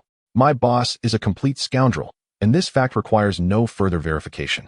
Go now, and carry out the tasks I've assigned. Yes, sir. Qi Ryu snapped off a sharp salute and hurried away. She feared lingering a second longer might invite another eccentric demand. Qin Li watched her retreat and rolled his eyes, as if he were some terrifying specter. The weekend passed by in a flash. Qin Li chose not to stay in his own house during these 2 days, but instead returned to the school dormitory. After all, he was nearing graduation, and the time he could spend with his fellow students was limited. Therefore, he cherished the remaining days of his university life. As for that comfortable and spacious new house, there would be plenty of time to live in it after graduation. So on Monday, he set off from school and drove to the airport. Today was the day he was going on a business trip with Tang Shuhan and Yang Xingyun. He parked the McLaren in the airport parking lot. Upon entering the airport, Qin Li was the first to see Tang Shuhan sitting on a sofa. Today, Tang Shuhan was dressed casually, wearing white leisure pants, a white hoodie, and a light blue baseball cap over her brownish-yellow hair. The brim of her cap was pulled low, but it still couldn't hide her beauty. Shuhan, I missed you so much over the past 2 days, Qin Li said with a smile as he walked over. Hearing Qin Li's voice, Tang Shuhan lifted her head and looked at him helplessly. Honestly, she did feel a bit empty after not seeing him for 2 days. However, the moment she saw Qin Li's playful grin, she felt the urge to hit him. Can't he speak properly? Shuhan, my foot. Shall we? Let's get the tickets and go through security, Qin Li said, hastily grabbing her luggage. Xingyun hasn't arrived yet. Tang Shuhan glanced at him and said, oh dear. Qin Li slapped his forehead, pretending to realize, and said, right, and Secretary Yang. I almost thought this was our honeymoon trip. Tang Shuhan said somewhat helplessly, can you be serious? Okay. Qin Li sat beside her and changed the subject, saying, I heard there's a large indoor ski resort in Mingju City. Interested in going together? Upon hearing Qin Li's words, Tang Shuhan looked at him in surprise and asked, how do you know I like skiing? How did Qin Li know? Of course, it was from the investigations conducted by Qintang Security. The feedback indicated that every time Tang Shuhan visited a city with a ski resort, she would go skiing. However, Jinjiang had no ski resorts, so this trip to Mingju was a great opportunity. But Qinli wouldn't say that. Instead, he feigned surprise and asked, "What? You like skiing too? What a coincidence, let's go together." Tang Shuhan nodded, finally showing a hint of longing on her face. "I've loved skiing since I was young, and I especially love snow. When I lived at my grandfather's house, I would always call him to play in the snow whenever it snowed. Later on, skiing became my favorite sport." Talking about her favorite sport, Tang Shuhan finally had more to say. Qinli felt a surge of joy. It was truly not easy to get this proud and often self-isolated beauty to speak more. "Although I love skiing, I'm really bad at it." "Are you also bad?" Qinli said. His skills were indeed poor, as he had never skied before. His few experiences with skiing were merely sliding around on the road with friends after it snowed when he was a child. That level of skill couldn't even be described as poor. Qinli called his skills poor merely as a precaution so he wouldn't end up revealing himself. "I'm quite good, okay," Tang Shuhan said with a bit of pride. "I'll teach you later." This statement pleased Qinli, causing the corners of his mouth to curve. "Then you better not think I'm stupid." Tang Shuhan wrinkled her cute nose and said, "That's uncertain." This proud attitude truly matched Tang Shuhan. The current Tang Shuhan was entirely different from the one at the company. At the company, she was calm, serious, and meticulous in her work. But now Qinli finally saw another side of her. Playful, cute, innocent, like a little girl. Qinli really wished she could always stay this way. Regarding the seductive goddess Yang Yue, he felt more of a possessive urge. But for Tang Shuhan, the more he understood her, the more he liked her, and the more he liked her, the more he felt heartache. She just wanted to pursue her own happiness. What was wrong with that? "Sorry, I'm late." At that moment, Yang Xingyun finally arrived, hurriedly running over with her suitcase. Perhaps the previous topic piqued Tang Shuhan's interest, so she stood up with a slight smile and said, "It's okay, we just arrived. Let's go." Yang Xingyun nodded, then secretly glanced at the handsome Qinli standing beside them. Yes, her idol was looking very handsome today. Tang Shuhan walked ahead, and of course Qinli was the one carrying her suitcase. Qinli and Yang Xingyun followed behind her. "Why are you late?" Qinli whispered to Yang Xingyun. Yang Xingyun, seeing Qinli speaking to her, felt a mix of joy and mild complaint as she quietly replied, "It's rush hour now, oh it's hard to catch a taxi." Qinli nodded and softly said to her, "I'll buy you a car when you come back." "If it's hard to catch a taxi, then I'll get you a car." Is there a more direct form of pampering? Thus Yang Xingyun felt touched again. Looking at Qinli, her eyes were filled with stars. Taking advantage of the time, while going through security, she leaned close to Qinli's shoulder and whispered sweetly, "Thank you, Daddy." The tickling sensation near her ear made Qinli's heart flutter. He almost couldn't resist and hurriedly glared at her before quickly catching up with Tang Shuhan while pulling both suitcases. Yang Xingyun smiled, secretly feeling joyous as she followed behind. President Tang led the business trip, and she naturally booked first-class tickets. After waiting for half an hour in the VIP lounge, the three successfully boarded the plane. With a strong sense of thrust, the plane took off smoothly. After stowing their luggage, Qinli and Tang Shuhan sat in two adjacent seats. Yang Xingyun sat across the aisle on the other side. "Hello, beautiful. I'm Fanbingchen, nice to meet you." Sitting next to Yang Xingyun was a young man in a Zhongshan suit, a rare sight for someone his age. Seeing a beautiful woman sitting next to him, he smiled and extended his right hand. Yang Xingyun chuckled and pointed at Qinli across the aisle, saying, "No, my boyfriend won't be happy about that." Fan Bingchen turned his head to glance over and said, "Well, your boyfriend is sitting next to another beauty." "That's my boyfriend's cousin," Yang Xingyun replied. "All right, your boyfriend is really lucky." Fan Bingchen politely nodded, then closed his eyes, choosing to remain silent. There was no entanglement as she had imagined. Yang Xingyun found him quite gentlemanly. She turned her head to glance at Qinli again. But her idol was absolutely the most handsome. When he smiled, he was so sunny. When he bullied people, he was so mischievous. When he pampered others, he was so domineering. Yang Xingyun looked down at her chest. She remembered her roommate's words, "You have a great figure, go for it." She pursed her red lips and smiled secretly. Yes, it's time to pursue her own happiness. Qinli, of course, had no idea she was thinking of how to win him over. He chatted with Tang Shuhan for a bit, then closed his eyes to rest. 2 hours later, the plane successfully arrived at Mingju Airport. Outside the airport, a 5-seater Rolls-Royce Cullinan had been waiting for a long time. Tang Shuhan and Yang Xingyun sat in the back seat, while Qinli placed the three people's luggage in the trunk. Just as Qinli finished putting away the luggage and was about to get in the car, a young man in a Zhongshan suit walked over. It was Fan Bingchen, who had struck up a conversation with Yang Xingyun on the plane. "Hey buddy, nice to meet you, I'm Fan Bingchen," he said with a smile as he extended his hand. Qinli felt a bit perplexed, but still extended his hand to shake. "Hello, I'm Qinli." After they shook hands, Fan Bingchen complimented, "Bro, I admire you, your girlfriend is truly beautiful." Hearing this, Qinli was somewhat confused. He hadn't seen Fan Bingchen chatting with Yang Xingyun on the plane, so he asked curiously, which one are you talking about? Fan Bingchen was instantly puzzled. The one in the car. Oh right, Qin Li nodded and added, which one in the car? Qin Li genuinely didn't know who he was referring to. Fan Bingchen, looking speechless, asked with an odd expression, isn't the other one your cousin? Only then did Qin Li realize he must be talking about Yang Xingyun. After all, only that big fool would think Tang Shuhang was his cousin. Oh, Qin Li replied nonchalantly, what do you want? Hearing this question, Fan Bingchen's face turned slightly red. Does your cousin have a boyfriend yet? Qin Li replied. So you were trying to hit on Yang Xingyun, but now you're eyeing Tang Shuhang as well. You even want to be my cousin-in-law. Sorry bro, she's my girlfriend, the cousin thing was just to fool you. Qin Li looked at him disdainfully. How could someone like you even think of stealing my girl? Are you even as handsome as me? Fan Bingchen's face became a bit ugly as he asked, is that true? Qin Li nodded and said, more real than pearls. Her too. Fan Bingchen immediately scoffed, you scum. Qin Li remained unfazed and even somewhat smugly said, are you jealous? I can teach you a few tricks. Upon hearing this, Fan Bingchen, who was about to turn and leave, unexpectedly swallowed hard. He couldn't help but feel envious. Tang Shuhang and Yang Xingyun were both incredibly beautiful, and if he could have two such women at once, he'd be dreaming with joy. Really? Fan Bingchen asked with a glint in his eyes. Really, Qin Li replied, decisively pointing to the car behind the Cullinan, and added that Maserati can be your tuition fee. Qin Li had already noticed the white Maserati sports car parked behind the Cullinan. Moreover, the driver of that car had been staring at Fan Bingchen.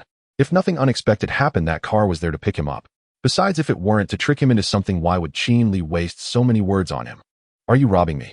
Fan Bingchen was taken aback and said that Maserati MC20 is fully loaded. I spent nearly 3 million to get my hands on it.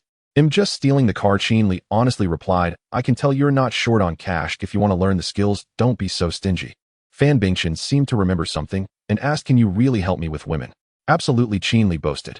Alright, I actually have a tricky situation. Let's add each other on WeChat. If you can help me with her, I'll transfer the car to you immediately. Fan Bingchen said seriously. Sure. Qin Li took out his phone and the two added each other on WeChat. Bye bro, Qin Li waved at him and got into the Cullinan. As soon as Qin Li got into the car, he discovered that the driver was actually a female. Before he had the chance to greet her, Tang Shuhang, sitting in the back, spoke up. Why are you so slow? What were you talking about with that guy? Oh, this gorgeous girl is quite curious. Qin Li chuckled and said he thinks my girlfriend is beautiful, so he came to seek advice. Tang Shuhang thought he was talking about her, turning her head to look out the window and muttering boring. However, Yang Xingyun knew Fan Bingchen, so she understood he was referring to her. She playfully winked at Qin Li in return, receiving a look from him that said, you little devil, don't get too bold. 30 minutes later, the Rolls-Royce Cullinan stopped at the entrance of the Mingju Shangri-La Hotel. The female driver was a staff member from Xiangqing Group responsible for receiving them and had already reserved rooms for Tang Shuhang and her group. She led them to the luxurious VIP lounge on the 55th floor to check in. Tang Shuhang's room was a grand suite, while Qin Li and Yang Xingyun's was a deluxe king room. At this moment, the disparity in social status was extremely evident. After all, did two little secretaries really think they could stay in the same level of room as the president? Qin Li pulled out a card and handed it to the female driver, saying, sorry, could you please help me upgrade Secretary Yang's room to the same suite as President Tang's, and they should be 3 adjacent rooms. He'll pay for it myself. Yang Xingyun looked at him sweetly. Although she felt that staying in the deluxe king room was already good enough, the handsome guy's arrangement came first. The female driver looked surprised at Qin Li's request and then glanced at Tang Shuhang beside her. Tang Shuhang, seeing Qin Li's actions, didn't find it strange. Instead, she smiled faintly. That rascal, he won't lose out at all. Tang Shuhang nodded at the female driver to express her agreement, but then said normal company travel expenses. Hearing Tang Shuhang say this, Qin Li also smiled and unceremoniously put the card away. He then leaned down somewhat discreetly and whispered in Tang Shuhang's ear, I just want to be a little closer to you. The warm breath made Tang Shuhang feel ticklish and her cheeks flushed. Even though they were not in the same city or hotel, she recalled that unforgettable night. Stop fooling around. Tang Shuhang couldn't bear such intimacy and took a step sideways. However, although she was rejecting him, her tone was somewhat shy. Seeing Tang Shuhang's flushed face, Qin Li felt quite satisfied. He had learned this trick from Yang Xingyun and didn't expect it to be so effective. So Qin Li unhesitatingly praised himself. Hey, learning and applying, I am indeed a good student. He just didn't notice that Yang Xingyun had been watching him closely. She had seen all their interactions. After checking in, the three successfully moved into 3 adjacent grand suites. The suite was fully equipped with living essentials, and most importantly, it was spacious, measuring nearly 120 square meters. The wide floor-to-ceiling windows offered a panoramic view of the bustling Mingju scenery. While Qin Li was looking around his room, Yang Xingyun suddenly walked in and casually closed the door behind her. Qin Li looked at her long legs and black stockings and couldn't help but swallow hard. What do you want? I will scream. Facing Qin Li's teasing, Yang Xingyun remained silent, merely stepping forward quietly and embracing him tightly. Her exquisite figure nestled into his arms, leaving Qin Li momentarily flustered. Yet Qin Li sensed something amiss in her emotional state. Qin Li, she murmured softly against his shoulder. What is it? Qin Li asked. Hold me. She tightened her arms around him, drawing their bodies flush against one another, so closely that he drew a sharp, involuntary breath. He was on the verge of losing control, but he truly sensed the tremor beneath her voice and so refrained from jesting or pressing her further. Instead, he obediently held her close. They stood entwined for over 10 minutes before Yang Xingyun gradually loosened her arms, yet made no move to step away from his embrace. Feeling the subtle pressure beneath her, her cheeks flushed as she whispered, "You rogue." Qin Li understood precisely why she said it. But as rain falls from the sky, so too does nature assert itself, beyond his command. Yet noticing the redness rimming her eyes, he gently asked, "What's wrong? Weren't you perfectly fine just moments ago?" Yang Xingyun lifted her gaze to meet his, hesitating before murmuring, "You're not actually related to Miss Tang, are you?" At her words, Qin Li stiffened. Recalling the earlier scene, he finally understood she must have witnessed him teasing Tang Shuhan. That was why she suspected he had been deceiving her all along. He'd known the truth couldn't remain hidden for long, and had never deliberately concealed it. He'd even told Fan Bingchen the truth that very morning, confident that, even if Yang Xingyun discovered it, he retained full command over her heart. So what difference would it make if she knew? Yet now, gazing upon her tear-dampened eyes, his resolve melted. Regret softened the edge of his earlier arrogance. Bending his head, he looked deeply into her eyes and asked, "Do you love me?" "Yes." Her answer came without hesitation. She brushed aside a strand of hair from her forehead and spoke slowly. "From childhood onward, I always believed I was the most beautiful and the most exceptional. At school, I ranked first without exception. Many pursued me back, then yet I never accepted anyone. I thought none were worthy of me. Then I met you. At first I thought you handsome and radiant, but rather foolish." At this, Yang Xingyun let out a soft, spontaneous laugh.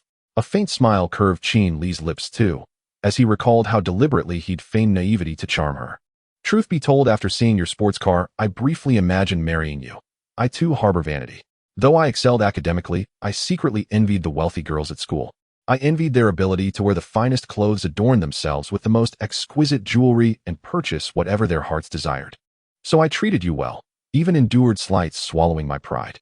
But later I truly fell in love with you, your unshakable confidence, your ease amid senior executives, your effortless charm. I even grew fond of your unrestrained boldness, and eventually of the commanding way you teased me. Qin Li, I love you." With those words, Yang Xingyun rose onto her toes and drew near her, breath warm against his skin. Qin Li did not retreat. Her confession stirred something deep and tender within him. Her kiss was fleeting, a whisper against his lips. Then she pulled back. Tears fell one after another, glistening like dew. "I love you. But I want to walk away. Because I know you love Miss Tang. She is more accomplished than I am. And you still intend to meet that live stream hostess. I should have seen it coming. You're nothing but a fickle, despicable scoundrel." With that, Yang Xingyun gently pushed him away and stepped out of his arms. His embrace fell suddenly, devastatingly empty. Qin Li felt a hollow ache bloom within his chest, and without hesitation reached out again, pulling her back into his arms with greater force than before. "I forbid it." His voice held quiet authority. Ding. System quest activated. Win back a girl who loves you. Reward Xingyun Investment Financial Advisory Co. Ltd. The chime echoed in his mind. Unexpected, yet he barely registered it. All he knew was that losing this gentle, devoted girl might mean losing her forever. "Will you be good?" he murmured, holding her close. This time, however, Yang Xingyun did not yield as she once had. She shook her head slightly within his arms. She could endure any of his teasing, yet could not bear sharing him with another. From childhood, she had been fiercely independent. Now she only wished to speak her truth before parting, that she loved him wholly and without reserve. Seeing her unwavering resolve, Qin Li steeled himself, swept her into a princess carry, and strode resolutely toward the bedroom. Yang Xingyun instinctively tensed, then relaxed. If he wanted her, she would give herself. But this would be her first and final surrender. Carrying her to the bed, Qin Li released her gently onto the mattress, then leaned over her, looming close. Yang Xingyun lay prone, eyes closed, waiting. Yet seconds stretched into silence. Just as she stirred to turn, a sharp, stinging slap landed, painful, unmistakable, on a sensitive spot. Then his voice cut through the stillness. "Will you obey?" She turned, wounded and pleading, to meet his gaze. When she remained silent, he raised his hand again, firm, deliberate. "Will you obey?" The sting had numbed her, She nodded hastily, fearing he might strike again. Only then did he lower his hand. "You're truly terrible," she whispered, voice trembling with hurt and indignation. Cradling her face in his palms, he spoke with rare sincerity, "I cannot bear to let you go." It was the first time she'd heard such tenderness from his lips, and she wrapped her arms around him, whispering, "Nor can I." "I'll arrange your leave this afternoon," he said, gazing at her. "But you mustn't run away. You wretch," she breathed, and pressed her lips to his once more. Qin Li met her kiss with equal fervor, yet he knew deep down that her lingering doubt remained unhealed. He still had much work ahead. They lingered together until noon. Then Qin Li carried Yang Xingyun back to her room and requested herbal liniment from the hotel, applying it carefully though she watched him with flustered embarrassment. At lunch with Tang Shuhan, Qin Li requested leave on Yang Xingyun's behalf, citing mild physical discomfort and temporary acclimatization issues. Tang Shuhan visited Yang Xingyun's room afterward, but found her oddly reserved, lying face down on the bed, cheeks flushed and feverish. When questioned, Yang Xingyun offered only hesitant, evasive replies. In the afternoon, Qin Li accompanied Tang Shuhan to Xiangqing Group's branch in Mingju City. The afternoon was chiefly devoted to negotiating advertising partnerships with the major enterprises of Mingju City. Although Fein Live enjoyed the backing of Xiangqing Group, it still had some way to go before its true ascent. Beyond gift tipping, securing advertising partnerships was another vital avenue for Fein Live's revenue. Matters of this sort ordinarily fell under the marketing department. Their director Wang Yin would have sufficed. Yet when the president of Fein Live personally arrived, the representatives from the various companies were visibly flattered and taken aback. Moreover, Tang Shuhan was a consummate beauty, and the negotiations proceeded with exceptional harmony. With Yang Xingyun absent, Qin Li fulfilled all the duties expected of a secretary.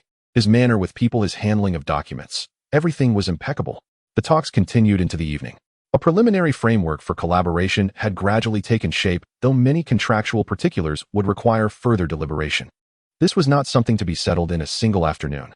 When everything concluded and the city lights came alive, Tang Shuhan declined the suitor's invitation to dine and slipped into the Rolls-Royce Cullinan. Exhausted, Tang Shuhan stretched. The afternoon had been far from easy. With Yang Xingyun absent, Qin Li also took his place in the rear seat. Upon hearing this, Qin Li offered, "Come, let me give you a massage." Tang Shuhan regarded him with a wary glance. "Don't give me that look. I'm a professional," he added. Qin Li rubbed his hands together.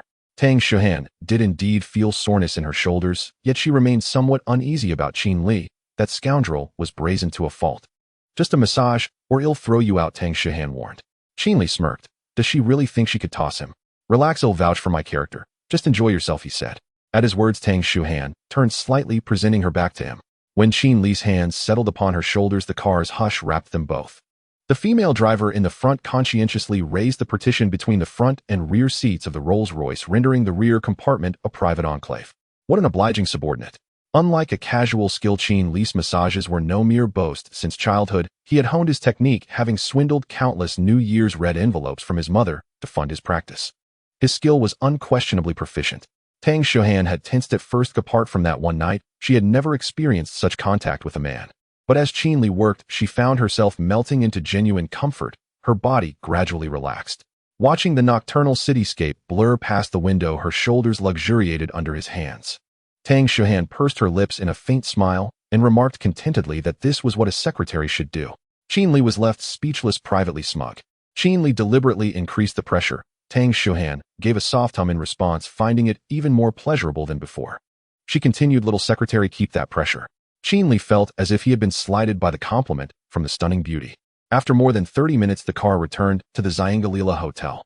Bereft of tension from Qin Li's ministrations, Tang Shuhan felt limp and languid, unwilling to stir. Just as she intended to ask him to stop, she realized his hands had wandered past her shoulders, his fingertips brushing her softness. Tang Shuhan quickly yanked his hand away and shot him a glare. "I knew you'd get up to no good," she scolded. Qin Li chuckled, memory of that silky touch making him slightly guilty. "Everyone slips up now," and then he protested. "Umph." Tang Shuhan rose and alighted. Qin Li followed. She ordered dinner and had it delivered to her room. She felt thoroughly comfortable and only wanted to eat and rest. As for Qin Li, she certainly had no intention of letting him into her room. That scoundrel, he was adept at taking advantage of muddied waters. The small streamer Su Yuani knew Qin Li was in Mingju today and had messaged to ask if they might dine together. But Qin Li declined, saying another time he had more important matters to attend to today. After a shower and a change of clothes in his own room, he went straight to Yang Xingyun's room. Yang Xingyun opened the door. Qin Li grinned. "Is your bottom feeling better?" She pulled him inside and fell into his arms once more. She adored the feeling of being held by Qin Li. You big bully, don't hit so hard next time, Yang Xingyan pouted. She had been in pain for a long time and had only recently begun to recover. I know next time I'll be gentler, Qin Li said with a mischievous smile as he held her. Yang Xingyan rolled her eyes slightly, but then laughed. I really enjoy this moment, she murmured. She inhaled his scent deeply and added, it's a pity you're already someone else's. All right, Qin Li interrupted, not wanting to linger on the subject. Not wanting to pursue the topic, Qin Li changed the subject. Change your clothes. I'll take you out to dinner. Where are we going? She asked. Yang Xingyun asked curiously. Qin Li patted her back and smiled. You'll see when we get there. Oh, she replied. Obediently, Yang Xingyun went to change, pretending to be stern before closing the bedroom door. No peeking. Qin Li sat on the living room sofa with a wicked grin. I've already seen, he said. He had seen everything earlier when he helped her apply medicine that morning, and the memory still quickened his pulse. Yang Xingyun recalled that moment, snorted, and hurried to shut the door. A few minutes later, Yang Xingyun emerged in fresh clothes. Unlike the morning, she had opted not for a skirt and stockings, but for a pair of trousers. After all, April evenings could be chilly. She wore a pink sweatshirt adorned with a cartoon motif. So cute, Qin Li complimented. Yang Xingyun giggled, climbed into his lap, and asked, big scoundrel, do you prefer this sort or the professional attire? I like you wearing this off the bed and that on the bed, Qin Li said lecherously. You're the worst, she teased. Knowing Qin Li liked her, she grew more forward and relished teasing him. She savored this present moment. Let's go, dinner awaits, Qin Li said, taking her hand. Okay. Hand in hand, they descended the stairs. Naturally, Qin Li would not take Xiangqing Group's Rolls-Royce Cullinan for an outing. If Tang Shuhan learned of it, how could he continue to pursue her? This strengthened his resolve that he should separate Yang Xingyun and Tang Shuhan as soon as possible. If things continued thus, trouble was inevitable. Even obedient Yang Xingyun had nearly left him, and the issue remained unresolved. Not to mention the proud, aloof Tang Shuhan. As for forsaking one to choose the other, sorry, that was never in Qin Li's calculus. Zhang Lifan had been prescient. He had intuited that Qin Li would become a scoundrel. Qin Li, however, paid little mind to such judgments. A scoundrel, was he? A cad toys with others' affections while I want them all. Different, okay? I am the paragon of a good man. As night deepened, Pearl City remained ablaze with light. A 10-mile expanse of glamour and decadence. This metropolis, dubbed the Magic City, never slept. Though Jinjiang City had flourished considerably in recent years, it still stood far beneath Pearl City, a domestic apex metropolis. Qin Li and Yang Xingyun sat side by side in the rear seat of a Rolls-Royce Phantom en route to their dinner destination. He had dismissed the idea of using his Cullinan, and even declined the rental service provided by the Shangri-La. This Phantom had been arranged earlier that afternoon at Qin Li's instruction, rented by Qi Ruyu, who had accompanied him to Pearl City as his personal protector. Inside, the cabin shimmered with Rolls-Royce signature Starlight headliner. Outside, Pearl City's seductive nocturnal tapestry glided past the windows. Yang Xingyun nestled against Qin Li's chest, intoxicated, not just by the moment, but by him. The lingering resentment she'd harbored toward his perceived philandering inexplicably softened, because his presence was so profoundly pleasurable and the thought of losing him unbearable. She tilted her head to gaze upon his profile, her eternal heartthrob as striking as ever. Moi. She kissed him impulsively. Qin Li smiled tenderly and gently ruffled her hair. Ever since realizing he could not bear to let her go, every thought he'd entertained centered on keeping her close. Her heartfelt confession had stirred something deep within him. He would not allow regret to shadow his life. Nor would the system permit it. After all, he was destined to live a perfect life. Nearly 40 minutes later, the car arrived at its destination. Let's go, he said, taking her hand. Qi Ruyu, acting as driver for the evening, stepped forward and opened the rear door. The moment Yang Xingyun stepped out, she burst into delighted exclamations. Their vehicle had pulled up directly beneath the Pearl Tower, the city's most iconic landmark, whose nighttime splendor was nothing short of breathtaking. Illuminated like a celestial spire piercing the clouds, it gleamed with radiant brilliance. Let's go, Qin Li said, guiding her hand as they approached the tower. Yang Xingyun hesitated. Are we dining inside the Pearl Tower? Of course. As they walked, he added, I intend to give you something utterly unique. Her heart swelled with joy as she quickened her step, following him upward in the elevator to the Oriental Pearl revolving restaurant, suspended high above the city at the tower's midsection. Nestled within the tower's rose-hued spherical chamber at 273 meters, the restaurant rotated slowly as guests dined, offering an uninterrupted, dreamlike panorama of Pearl City's glittering nightscape steeped in romance. Yang Xingyun rushed to the edge of the sphere, gazing outward at the dazzling sea of lights. It's absolutely stunning. Then turning to survey the space around her, she asked, astonished, are we the only ones here? Why are there only two of us? Indeed, the entire restaurant held no one but Qin Li and Yang Xingyun. I've reserved it exclusively. Tonight this place belongs solely to us. To secure this private reservation, Qin Li had spent over 800,000 yuan, an arrangement he'd entrusted to Qiruyu that very afternoon. Every detail served one purpose: to keep the girl who loved him deeply. Hearing this, Yang Xingyun's eyes welled again. She had never experienced romance like this before. Nothing offered by her other suitors could compare, especially not when the man standing before her was the one she truly cherished. Now none of that. We mustn't shed tears on such expensive carpet, Qin Li teased lightly. Ugh, how annoying. She buried her face in his chest. Then I'll wipe them all on you. Enough tears, let's eat. I'm starving, Qin Li declared, deliberately puncturing the mood. She shot him a playful glare. You big rascal. Can't you let me savor this romantic moment a little longer? Yet despite her protest, she gently stepped back from his embrace. Together they moved to a vantage point near the sphere's rim, offering an even more breathtaking view. Qin Li snapped his fingers. A waiter approached, tablet in hand. Modern dining now relied heavily on digital ordering. He passed the tablet to Yang Xingyun, who waved it away with a smile. I don't know what's good. I'll leave it to you. Though unfamiliar himself, Qin Li had meticulously researched the menu that afternoon. Every preparation aimed at making this evening flawless. With practiced ease, he tapped the screen. Drunk crab special, Shanghai-style braised fish cheeks, wasabi shrimp, grilled South American prawns, French escargot matcha cake, 2 servings of sirloin steak, and a bowl of Russian borscht. Each dish was a signature offering, but tonight also called for wine. He handed the tablet back to the waiter and added, a bottle of 1982 Chateau Lafite Rothschild. Please ensure it has been decanted for at least 2 hours. For now, bring us a pre-decanted bottle to begin. Very well, sir. Please wait a moment, the waiter replied with a bow and withdrew. Yang Xingyun watched Qin Li order so confidently, then pouted. Have you brought other girls here before? Shoo. He pressed a finger to his lips, winked, and whispered, all this I found online. Keep your voice down, or everyone will realize we're complete newcomers. She clapped a hand over her mouth and burst into soft laughter, then cast him a coy, affectionate glance. He even pulled out his phone to show her his search history. There it was, meticulously documented. What should I order when dining with my girlfriend at the Pearl Tower? Signature dishes at the Pearl Tower. How to create romance for my girlfriend atop the Pearl Tower. What if she's moved enough to sleep with me? Should I choose Durex or Okamoto? At the last 2 queries, Yang Xingyun's cheeks flushed crimson. You rascal. Yet hearing him refer to her as his girlfriend, and seeing how thoroughly he'd prepared for her, she felt profoundly touched. Soon the dishes began arriving one after another. With the mesmerizing cityscape beyond the glass and the man she adored seated across from her, Yang Xingyun savored every bite, deeply content. Even before the Lafite had fully breathed, her heart was already intoxicated. They dined in tender, easy intimacy, Qin Li effortlessly drawing laughter from her with each gentle jest. Just as their merriment reached its peak, the entire restaurant plunged into darkness. Then a gentle violin melody began to rise. Yang Xingyun felt no fear, only anticipation and overwhelming emotion. She knew this too was part of his grand design. 10 seconds later, light bloomed anew. The floor now lay carpeted in crimson roses.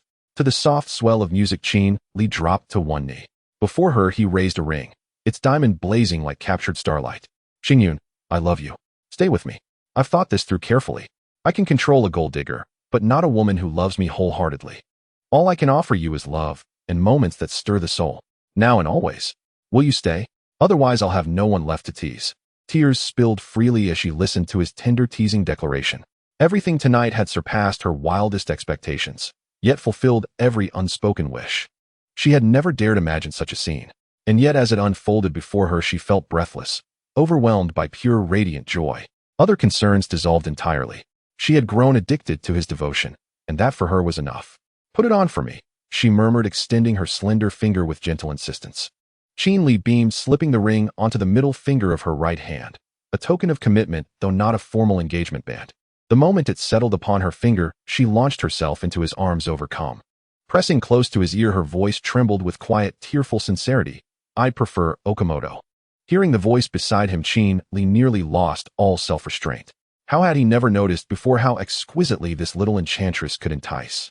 Cradling her in his arms, he murmured, our bottle of Lafite hasn't even arrived yet. Then let's take it back and drink it, Yang Xingyun replied, nestling against him with a playful twist of her body. I'm full. All right. Endurance had reached its limit. No further restraint was either necessary or possible.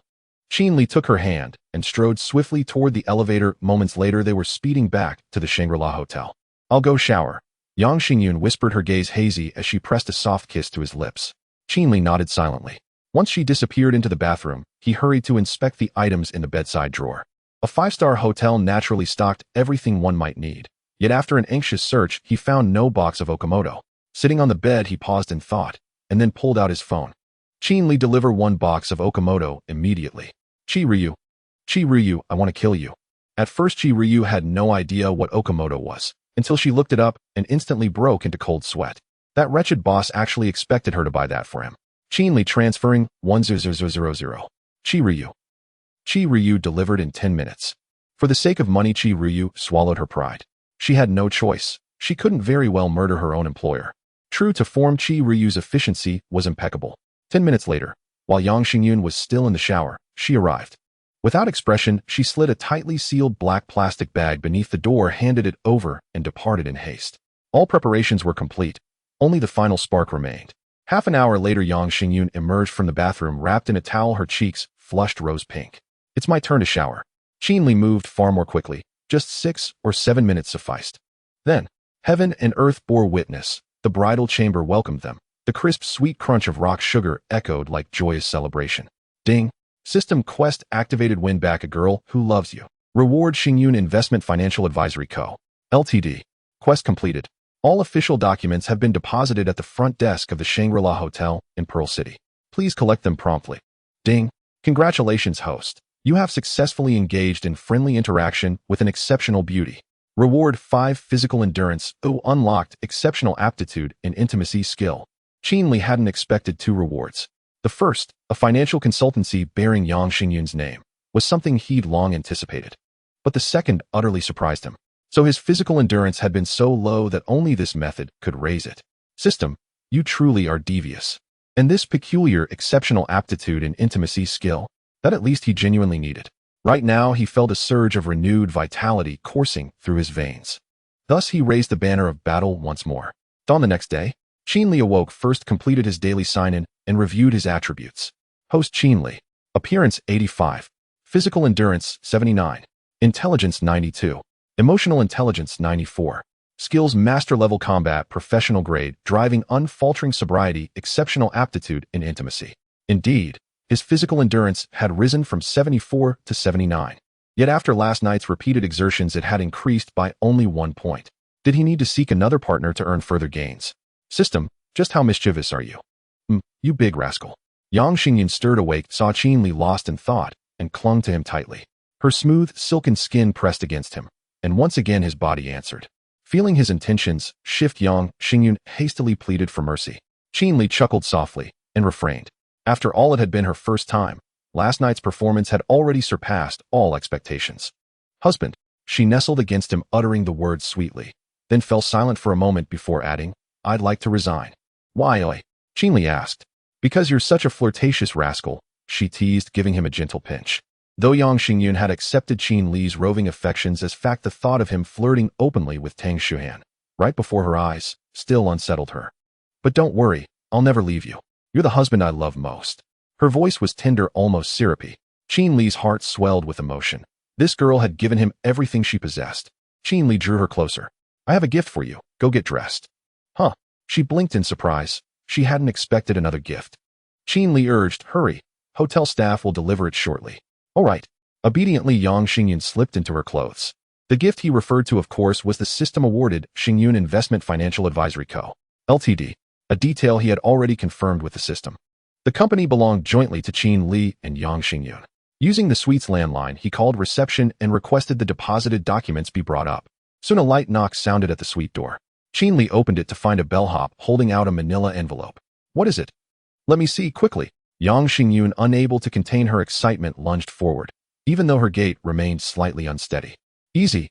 Take it slow, Chin-li said, steadying her with a gentle hand as he passed over the envelope. Must you be this curious? He added, half amused, half resigned. Yang Xingyun accepted the envelope with a pout. Anything from my hero must be extraordinary. Without delay, she tore it open. Inside lay standard registration documents and ownership certificates for Xingyun Investment Financial Advisory Co. Ltd. At the sight of the company's name, Xingyun Investment Financial Advisory Co. Ltd., she froze speechless. When she finally read the clause confirming joint ownership, tears welled and spilled anew. Why are you so kind to me? Because I'm your husband, Chin-li replied, grinning.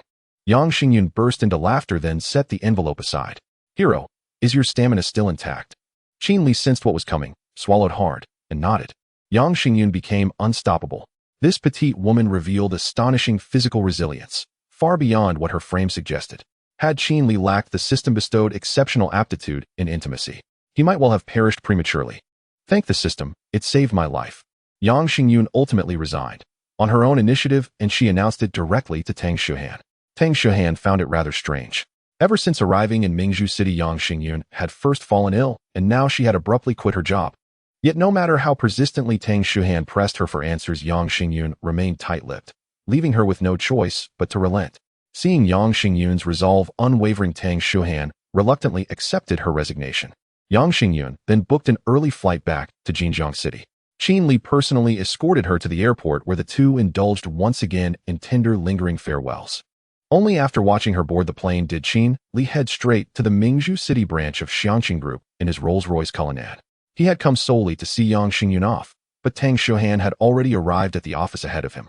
Upon entering the company and stepping into yesterday's conference room, Qin Li immediately sensed a shift in the atmosphere, denser, heavier, laced with palpable awkwardness. The number of people present was unchanged from yesterday, yet Tang Shuhan's expression was glacial, cold, impenetrable, austere. Qin Li swept his gaze across the room, puzzled. Then he saw him, seated directly across from Tang Shuhan, a portly man in an impeccably tailored suit, not a business partner, but someone else entirely. He was Wei Shirquan, director of marketing at Xiangqing Film Television Co., Ltd., a scion of formidable influence notorious for sending Tang Shuhan roses daily. Qin Li had studied his dossier thoroughly, so recognition came instantly. He hadn't expected this man to pursue Tang Shuhan all the way to Mingju City. Qin Li's gaze hardened. Over these past 2 days, he'd sensed a profound change in Tang Shuhan since her arrival in Mingju. She seemed lighter, freer, unburdened. She'd grown more spontaneous, even childlike. Her blushes, her playful scowls, her fleeting shyness, all far more frequent than before. But now, with this man's sudden appearance, that ease evaporated. She reverted instantly to her icy composure. Her spine stiffened rigidly, telling evidence of inner turbulence. Wei Shirquan said nothing, only smiled faintly, eyes fixed on Tang Shuhan. He had declared upon arrival, "Today, I am here solely for Tang Shuhan. No one else need be concerned." Yet Wei Shirquan was a prominent figure in the film industry, and many present knew fragments of his powerful background. His presence here was unmistakably romantic. No one dared broach contract negotiations freely. Even if others had wished to proceed, Tang Shuhan clearly had no appetite for it. So Qin Li clapped his hands, sharply, drawing every eye in the room. "Distinguished partners, Xiangqing Group must attend to urgent internal matters today. Let us postpone contract discussions until tomorrow. Rest assured, Fein Liv remains deeply committed to collaborating with each of you. My sincerest apologies. No trouble at all. We'll return tomorrow. Until tomorrow, Ms. Tang." Relieved to have an elegant exit, the corporate representatives hurried out, neither offending Wei Shirquan nor alienating Tang Shuhan. For them, this was the optimal outcome. In business, self-interest reigns supreme. No one willingly incurs needless enmity. Once the last guest departed, only 4 remained in the conference room: Tang Shuhan, Qin Li, Wei Shirquan, and his silent, broad-shouldered bodyguard standing behind him. Wei Shirquan's face was round and fleshy, his narrow eyes squinted as they assessed Qin Li. "You're quite impressive," he remarked coolly. Qin Li smiled faintly, pulled up a chair, and sat beside Tang Shuhan, deliberately close, very close.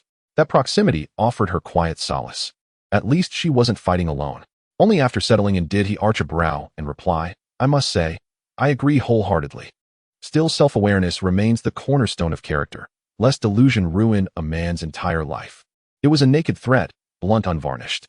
Qin Li understood it. Tang Shuhan understood it too. She shot Wei Shirquan a frigid glance. "Wei Shirquan, don't overstep." "Overstep? Ms.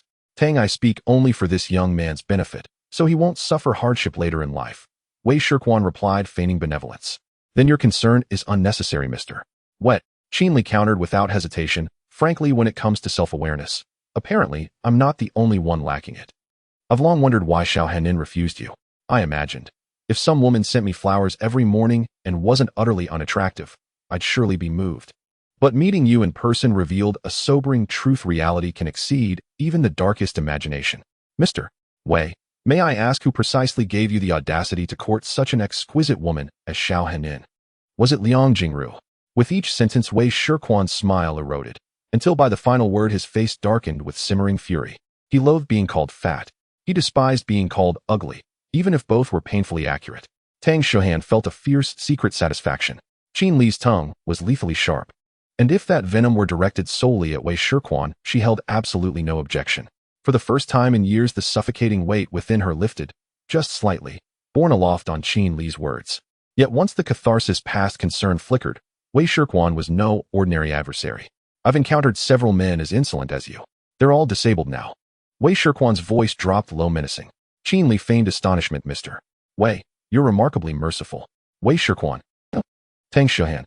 Qin Li adopted the air of a seasoned mentor, leaning forward. If I met someone as shamelessly mouthy as myself, I'd have him minced beyond recognition.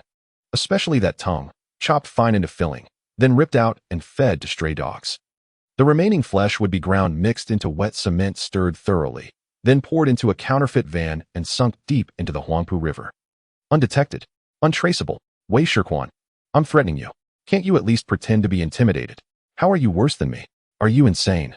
Huff. Wei Shirquan exhaled, sharply seething, humiliated beyond precedent. He gestured curtly to his bodyguard. Go. Let this young man experience true cruelty. Tang Shuhan slammed her palm onto the table and rose, voice cutting like ice. Wei Shirquan, you've crossed every line. Do you truly believe the Tang family is yours to bully at will? Before Wei Shirquan could retort, Qin Li gripped Tang Shuhan's arm and said, step aside. This is men's business. Don't interfere. Wei Shirquan's jowls quivered at the sight. Go now. I can't bear it any longer. His small eyes burned with venomous intensity, locked onto Qin Li. This man was insufferably insolent, beyond anything Wei Shirquan had ever encountered. At his master's command, the bodyguard finally moved. He stood nearly 2 meters tall, bronze skin stretched taut over bulging corded muscle. His sheer physical presence radiated raw, oppressive dominance. Such a towering bodyguard merely standing still inspired instinctive dread. Just days earlier, he had dominated the underground fighting ring with his mastery of iron-hard martial arts. Unstoppable, indomitable, a veritable human tank.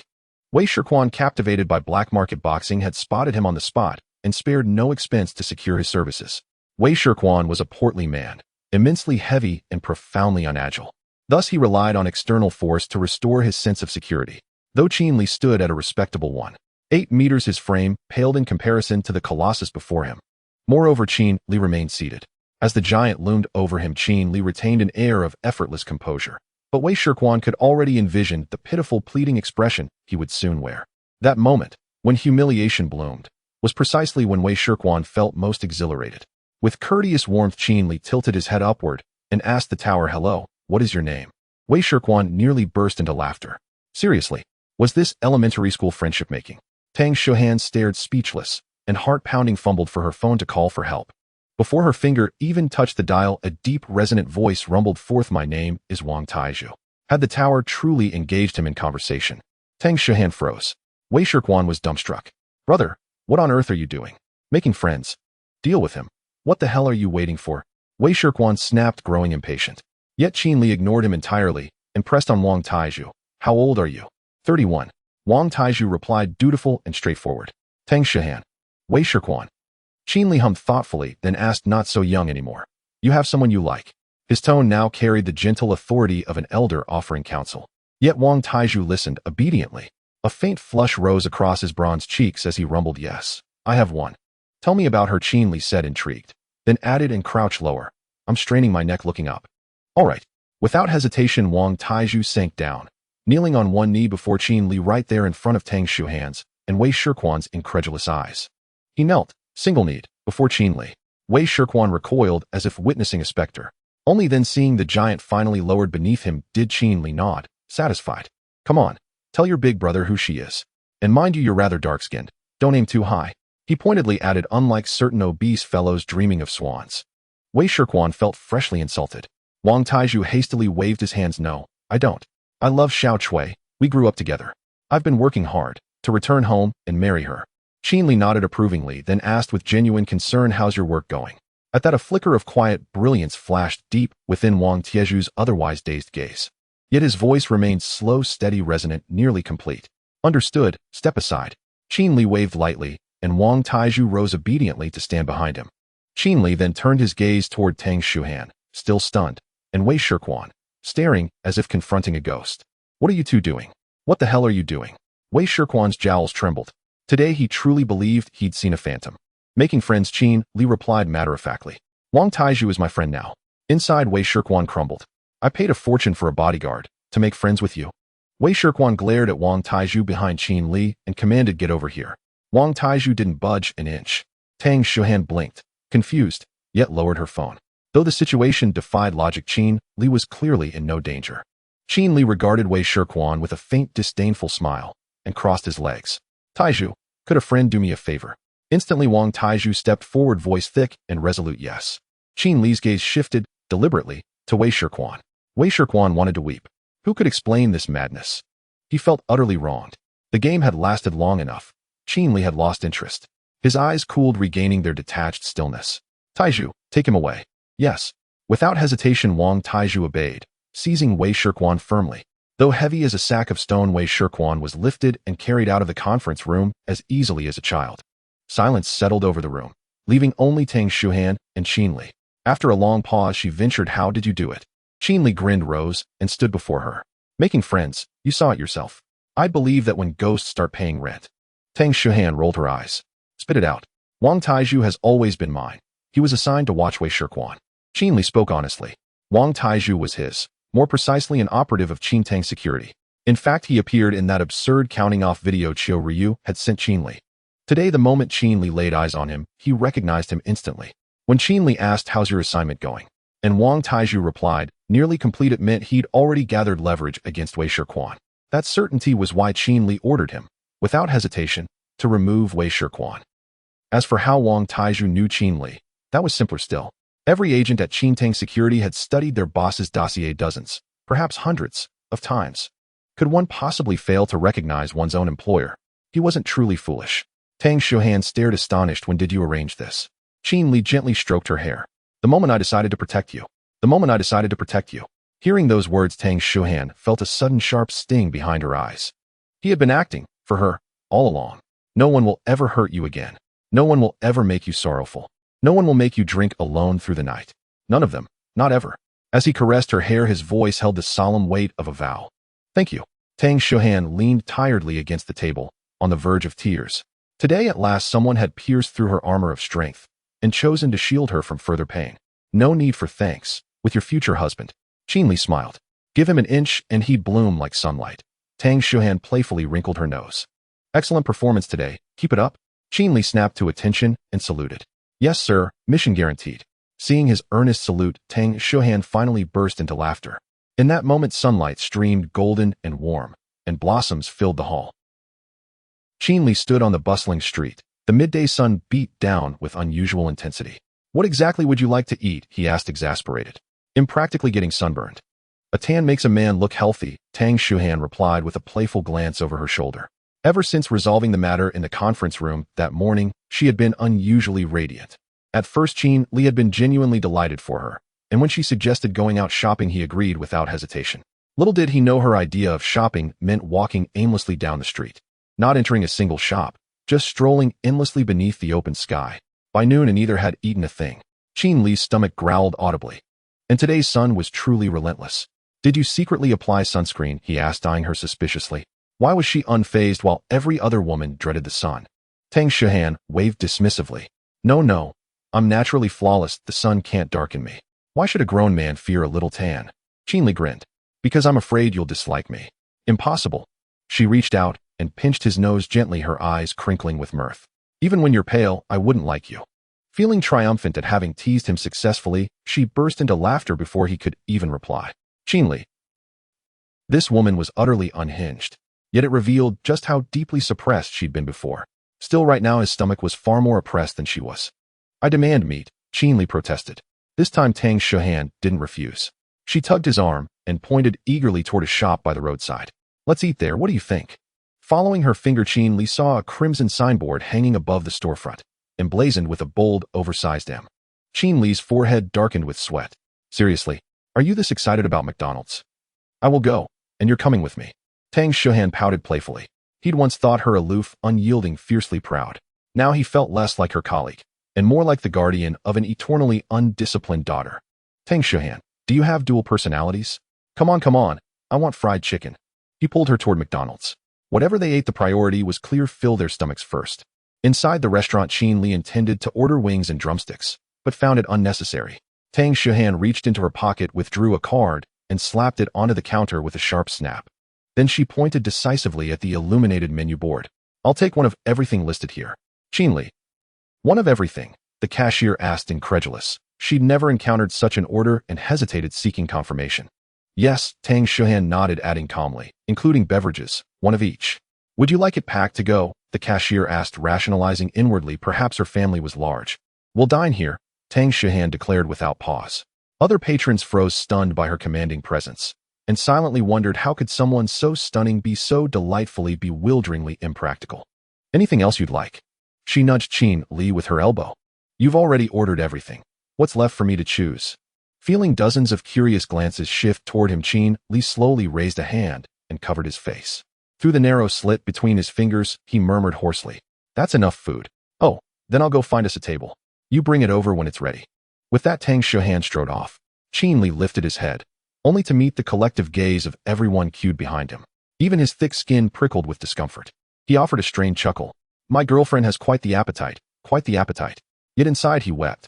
How for heaven's sake had Tang Shuhan, so fastidious, so image-conscious, done something so wildly uncharacteristic? All of this was Wei Shirquan's doing, damn him. I'll beat him black and blue. Qinli vowed silently. In the end, enduring waves of bewildered stares, he made trip after trip, carrying tray upon tray until every item arrived. The massive table groaned under the weight of Tang Shuhan's order. Over a dozen burger varieties, mountains of fries and fried chicken, rows of sodas and icy desserts, salads, fresh fruit. There was no way two people could finish it all. Perhaps Wei Shirquan, the rotund glutton, might manage it. Tang Shuhan, however, looked utterly serene. Gazing at the feast, she smiled, deeply satisfied. She picked up a cheeseburger and took a single bite. Setting it down, she reached for a McSpicy chicken burger. Again, just one bite. Qinli surrendered. He couldn't possibly eat any more. Not until he dipped a fry into ketchup and brought it to his lips. Tang Shuhan's eyes suddenly glistened with tears. My father forbade me from eating these as a child. Yet now I will eat them. And I'll taste every single kind. Qinli sighed inwardly. How stifled must she have been, truly? Gently he stroked her hair and coaxed softly, There. Dad said no, but Dad says yes. She lifted her gaze, sharp as a blade. Qinli froze, a chill racing down his spine. He'd forgotten, utterly, that this innocent woman was his boss. The haughty, ice-cold CEO. He'd lost himself in the role, though admittedly Tang Shuhan had played the part of the carefree fool far too convincingly. Please enjoy your meal, President Tang. Frantically, Qinli grabbed a fish burger she hadn't yet touched and pressed it into her hands. Only then did she exhale a cool, dismissive hum and resume savoring her feast. Qinli assumed the posture of a devoted attendant, serving President Tang, selecting only the morsels she'd barely tasted and swallowing each with quiet, tearful resignation. All the while his mind repeated one mantra. Wei Shirquan truly deserved death. In the end, though, Tang Shuhan didn't sample every item. There were simply too many. Adhering to the principle of zero waste, Qinli carefully boxed up the remainder. Wei Shirquan had already been detained by Wang Taizhu.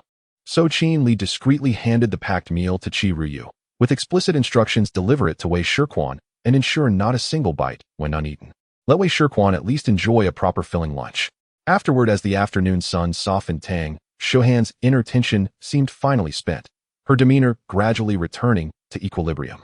Qinli summoned the Rolls-Royce Cullinan once more, and they rode back to the Shangri-La Hotel together. Silently, he settled beside her in the rear seat. Let's rest at the hotel for 2 hours. Then this afternoon we'll go skiing, Tang Shuhan remarked, her belly pleasantly full. Qinli. When no reply came, she turned to him, puzzled. Why aren't you speaking? What should I say? I dare not speak. How am I to know? Right now. Is she the gentle fool or the iron-willed CEO? What if I misstep? Qinli felt like Zhizun Bao from A Chinese Odyssey, confronted by a woman whose psyche fractured like day and night, tender as Zi Xia by day, fierce as Qing Xia by night. In the end, he simply nodded, quiet, compliant, resigned. You're in charge. I'll follow your lead. Sigh. Wei Shirquan truly deserves death. At 3 o'clock in the afternoon, the two formally arrived at the indoor ski resort in Mingju City, Hokkaido. Tang Shuhan appeared quite enthusiastic, her love for skiing matched only by Qinli's passion for beautiful women. As his personal assistant, it was naturally his job to buy the tickets. The ski resort offered several types of tickets: 1 hour, 2 hour, and unlimited time. Qinli decisively purchased 2 unlimited adult tickets. What a joke, did he lack money? Scanning the code to pay, the 2 tickets cost less than 400 yuan. Then the two registered and exchanged their tickets for cards, filling out their personal information. The information required was nothing more than name, height, and shoe size. While filling out the form, Qin Li glanced at Tang Shuhan and felt a bit disappointed. Why didn't they ask for measurements? This ski resort isn't professional at all. If the person in charge of the Hokkaido ski resort heard Qin Li say they weren't professional, he would surely spit out a mouthful of blood. Their ski resort covers a total area of 1,000 square meters, making it the largest in Asia. Not professional. After filling out the information, the two went to the second floor with their cards to collect their keys and ski suits, then returned to the first floor after changing. They took their snow boots and skis. Finally, after putting on the snow boots and taking the ski poles, they smoothly entered the area. Seeing the snow-covered ski resort, Qin Li felt a bit dizzy. However, Tang Shuhan was very excited. "Let's go," she said, and with a push of her ski pole, she glided out. Qin Li tried to imitate her, but ended up not moving at all. What a shame, how could this be so embarrassing? He then stepped onto the skis, waddling like a Bigfoot duck, moving forward step by step. Nearby, many children were skiing, and seeing him clumsily stumbling about, they began to laugh at him. "That little chubby boy, yes, you come here." Qin Li waved at a very chubby little boy who skated over and asked, "What do you want?" "I have 100 yuan, can you take me skiing for a bit?" Qin Li laboriously pulled out 100 yuan from his inner pocket. This was all the cash he had. The chubby boy's eyes lit up and he eagerly took the money, asking, "How do I take you?" "Like this, you stand in front of me, I'll crouch behind you and hold on to your clothes, and you just need to ski hard," Qin Li directed. "Okay," the chubby boy quickly agreed, pocketing the money. Qin Li awkwardly moved behind him, held onto his clothes, and added, "If you can't ski, I won't pay you, and no farting, okay?" The chubby boy nodded, saying, "Don't worry, I'm strong." "All right, go, go, go." Qin Li squatted down, calling out with some anticipation. The chubby boy pushed off with his ski pole, and indeed, he was quite strong and had decent skills. The two gradually glided out. Qin Li squatted behind him, watching as people around turned their curious eyes towards them, and he couldn't help but scoff. "You mortals think skiing is impressive. I might not know how to ski, but I have money. Oh, skiing is truly a joy. This chubby boy is quite strong." After skiing a bit, when Tang Shuhan turned back to find Qin Li, she realized he was gone. She then scanned the area and found a group of people nearby laughing and enjoying themselves while skiing. Curious, Tang Shuhan glided over. To her surprise, she spotted Qin Li, who was happily squatting behind the chubby boy. With one person, even though the chubby boy had strength, he couldn't ski very fast. However, Qin Li was already quite satisfied with this speed. He had begun to experience the joy of skiing. Tang Shuhan burst into laughter as soon as she saw the situation. "Qin Li, can you be any more shameless? Letting a kid pull you while skiing?" After laughing for a long time, Tang Shuhan, almost in tears from laughter, finally called out, "Qin Li, do you have no shame?" Upon hearing her call, Qin Li hurriedly patted the chubby boy's backside. "Stop, stop, stop." The chubby boy complied and stopped. He was already tired because Qin Li was too heavy for him to handle. "All right, go buy some candy with the money." Qin Li dismissed his temporary driver, then quickly walked over to Tang Shuhan. "Tang, skiing is so much fun, it feels like flying," Qin Li said excitedly. "This chubby boy has potential, he made me experience the joy of driving a McLaren." Tang Shuhan, who had just stopped laughing, burst into laughter again. After a moment, she held her stomach in pain from laughing too hard, and said, "Qin Li, you are too shameless." "How can this be shameless? This is my money ability. Everyone has their own joy in skiing, and mine is the chubby boy." All right. Tang Shuhan shot him a glare and said, "Let me teach you." Hearing this, Qin Li immediately perked up and said, "Great, I want to learn Hansen." "Be serious," Tang Shuhan said with a stern face, but couldn't help but show a smile afterward. Skiing with Qin Li was even more enjoyable than skiing by herself. Now it's a flat slope. Stand on the flat slope, lift your head and chest, keep your eyes level ahead, lean your body weight forward, and then squat slightly. While explaining, Tang Shuhan demonstrated the stance. Qin Li tried to mimic her, but looked like a duck. "Yes, lean your weight a bit more forward." Tang Shuhan guided him from the side. After practicing for a few minutes, Qin Li finally started to resemble a skier a little. Then slowly push off with the ski poles and glide using the reaction force. Tang Shuhan said. Qin Li nodded, then pushed off with his ski pole, and surprisingly, he really moved. However, not far into his glide, he landed on his backside in the snow. He had lost his balance. Just as he fell to the ground, an electronic voice echoed in his mind. Ding. Detecting host in real external danger, activating low-level defense mechanism based on danger level, granting the host professional skiing skills. Huh. System, you are my angel. The last time the system detected danger was when Qin Li helped Yang Ming in a fight, and I didn't expect it to detect danger during skiing this time. It proves that skiing does have its dangers. So all kids, remember to ski with your girlfriend. What? No girlfriend? How pitiful. Qin Li's heart swelled with satisfaction as he felt extremely content. What do I have to fear with a system? I'm invincible. Qin Li stood up, feeling the natural skiing skills within him, and then pushed off smoothly. Tang Shuhan saw Qin Li fall and intended to rush over to help him up. To her surprise, she then saw Qin Li skiing skillfully. My goodness, he can even turn. Tang Shuhan stood there in a daze. Did he fall and unlock some hidden abilities? Tang Shuhan caught up with Qin Li and said, so you know how to ski. You pretended not to know a moment ago. Qin Li executed a stylish turn on the snow and came to a halt beside her. I'm truly terrible at it. Thanks entirely to teacher Tang's excellent instruction. Tang Shuhan shot him a skeptical glance. She'd only taught him the very basics, yet his fluidity was unmistakably that of no novice. Let's try the steep slope, she suggested. They had merely been gliding playfully across flat ground, but skiing down a steep incline demanded far greater skill and delivered far more exhilaration. Let's go. Qin Li agreed instantly. He was after all a professional. They arrived at a steep slope, adjusted their skis, and Tang Shuhan asked eagerly, shall you go first, or shall I? Of course we go together. Without hesitation, Qin Li seized her hand. As Tang Shuhan gasped in surprise, they launched themselves down the slope side by side. The steep slope posed a markedly greater challenge than flat terrain. Balance was infinitely harder to maintain, and with their hands clasped, stability became even more precarious. Cold wind rushed heat in against them. As they accelerated downward, their speed surged ever higher. Qin Li maintained his own balance, while simultaneously using his grip to steady Tang Shuhan. Gazing at the snowscape blurring past beneath them, Qin Li suddenly raised his voice against the gale. Shuhan. She turned to him, shouting back, what is it? Their speed mounted relentlessly. The roar of wind grew deafening. Only shouts could pierce the din. Qin Li watched her chestnut brown hair whip wildly in the wind, her cheeks flushed rosy red from the cold. Adorable, radiant, utterly captivating. He bellowed, Tang Shuhan, you're breathtakingly beautiful. A faint tender smile curved her lips. She shouted back, Qin Li. He grinned broadly and immediately yelled, what is it? Fearing he wouldn't hear, Tang Shuhan cupped her other hand around her mouth and cried, you're hideously ugly. Qin Li. Seeing him flustered, she burst into delighted laughter, bright, unrestrained, and rare. This girl seldom allowed herself such unguarded joy.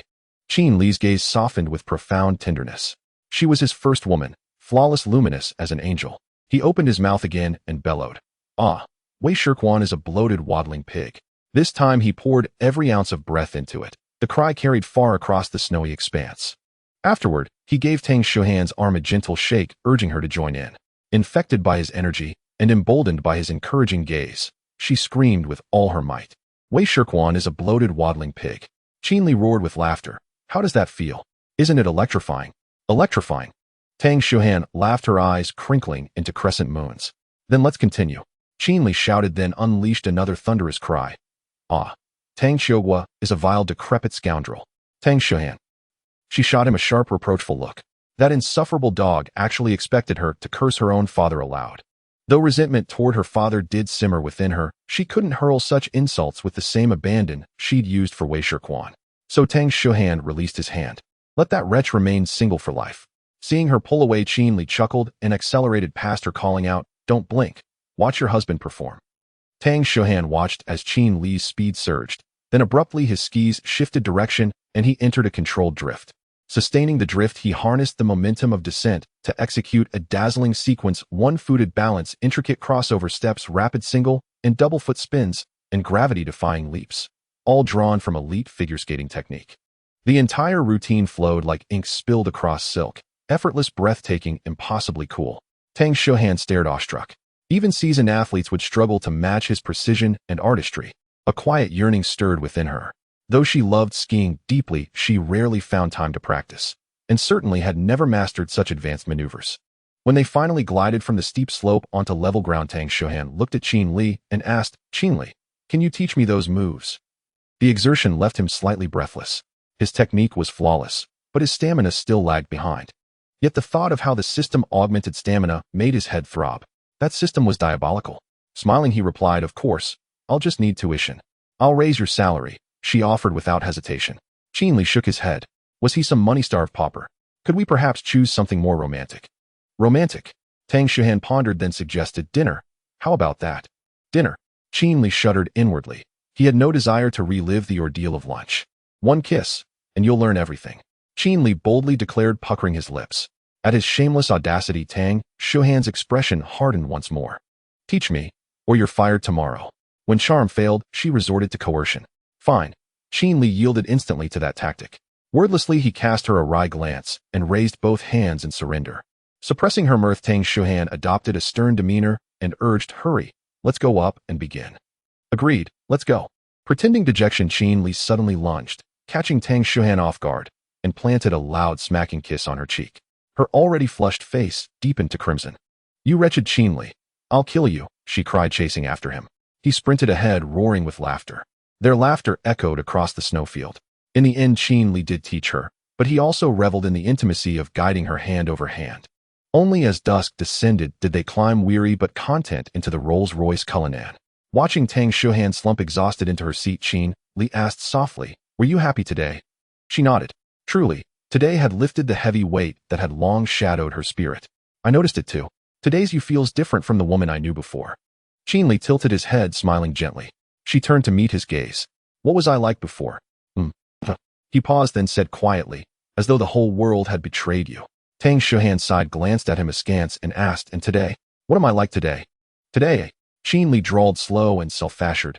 "Today you've finally realized. I am your entire world." Such shameless arrogance. Tang Shuhan propped her chin on one small hand, gazed out the window, and muttered, "Smooth talker. How many girls have you charmed with lines like that?" Uffed. Qin Li feigned disdain. "I don't even need words. I'd win any girl over with my looks alone. Just take her to a room." Her head snapped back, her cheeks instantly blazing.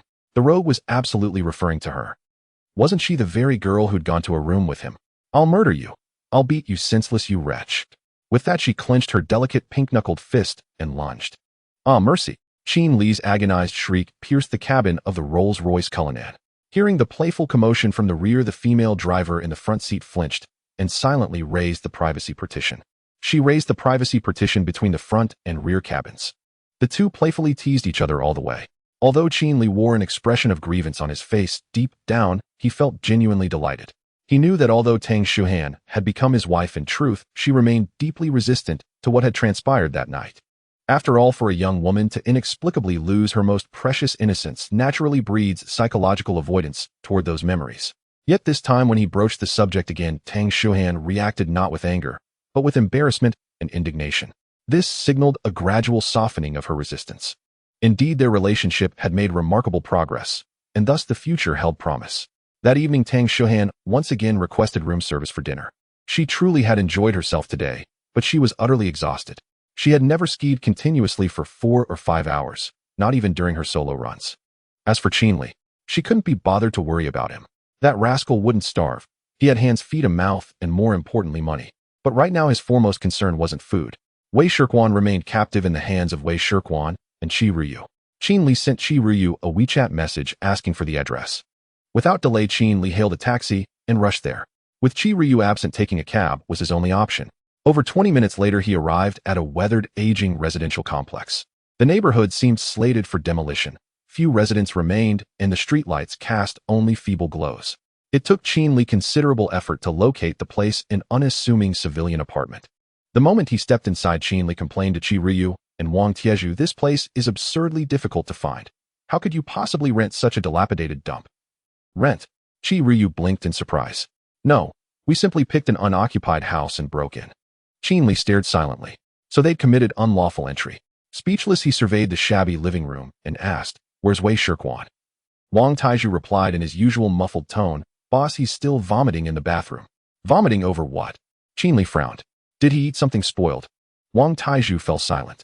Qi Ruyu, unable to bear his bewildered expression, rolled her eyes and said, "Didn't you insist he eat every last bite of lunch?" "All of it." Qin Li smacked his forehead, suddenly enlightened. "He actually ate it all." That appetite was astonishing. What remained from lunch could easily feed an ox. Wang Taiju scratched his head. "Well, when he couldn't eat anymore, I pricked his fingernails with a toothpick, just twice, and he'd start eating again." Qin Li stared wordlessly at Wang Taiju, whose appearance radiated simple honesty, and realized with quiet awe that cruelty wears no predictable mask. Qin Li asked for the restroom's location and walked over, opening the door. Instantly, he saw Wei Shirquan slumped helplessly beside the toilet, arms wrapped around it. He was utterly spent, not from diarrhea, but from relentless vomiting. When nothing remained to expel, he gagged himself deliberately, fearing his stomach would rupture. He had vomited nonstop for 3 full hours. Young Master Wei, I've come to rescue you. Are you all right?" Qin Li crouched down, voice laced with concern. Hearing his name, Wei Shirquan weakly opened his eyes, then recoiled in terror upon seeing Qin Li's earnest, caring face, and snapped them shut again. "Brother, I believe you. I believe everything." Qin Li tilted his head curiously. Believe what? I believe you'll chop people into pieces and sink them in the Huangpu River. Tears streamed down Wei Shirquan's cheeks. Not from courage, but from paralyzing fear, he lacked the strength even to express. Qinli exhaled slowly. What profound psychological trauma had Wang Taizhu inflicted to reduce a man of over 200 jin to this trembling wreck? Crouching lower, Qinli continued gently. Young Master Wei, my demands are modest indeed. Treat me as you once did. Yet one day you spoke those very words and embraced another instead. At those words, the lyrics of poisonous perfume surfaced unbidden in Wei Shirquan's mind. But Qinli clearly wasn't singing, and certainly didn't expect him to join in. So after a moment's thought, Wei Shirquan hurriedly complied. I swear, I'll never pursue Tang Shuhan again. I swear. Qinli scratched his head, feigning embarrassment. Young Master Wei, must you surrender so easily? I haven't even revealed your incriminating evidence yet. Hold on just a little longer. The past few days of Wang Tieju's labor would otherwise be wasted. Hearing this, Wei Shirquan nearly spat blood. Was this how one bullied someone? Hadn't he already yielded? Wasn't he terrified to death? Hadn't Qinli already achieved his goal? Sigh. Fine, let's just go through the motions.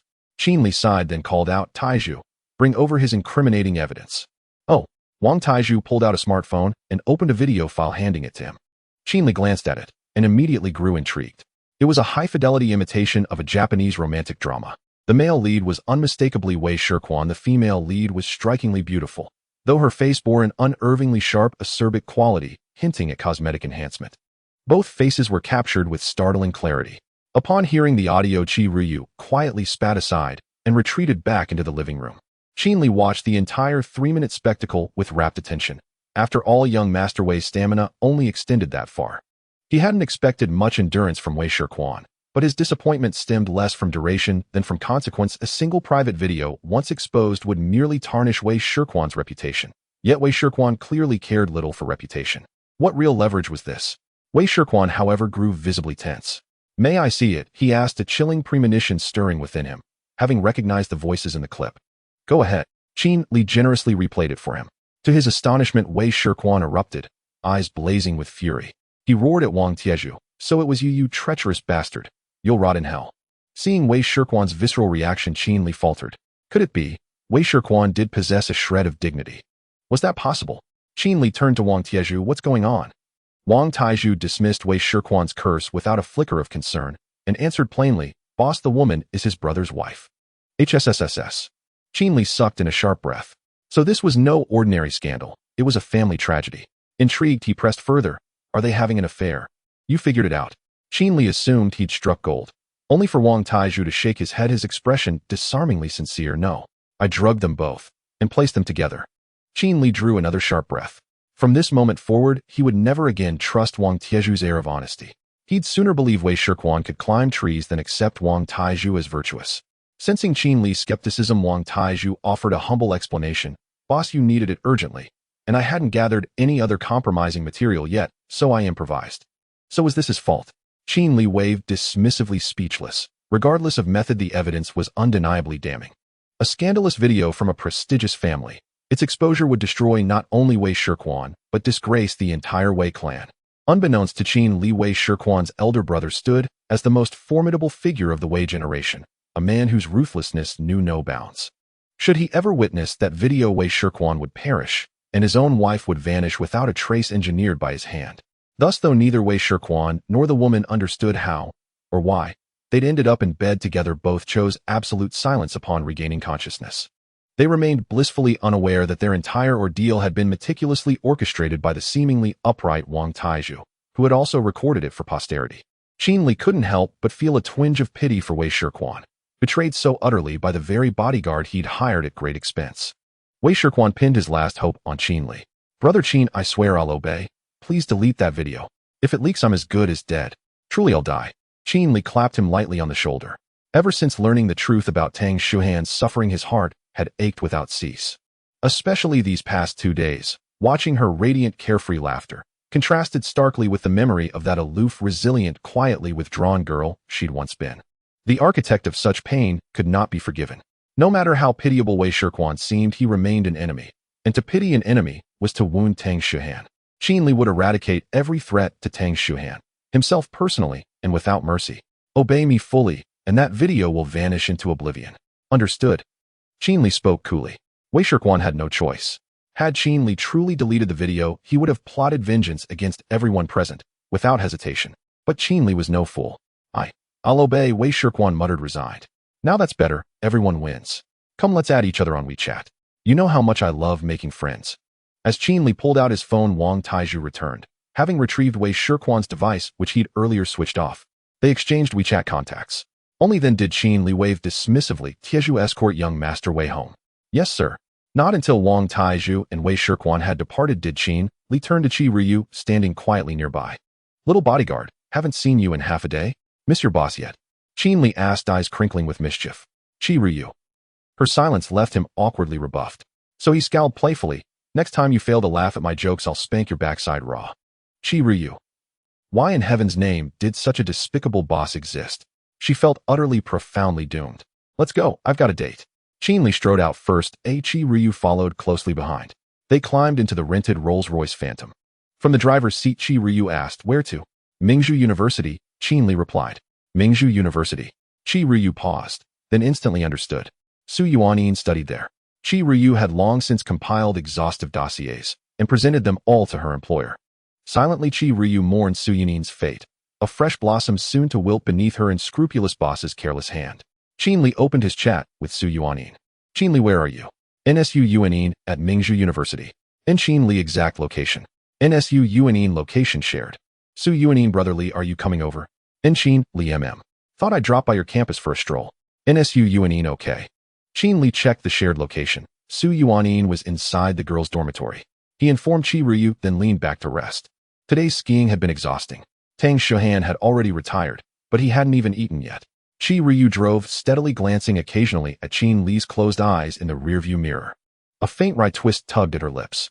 Admittedly, when silent, this infuriating boss possessed striking, almost arresting features. Yet the moment he opened his mouth, one yearned only to punch him. Nearly an hour later, Qi Ryu guided the Rolls-Royce Phantom through the gates of Mingju University, where vehicles entered freely, paying parking fees only upon exit. She drove straight to the foot of Su Yuanin's dormitory building. A Rolls-Royce Phantom idling before the girls' dormitory was nothing short of spectacular. Even if most students didn't recognize the R emblem, none failed to identify the gilded spirit of ecstasy hood ornament, prompting immediate wide-eyed attention. Boss, we've arrived, Qi Ryu called softly, rousing him. Qin Li blinked awake, stretched languidly, and felt fatigue melt away. Qin Li, I'm here, come down. NSU Yuanin right away. Qin Li sent the message, then stepped out of the car. After hours confined within the vehicle, he stretched his limbs, releasing pent-up tension. Several girls who'd been covertly admiring the luxury car now gazed at Qin Li with starry-eyed fascination. So young, so handsome, and already commanding a Rolls-Royce. He was the ideal boyfriend material beyond doubt. Hey handsome, can we add each other on WeChat? As Qin Li continued stretching, a comely girl approached boldly. From the driver's seat, Qi Ryu, ever vigilant, stepped out immediately. Her duty was to protect him. Qin Li smiled faintly at the girl. Actually, I rented it. Her expression froze, then twisted with scorn. Then why pretend to be rich? How brutally pragmatic. Before Qin Li could reply, a white Maserati swept up behind the Rolls-Royce. Seeing its path blocked, the Maserati blared its horn. Qin Li glanced back, just as the Maserati's door swung open. A young man in a Zhongshan suit stepped out. Damn you. No wonder the Rolls-Royce was blocking my way. Recognizing Qin Li, the newcomer grinned. Qin Li too recognized him instantly. Fan Bingchen, the same fellow who'd once schemed to marry his elder cousin. Qin Li even recalled joking about borrowing his Maserati. Well, the flamboyant gentleman. What brings you here? Qin Li asked, amused. Fan Bingchen flushed slightly, picking up a girl. And you? Nice. Qin Li laughed. Same. I'm picking up a girl too.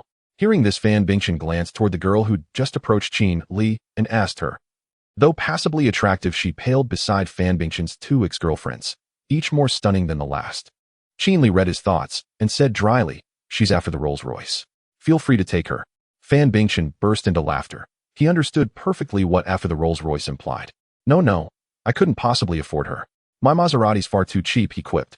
Mortified, the girl fled, face burning. Hey, Fan Bingchen nudged Qin Li's arm, lowering his voice. That deal we made, still valid. Qin Li frowned. What deal?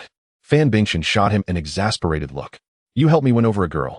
I give you my Maserati. Oh, Qin Li asked, the one you're picking up today? Absolutely not. Fan Bingchen waved his hands frantically. Not win her over. I need you to seduce her. Qin Li's eyes widened in shock. He instinctively took a step back. Whoa, didn't know you had that particular kink. Not happening.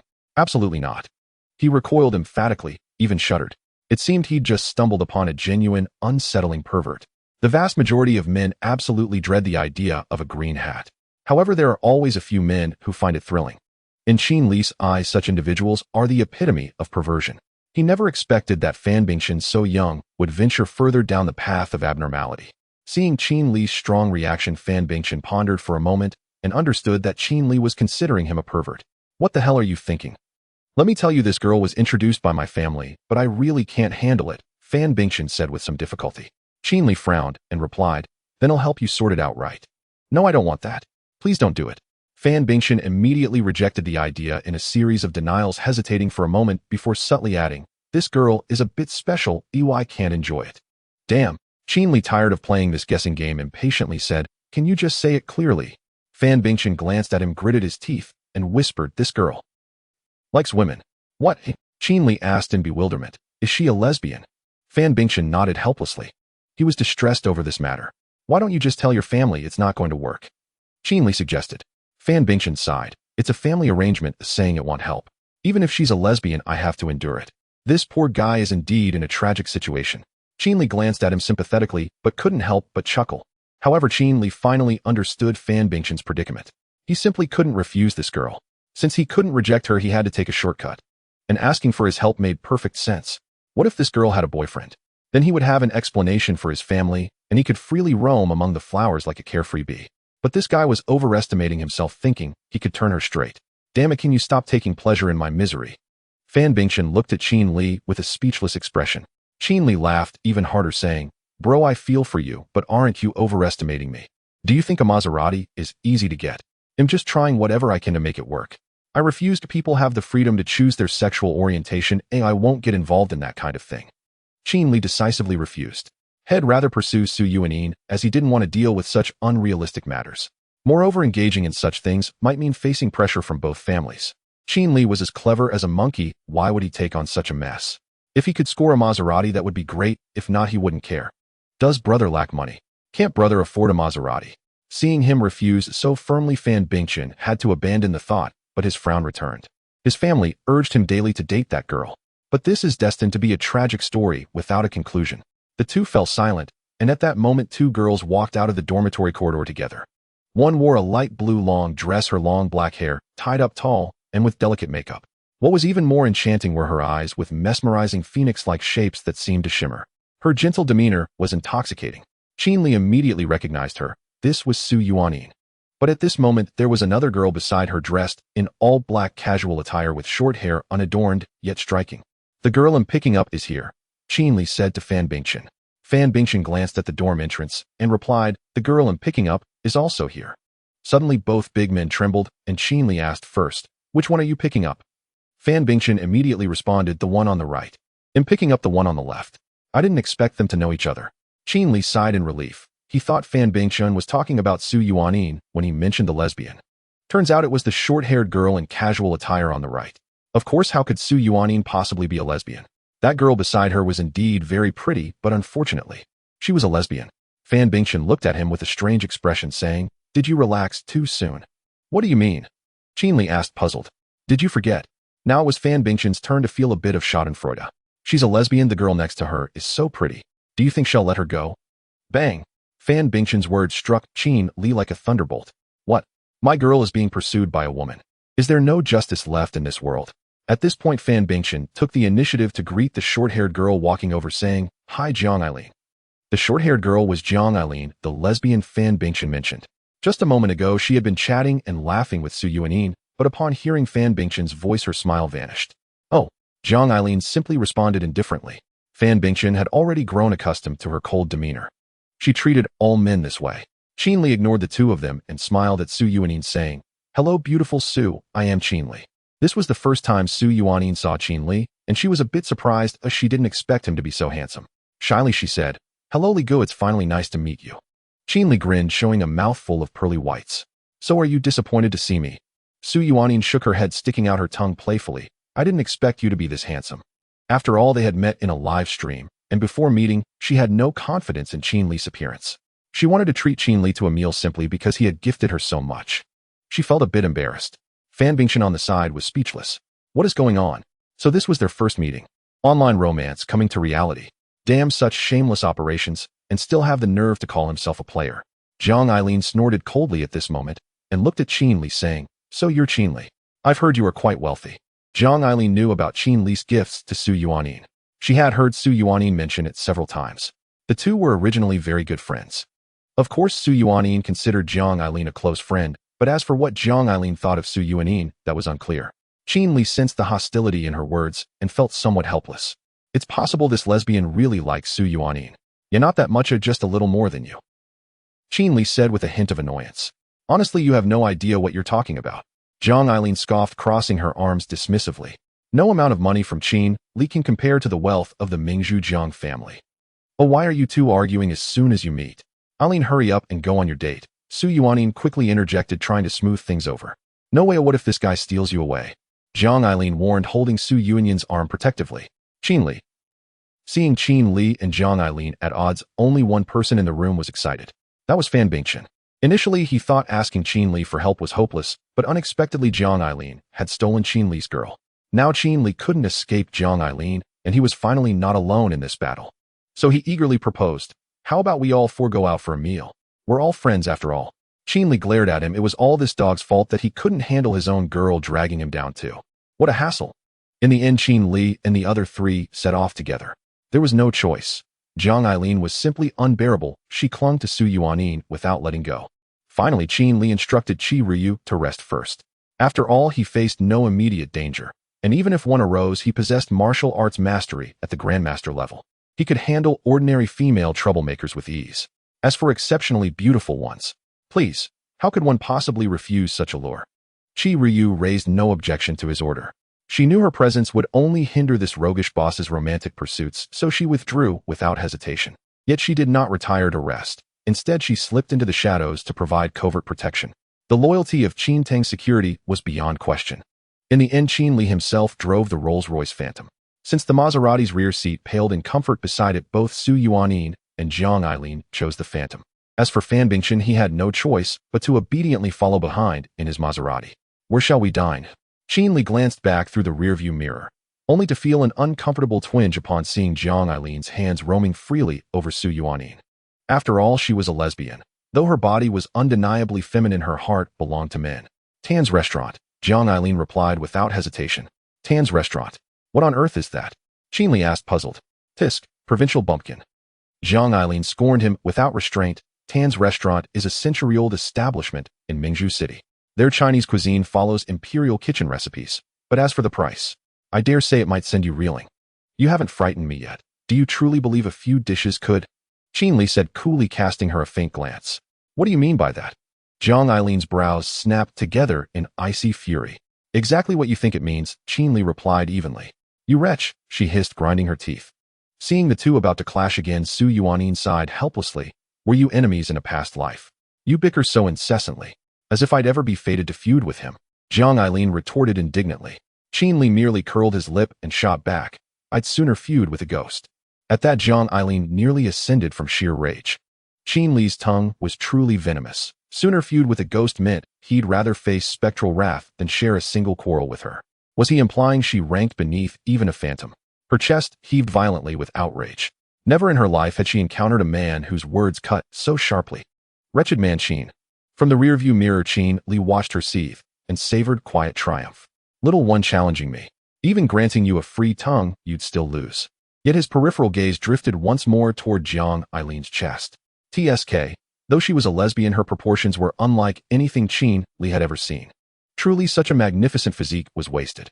Su Yuanin's figure was equally exquisite, harmonious, perfectly balanced. Jiang Eileen, by contrast, possessed singular arresting dominance. What are you staring at? Want me to gouge out your dog eyes? Already furious, Jiang Eileen erupted anew upon catching Qin Li's gaze flickering between them in the rearview mirror. Just watching when you'll finally expire from anger, Qin Li replied unruffled. Jiang Eileen. Su Yuanin fell speechless. How could two strangers spark such instant visceral friction? All the way there, Qin Li and Jiang Eileen exchanged volleys unceasingly, the Rolls-Royce cabin thick with tension charged like gunpowder. Yet Qin Li still navigated flawlessly to Tan's restaurant. Upon arrival, Qin Li conceded Jiang Eileen's praise held merit. The establishment exuded undeniable distinction. Nestled in Mingju City's hyper-valuable downtown, Tan's restaurant occupied an authentic antique-style Sihiyuan courtyard. Here real estate fetched 10,000 yuan per square meter, yet this courtyard spanned thousands of square meters. Its worth surely reached into the hundreds of millions. After parking, Qin Li and the others alighted. Fan Bingchen soon joined them, tugging Qin Li aside quietly. Why here? Tan's restaurant commanded astronomical prices. Even scions of elite families like Fan Bingchen had dined there only a handful of times, always accompanied by elders. Don't ask me. Ask your matchmaker's target, Qin Li snapped irritably. I wouldn't dare. I know her temper well enough, Fan Bingchen admitted candidly. I can't provoke her, but I can certainly avoid her. Had Jiang Eileen not been a lesbian, and notoriously ill-tempered toward men, why would he need Qin Li to charm her? After all, wasn't Jiang Eileen herself a stunning beauty? Wouldn't holding her close be far more satisfying? Qin Li bristled at Fan Bingchen's craven demeanor. What a repressed, shameless flirt. Hey, what's this hushed conference about? Jiang Eileen seized the opening without mercy. Or are you too timid to step inside? Oh, old Fan just volunteered to cover the bill. Told me not to rush in so he could impress you properly. Qin Li shrugged, eyes unblinking. Fan Bingchen gasped sharply, jaw clenched in silent agony. Qin Li, ruthless indeed. Puffing up hollow pride, Jiang Eileen scoffed, knowing Fan Bingchen's limits all too well. Her mockery was merciless. As for courting her, would it even matter? She adored delicate, tender girls like Su Yuanin, not men like him. Let's go, my stomach growls. Qin Li ushered them forward. Having pranked Fan Bingchen, his mood lifted considerably. After all, hadn't this fool ruined his own date? Fan Bingchen shot him a wounded, mournful look. Inside, Qin Li confidently requested a private dining room. A server in a cheongsam then led them to an elegant chamber. Gentlemen and ladies, please peruse the menu, the server murmured, placing it delicately upon the table. Ladies first, naturally. Qin Li smiled warmly. Jiang Eileen glanced at him. So the rogue does possess a shred of chivalry. She reached for the menu, only for Qin Li to snatch it deftly and hand it to Su Yuanin seated beside him. Jiang Eileen. Su Yuanin, sensing murderous intent in Jiang Eileen's glare, hurriedly passed the menu over there. Eileen, you choose first. Jiang Eileen's face lit up instantly. With a triumphant smirk at Qin Li, she planted a resounding kiss on Su Yuanin's flawless, dewy cheek. Yuanin is simply the best, Jiang Eileen thought smugly. She stands with me, always. How dare this man attempt to steal her away? Pak. Su Yuanin wiped the kiss mark from her cheek, gazing helplessly at her over-affectionate friend. She remained unaware of Jiang Eileen's unconventional orientation, merely attributing such intimacy to her friend's exuberant nature. Witnessing Jiang Eileen kiss Su Yuanin and flaunt it at him, Qin Li's brow twitched, his expression darkening. This woman will answer for this. Fan Bingchen observed their subtle exchanges in silence. The atmosphere had grown dangerously electric. A full-blown confrontation loomed. He opted instead to watch, still and patient, as if attending theater. Ahem. Fan Bingchen choked on his water. Jiang Eileen took the menu, and without a hint of courtesy began ordering imitation turbot liver, crucian carp tongue stewed, with bear paw, oven-roasted drip chicken, sliced soft-shelled turtle soup. Jiang Eileen kept ordering a dozen more dishes. If Su Yuanin had not stopped her, she might have continued without end. Eileen, that's more than we can eat, Su Yuanin said, taking her hand. All right. Jiang Eileen finally put down the menu, and Fan Bingchen at last breathed a sigh of relief. Jiang Eilin's speed in ordering made his heart race. If nothing went awry, this meal would be his expense. Do you want any wine? Qin Li asked. He intended to get Jiang Eileen, this troublesome woman, drunk. Unexpectedly, she waved him off. No drinking, no drinking. You two are driving, right? Don't drink and drive. I have a driver old Fan can call a designated driver. Qin Li persisted. Besides, we hardly ever meet. How can we not have a drink? Jiang Eileen looked at him as if she could see his ill intent.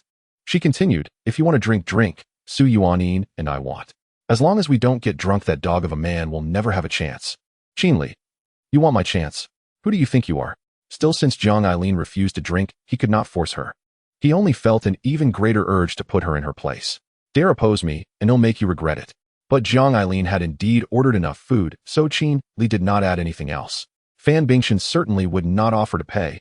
That would be wallet suicide. The waiter took the menu and left. Qin Li looked at the quiet, gentle Su Yuanin. Ooh, she was the exact opposite of Jiang Eileen. How has your streaming been lately? Qin Li asked. Pretty good. When I have time, I go live, sing a little, chat a bit. It's been fun, Su Yuanin answered contentedly. By the way, what level are you now?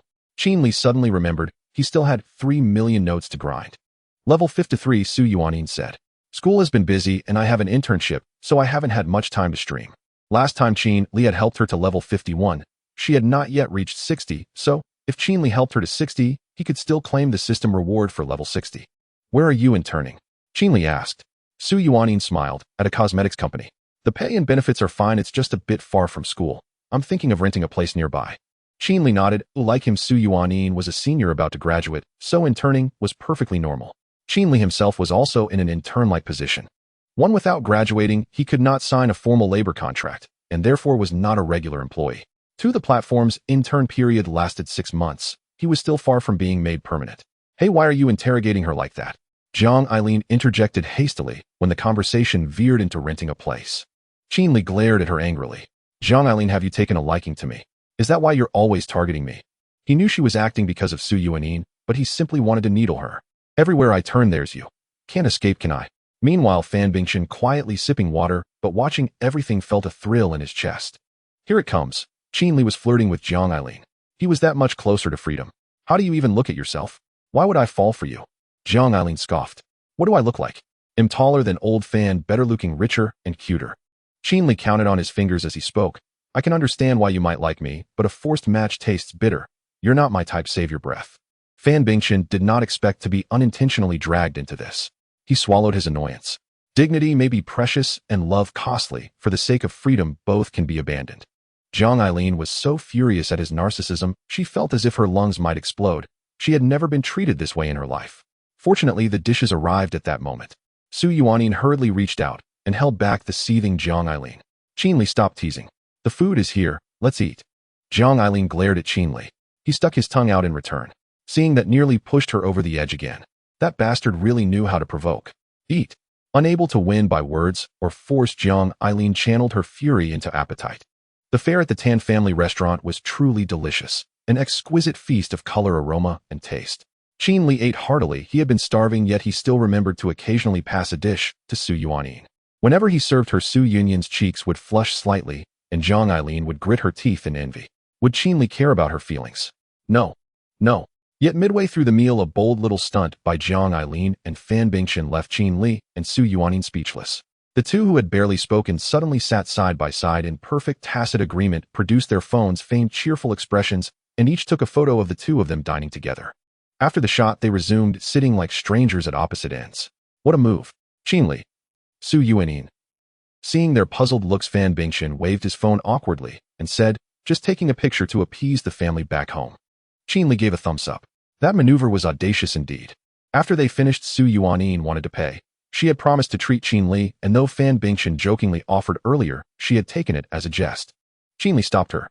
She did not come from the same affluent background as Fan Bingchen and Jiang Eileen. There was no reason to let her pick up the bill. Even if he had intended to pay, it would not have come to that. Qin Li merely gave Fan Bingchen a look, and Fan wilted. He paid with visible pain. The meal cost him nearly 100,000 yuan. Qin Li glanced at the bill with disdain. Less than 100,000, and he's already paid. He'll sign you in for tomorrow, he thought. Just then a mechanical chime sounded in his mind. Ding. Completed an exquisite meal with 2 top-tier beauties. System reward, 2 random draws. Would you like to draw now? What? 2 top-tier beauties. One was naturally Su Yuanin. Who was the other? Fan Bingchen. Qin Li smirked inwardly. Of course the other referred to Jiang Eileen. Admit that Jiang Eileen is a top-tier beauty. Spare me. She's a mechanical tyrannosaur. Still, her presence granted him an extra draw, so Qin Li decided to forgive her for 5 minutes. In the end, Qin Li silently chose yes in his mind. The grand roulette wheel activated. 10 million yuan. 1 skill card. Host attribute 1. 1 function card. A luxury villa. A high-performance sports car. This round's rewards differed slightly from the previous 2, yet remained exceptionally generous. The first draw began. Qin Li watched the roulette wheel spin and shouted stop. At random. Congratulations, host. You have gained 1 to your host attribute. Please specify which stat to enhance. Without hesitation, Qin Li allocated the point to appearance. He had resolved to make his living by his looks alone. Today he must surpass yesterday's handsomeness, and tomorrow exceed today's. Congratulations, host. Your appearance attribute has increased by 1. Qin Li glanced at his stats. Indeed, appearance had risen from 85 to 86. That intoxicating certainty of drawing only top-tier rewards was utterly exhilarating. The second draw begins. Once again the roulette wheel spun, and once again Qin Li called out stop. At random. Congratulations, host. You have obtained 1 function card. Function card attributes now generating. Congratulations, host. You have obtained the Appearance Enhancement card, a card that elevates the user's appearance to the absolute pinnacle. System alert: this function card may only be used on others, not on the host himself. An Appearance Enhancement card. Qin Li had never drawn a function card before. This one held genuine promise, capable of elevating beauty to its zenith. It was akin to a flawless, undetectable cosmetic miracle. Yet why? Why could it only be used on others? Was it truly unusable on himself? Was this not a cruel joke? Qin Li too aspired to dominate the world with sheer charisma and allure. Yet after a moment's reflection, he decided he would bestow it upon Yang Xingyun. Though she was already a campus beauty of exceptional caliber, she still fell just short of Tang Shuhan's transcendent elegance. This young woman had already entrusted him with both her heart and her body. So naturally Qin Li would not withhold a single function card. But that could wait until he returned to Jinjiang City. Having settled on a plan, Qin Li turned his attention to the others. What are your plans now? Shall we play another round? Or head home to our respective families? Jiang Eileen replied, I'm returning to campus.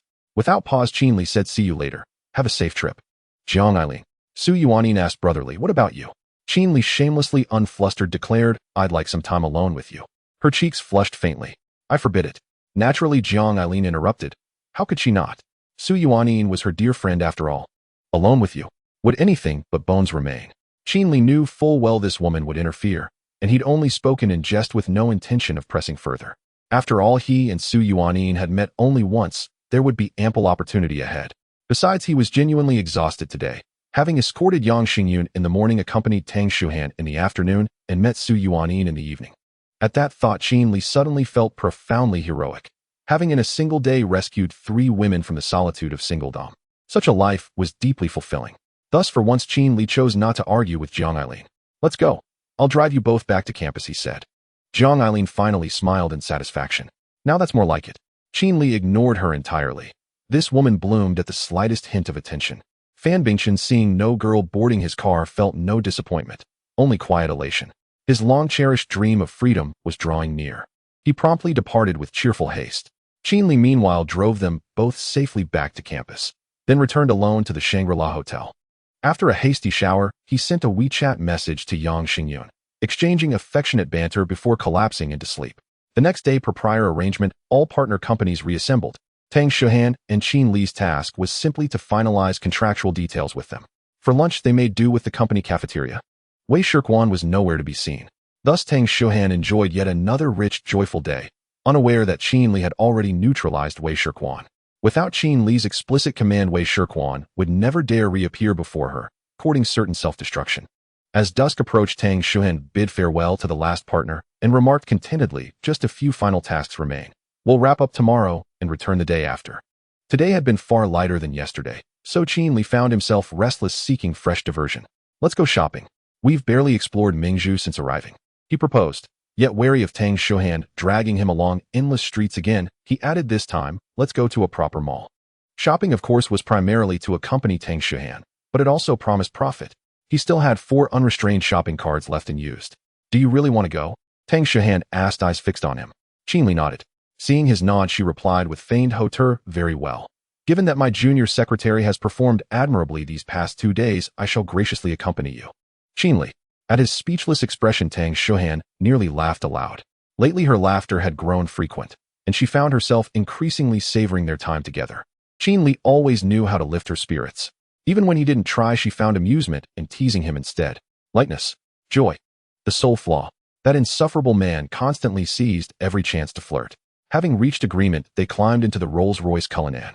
They headed straight for Hunglong Plaza, the undisputed epicenter of luxury retail in Mingju City. As the sole daughter of Tang Qiuhua and a senior executive of the conglomerate, Tang Shuhan moved through such opulence with effortless grace. And Qin Li, he feared nothing. He lived to spend. Each expenditure yielded double returns. That was the audacity of true affluence. So naturally they stepped into this gilded arena. Naturally, Tang Shuhan refused Qin Li's shameless request to hold hands. This dog truly seized every opening to take liberties. First, they visited the Chanel boutique. Tang Shuhan wished to purchase perfume, having long favored Chanel scents. Guided by habit, she selected the classic Chanel No.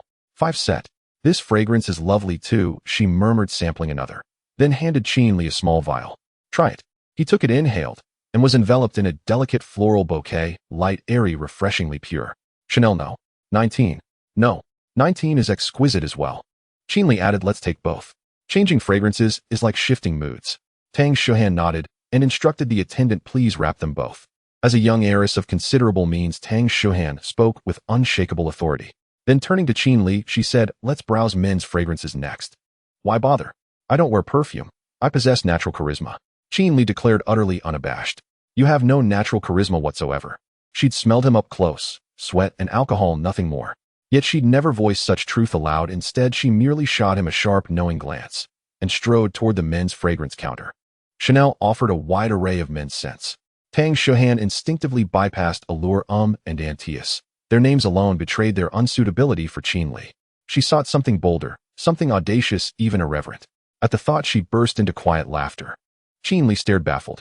Could selecting perfume truly provoke such mirth? Surely she was teasing him, perhaps even a touch absurd.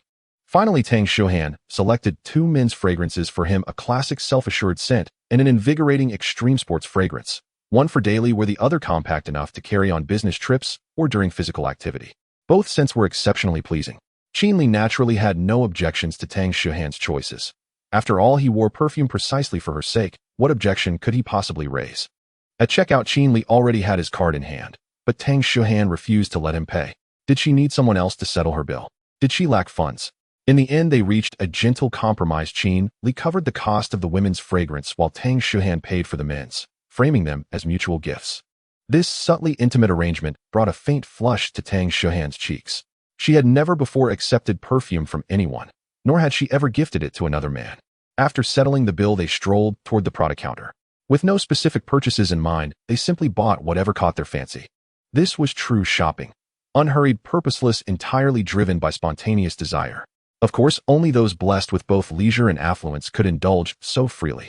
Ah, this fisherman's hat is quite striking, Qinli said, holding up a sleek black one and beckoning Tang Shuhan over. Come try it on. She stepped forward, slipped it on, glanced in the mirror, and replied, not flattering at all. Let me try the white one instead. She picked up a pristine white fisherman's hat, adjusted it on her head, and nodded approvingly. Yes, this one suits me perfectly. My dear secretary, your aesthetic sense is truly questionable. Indeed, it's precisely why I adore you, Qinli murmured under his breath. Tang Shuhan heard him clearly. Her cheeks warmed again as she shot him a playful glare, then seized a white baseball cap and placed it squarely atop his head. This one works too. We'll take it. Hey. So she insisted on matching hats after all. They skipped packaging, entirely paid on the spot, and walked out of Prada wearing their new caps. This time Qinli handled the payment. The hats weren't worth debating over. Then they moved on, straight into the Versace boutique. Versace's tailoring was impeccable. Tang Shuhan tried on several elegant shirt dresses and sleeveless sundresses. The wealthy rarely suffer indecision if she liked a piece, or if Qinli did. She claimed it without hesitation. Frankly, few could afford such extravagance. Qinli, however, was more than capable, even eager. Qinli's approach was far more direct. After trying on one shirt and deeming it satisfactory, he ordered 7 more in the same size, and repeated the process with short-sleeved shirts. After testing just 1 pair of trousers, he selected another 8. Others tried clothes for style. He tested only for fit. Don't you think you're even more extravagant than I am? Tang Shuhan stared, astounded by his purchasing pace. Extravagance brings me joy, Qinli grinned, flashing white teeth. He paid first. This single spree totaled over 400,000 yuan. Spending money like this felt exhilarating. And soon the thrill of receiving refunds would feel even greater. Emerging from Versace, Tang Shuhan asked, puzzled, Qinli, whose son are you really? How can you spend so freely? She considered herself quite liberal with expenditures. Yet beside him, she seemed almost frugal. She knew several affluent Qin family figures in Xinjiang, but none had a son of such stature. Qinli rolled his eyes. I'm from the countryside, I told you. I'm a self-made tycoon. Every cent is earned by my own hand. Earned? Tang Shuhan paused, perplexed. Had her salary offer really been that generous? Come on, let's go. Qinli urged, tugging her along. Time was precious. No room for idle chatter. They next browsed cosmetics, purchasing generously, then visited Louis Vuitton, where Tang Shuhan selected several handbags. An hour had elapsed.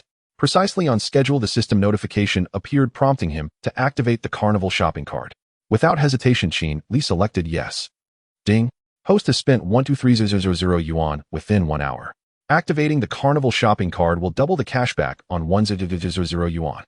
Random multiplier generated 91. System has deposited 91,000 yuan into host's postal bank account, ending in 6690. Please verify receipt.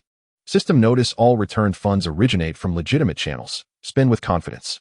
Whoa, 91 million yuan. Full stop. Though the remaining 23000 yielded no rebate, that sum paled to insignificance. In just 60 minutes, Qin Li earned nearly 100 million yuan. Combined with his previous rebate, his bank balance now exceeded 140 million yuan. Both were radiant with joy. Tang Shuhan intoxicated by the thrill of shopping, Qin Li elated by effortless wealth creation. He loaded every shopping bag into the Culinan's capacious trunk. Next came dinner. At Tan's restaurant, where authentic Chinese cuisine was so exquisite that even 2 consecutive meals wouldn't dull its allure. Tang Shuhan had dined exclusively on hotel fare, corporate cafeteria meals, or fast food since arriving in Mingju. It was Qin Li's duty to treat her to a grand feast, prepared using imperial palace recipes. En route, he opened his chat with Yang Xingyun. Qin Li, daughter, send me your company's account number. Yang Xingyun 657866786. Qin Li instantly transferred 100 million yuan into Star Rhyme Investment Financial Advisory Co. Ltd. Supporting his own enterprise was only natural. He became its inaugural client. He then wired 10 million yuan directly to Yang Xingyun's personal account. Her reply arrived swiftly. Yang Xingyun, wow, 100 million. Our company is about to rise. Qin Li, show some ambition. That's merely 100 million. Yang Xingyun, wait. Why is there another 10 million? Qin Li, your allowance. Oh, and last time's 10 million is yours too. His prior 10 million yuan transfer had served as a test of Yang Xingyun's financial acumen, a test she'd passed with flying colors. Her first combat performance had consumed nearly an entire box of Okamoto condoms, proof enough of her competence. Yang Xingyun, daddy, I'm touched. Sobbing, whose child receives 20 million yuan as pocket money. I'm utterly blessed. Qin Li, I return the day after tomorrow. Yang Xingyun noted, I'll buy Okamoto tomorrow. Qin Li, your gratitude is expressed in a manner I deeply appreciate. Yang Xingyun, that's why I'm daddy's most beloved little darling. Qin Li smiled. Yang Xingyun possessed an uncanny gift for satisfying his innate sense of masculine pride. Every moment with her nourished both his spirit and his body. Half an hour later, the Culinan arrived at Tan's restaurant. As Tang Shuhan stepped out, she immediately sensed the establishment's distinction in exquisitely preserved antique style. Siyuan courtyard nestled unassumingly at the heart of Mingju. Its cultural and historical value incalculable. Such prestige cannot be purchased, even with limitless wealth. This place looks promising, Tang Shuhan nodded. The flavor is good too. They say it's a royal recipe, Qin Li explained. I ate here with a friend last night. Tang Shuhan asked, puzzled. You even have friends in Mingju? Qin Li smiled and said, just that rakish fellow who ran up to me at the airport to pick my brain. He only mentioned Fan Bingchen. As for Jiang Eileen and Su Yuanin, he conveniently kept silent. Birds of a feather, Tang Shuhan murmured, rolling her eyes.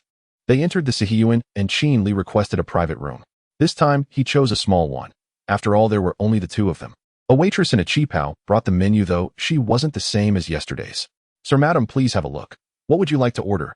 Qin Li handed the menu to Tang Shuhan, but she waved him off. You order first. Pick the dishes you liked before, and let this CEO taste them. Such an arrogant little sprite. He'll claim you sooner or later. Qin Li took the menu and recited his choices. Almond Buddha's hand hanging roast chicken, soft-shelled turtle meat soup, fish maw braised with ham, embroidered ball scallops, beef tenderloin with white mushrooms, wincy tofu soup. He ordered several of the tastier dishes from yesterday and added a few of his own. He had especially requested almond Buddha's hand, a pre-meal dessert his mother also makes and quite delicious. With a starter dessert, the midday meal would be perfect. Tang Shuhan only ordered a single shisha roux. Qin Li had already chosen so much that the two of them might not even finish it all. The McDonald's episode had been an accident. Tang Shuhan did not waste food under ordinary circumstances. The waitress noted their choices and then asked, would you like any beverages? Mention of alcohol made the two of them exchange a look. They had once gone overboard together after drinking. Qin Li, with a touch more nerve, cleared his throat and asked, what do you have? We carry Wuliangye and Matai, but we also brew our own plum wine, apricot blossom wine, and peach blossom wine, the waitress replied. Qin Li glanced at Tang Shuhan. Shall we have a little? Well, drink sparingly. In truth, he hardly cared. He fancied himself immune to intoxication, but he wanted to ease her worries. Tang Shuhan hesitated for a moment, then said, all right, a little. I'd like some peach blossom wine. She spoke and felt a warm blush at her ear. Qin Li's heart lifted. Her willingness to drink with him meant her reservations were slowly melting away. Then one gene of peach blossom wine, please, Qin Li told the waitress with a smile. Very well, please wait a moment, sir and madam. The waitress bowed and left. The private room fell quiet. After ordering the wine, the air between them grew subtly intimate. Shuhan. Qin Li suddenly broke the silence. What is it? Qin Li teased mischievously. Why are you blushing when you haven't even drunk? Tang Shuhan fell silent. She wanted to throttle the man. Didn't he know why her face was red? Qin Li toyed with her and then grew a touch earnest. Tonight, before he could finish, Tang Shuhan flusteredly interrupted him. I need to review the contract tonight, she said. Qin Li blinked, her cheeks were flushed, and her hands gripped the cup so tightly her knuckles had whitened. He realized then that she must have misunderstood his intentions. He pretended not to explain and instead said, You can look over the contract afterwards, you know. No, Tang Shuhan answered crisply, embarrassed. Qin Li put on a mock expression of disappointment and fell silent. Tang Shuhan watched his sulking face and felt a twinge of helplessness and confusion. That bastard. He was so good at teasing people. He hadn't even properly chased her yet, and already he was bullying her.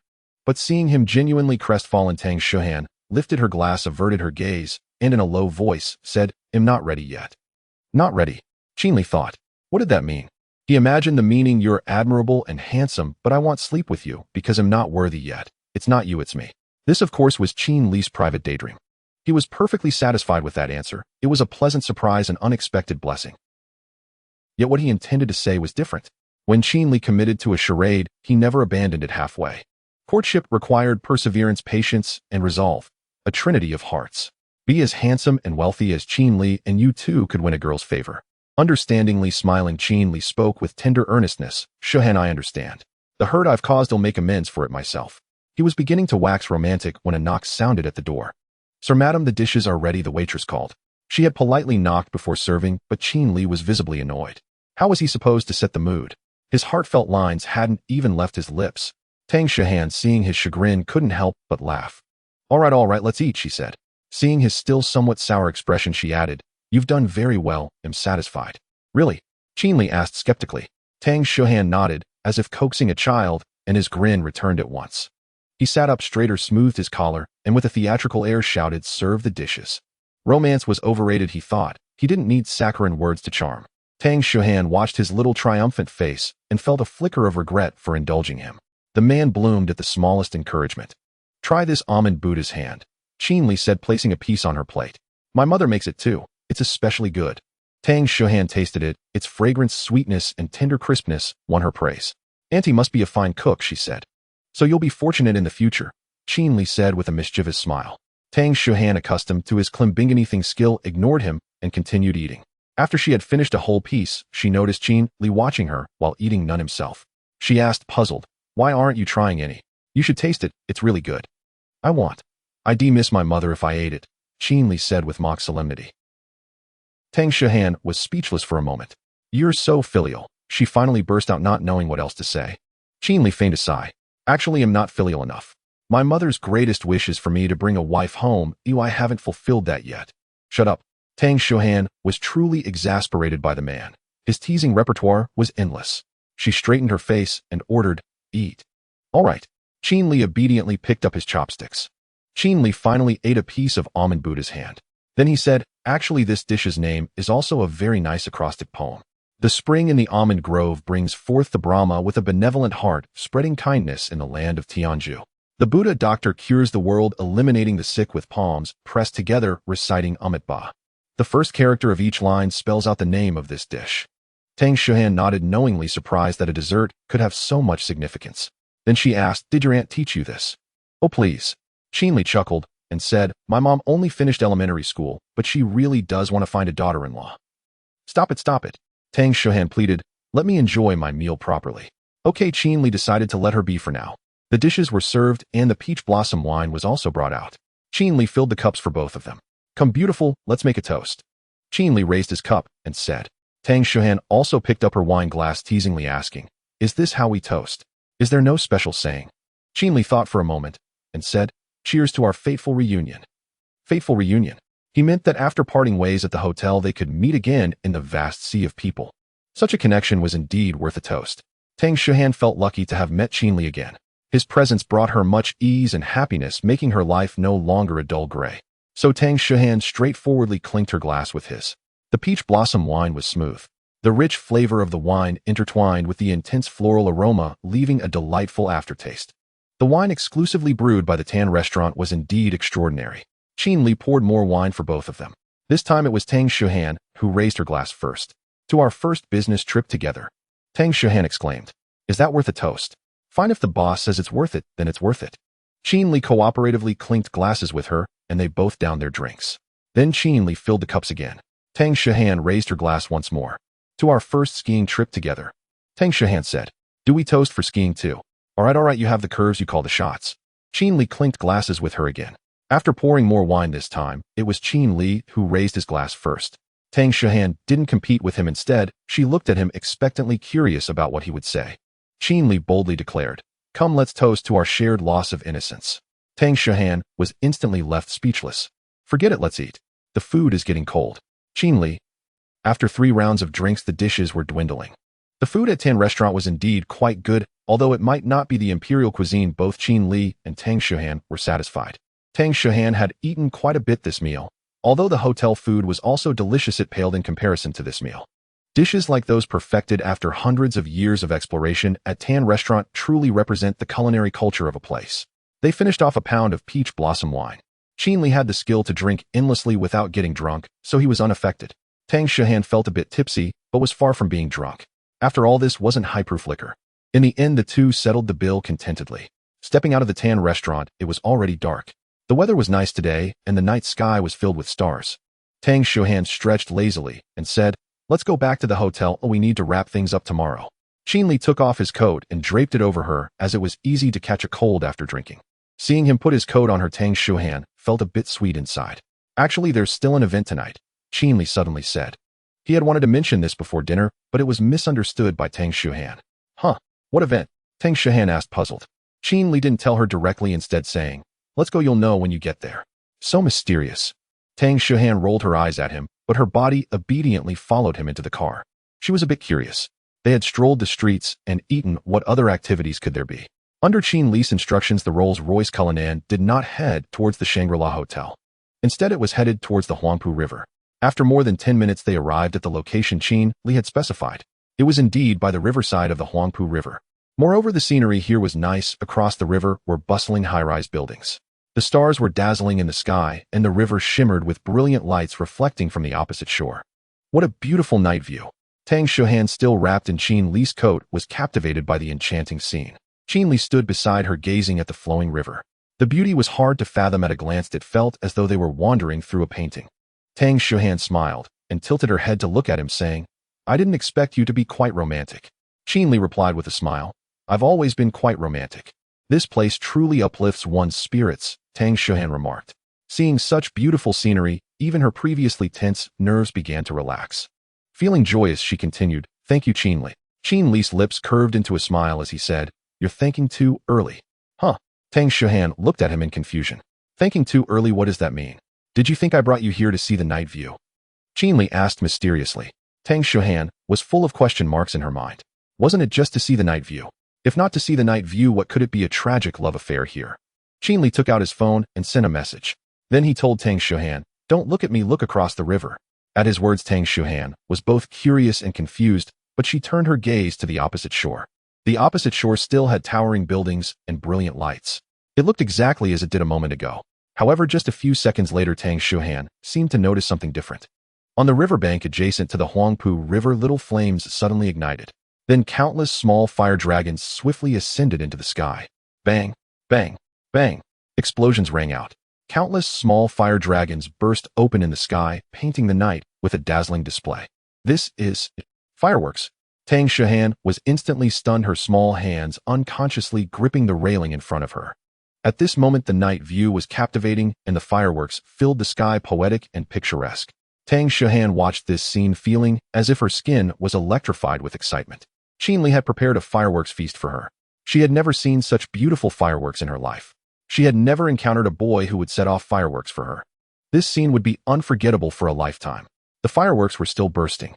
Tang Shuhan turned to look at Qin Li, her eyes glistening. Then she leaped into Qin Li's embrace. This proud and strong girl was filled with overwhelming emotion. The female driver of the Rolls-Royce Cullinan perfectly captured this moment with her phone. With the fireworks in the sky, the scenery enchanting, and lovers embracing, the photo turned out beautifully. The female driver looked at the photo and felt quite satisfied. Was it because she found this moment romantic that she took the picture? No, this was also Qin Li's instruction. Thanks to Tin Tin Tin for the mountain climbing invitation, thanks to Zhao Lucy for the likes, and a big thank you to the brothers for their support. I hope the brothers enjoy reading if the author has stayed up late to update. Women are seldom immune to romance. Even Tang Shuhan, whose pride and aloofness border on imperiousness, is no exception. Nestled in Qin Li's embrace, her gaze lifts toward the sky, where fireworks continue to burst in radiant, ceaseless splendor. Her heart swells with awe and tenderness. Her voice trembles faintly as she asks, "Isn't firework display strictly prohibited in Mingju City?" Qin Li holds her close and replies, "That's precisely why I had someone else set them off." Tang Shuhan chuckles, charmed by his playful evasion, and asks, "Then who was it?" "Someone you'd never imagine," Qin Li teases, savoring the suspense. Tang Shuhan's curiosity flares anew, but this time she chooses patience over haste. For she intends to watch, uninterrupted, the entire spectacle, her own private symphony of light. The fireworks blaze for over 10 minutes before gradually fading into hushed, luminous twilight. The night sky reclaims its deep, velvety darkness. Only then does Tang Shuhan draw a slow, steadying breath and turn her eyes fully upon Qin Li. At last she understands the meaning behind his earlier words, "It's too soon to thank me." This celestial banquet outshines any mere riverside view by an incalculable measure. Yet what moves her most deeply is not the spectacle itself, but the thoughtfulness, the quiet devotion that Qin Li poured into crafting it for her. Qin Li meets her unwavering luminous gaze and ventures, "Shall we kiss now?" Tang Shuhan casts him a glance both smoldering and exasperated. How could such boldness dissolve into such endearing awkwardness? When he teased her, he'd been anything but clumsy. So she closes her eyes. Qin Li needs no further invitation. Her surrender is unambiguous, radiant, absolute. A soft smile curves his lips as he leans in. It is their first true kiss, or so Qin Li believes. Whether there had been others before he cannot recall, memory dissolves into fog after that night's intoxication. Across the river, sirens wail and police lights strobe urgently, but Qin Li and Tang Shuhan remain blissfully unaware. They are utterly lost in their shared world. The kiss lingers, 10 full suspended minutes, before they part breathless and trembling. Tang Shuhan feels her heart hammering against her ribs, wild and unmoored. This sensation bears no resemblance to drunken impulsiveness. It is sweeter, deeper, intoxicating in its clarity. "This kiss is your reward," she murmurs, smiling as she pinches his nose. "You performed exceptionally well today." Qin Li grins and quirks his lips. "Just one kiss. Isn't that rather stingy?" She swats him lightly. "Must you be insatiable? How many executive secretaries get to kiss their CEO?" He chuckles softly, "Fair point," and admits inwardly that he is in truth profoundly content. Their bond has deepened at astonishing speed. After all, Tang Shuhan had carried deep reservations only weeks ago. To reach this intimacy so swiftly borders on miraculous, especially given her fiercely independent nature. Gaining entry to her innermost circle was never meant to be easy. Did anyone truly believe a domineering CEO like her could be won so effortlessly? By the way, who did you enlist to set off the fireworks? The police have already arrived. Will it cause trouble? Only now, emerging from their reverie, does Tang Shuhan notice the cluster of patrol cars across the river. Qin Li merely smiles, unruffled, no concern. He will handle it. Who is he? Her curiosity surges again. Who could possibly be so unexpected, so utterly beyond her imagination? Qin Li decides not to prolong the mystery. This revelation was always intended for her, to ease her mind completely, to lift the final weight from her spirit. He pulls out his phone and opens a chat interface. Tang Shuhan takes it and freezes, eyes widening at the contact's name. It's him. The man who stuns her into silence is Wei Shirquan, the very man Qin Li recently subdued. And indeed, it is the last person she would ever have guessed. Wei Shirquan has endured a harrowing few days, first betrayed by his own bodyguard, then conscripted by Qin Li to orchestrate the fireworks. But this Tang Shuhan knows nothing of. She scrolls through their exchange, astonished. Every meticulous instruction, every logistical detail, lies plainly recorded. Qin Li commanding Wei Shirquan, obeying without hesitation. How could he possibly obey you? She breathes, stunned. She knows Wei Shirquan's family background intimately, precisely why his past harassment had wounded her so deeply. The more she knows, the more incomprehensible this submission becomes. Qin Li smiles gently. This is the final surprise I've prepared for you today. I hold a flawlessly lethal leverage over him. From now on, he will never dare approach you again. As for launching fireworks, such a trivial task. He follows my orders without question. Though fireworks are banned in Mingju City, Wei Shirquan's influence ensures the matter is quietly resolved. Even if he falters, Qin Li feels no anxiety. He knows the debt must be repaid. Tang Shuhan stands motionless, stunned. Was the torment that haunted her for so long truly over? How much else had Qin Li quietly done for her, unseen and unspoken? She had assumed the evening would conclude with dinner. Then came the riverside stroll. Just as she believed the night was ending, the fireworks began, a breathtaking crescendo. And yet, after the final ember faded, another surprise awaited. Clearly this was the true climax, the grand finale of the night. She finds herself speechless. Tears spill silently. Tears of overwhelming gratitude for Qin Li and tears of profound release from old aching pain. In that moment, reality feels like a dream.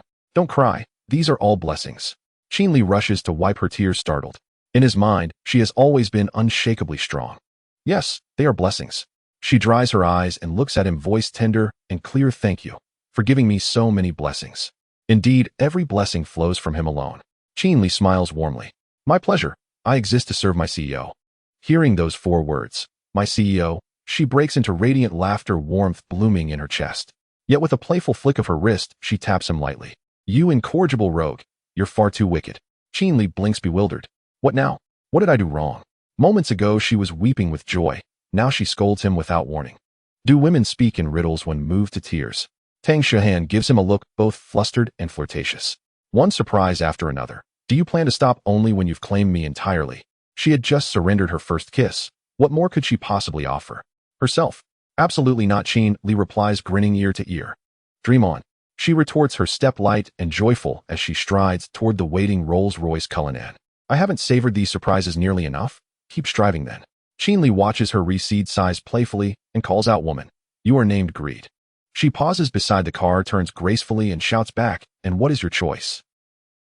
Qin Li throws his head back and bellows, I choose to fulfill your greed. Tang Shuhan bursts into blossoming laughter. In the shadows, their driver exhales, long-suffering and full. She has feasted on love stories tonight, until she can bear no more. The two return to the hotel, and indeed Tang Shuhan did not let Qin Li go to her room.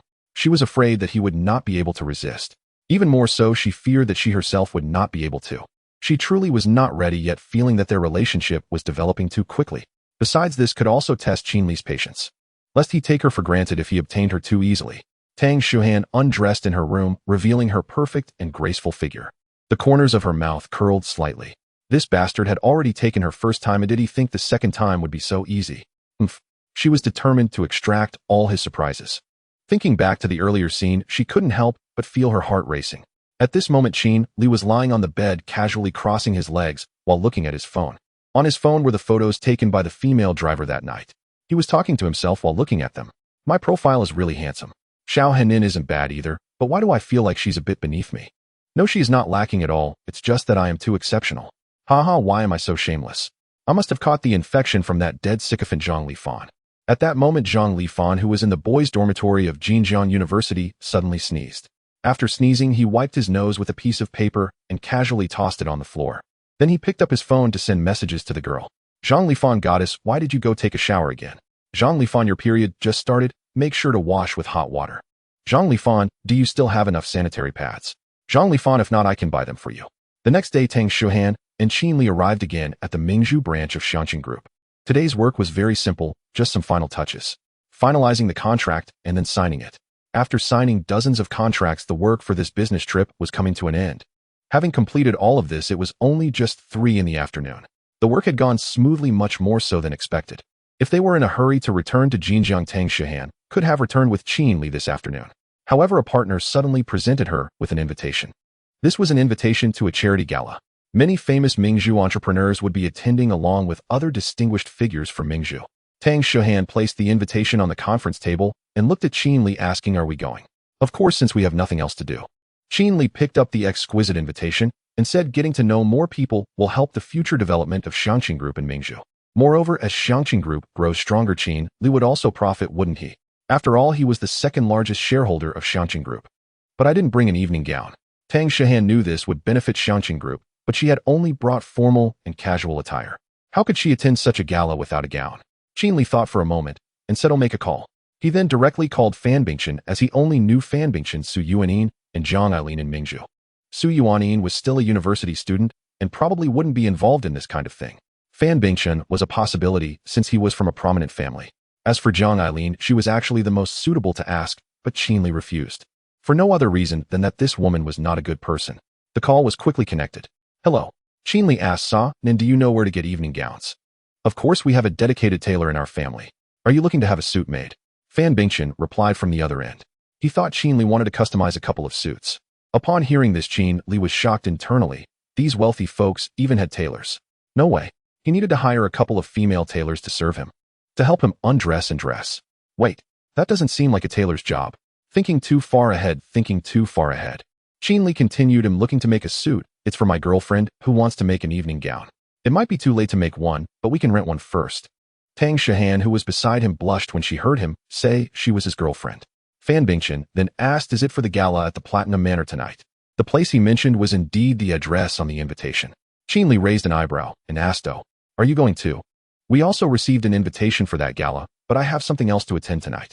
Send me the address, and I will have my tailor come over to take measurements. Fan Bingchen said.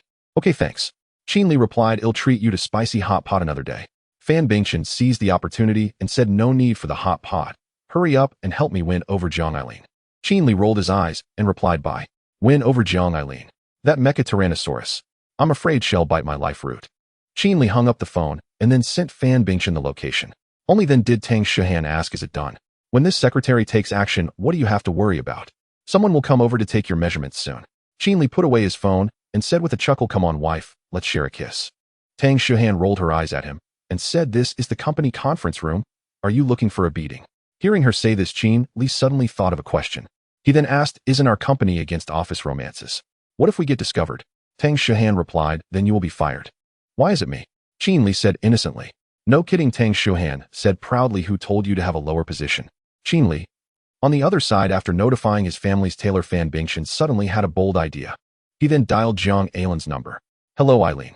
What is it? Spit it out quickly. Jiang Eileen said in a domineering manner. So are you going to the gala at the Platinum Manor tonight?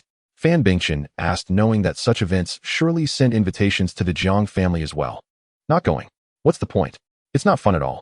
Jiang Eileen said casually. I heard that the female star Zhou Yuning is going tonight. I thought you would go. Fan Bingchen told a lie here. He knew that Zhou Yuning was Jiang Eileen's favorite star. As for whether Zhou Yuning was really going, how would he know? He was only responsible for getting Qin Li and Jiang Eileen together. Really? Then I have to go. But you shouldn't go. It would be awkward if our families meet and start talking about random things. Jiang Eileen said excitedly. I can't go. I have something on tonight. All right, wish you success tonight. Fan Bingchen hung up the phone, letting out a long breath. He was risking it all to avoid wearing a green hat. No, he was doing it for love's freedom. Qin Li, I'm sorry. Who told you to be so good at charming girls? Bro, good luck. If you succeed, I'll serve you tea and water. If you fail, I'll offer incense and bow. Amen. Thanks to Yuan and Shishishi for the mountain climbing invitation, and thanks to Zhao Lucy and user 11157299 for the likes. I really appreciate the support. The author is desperately typing. Thank you all for your support. If you have time, please write a review and chat a bit. That's good too. Thank you.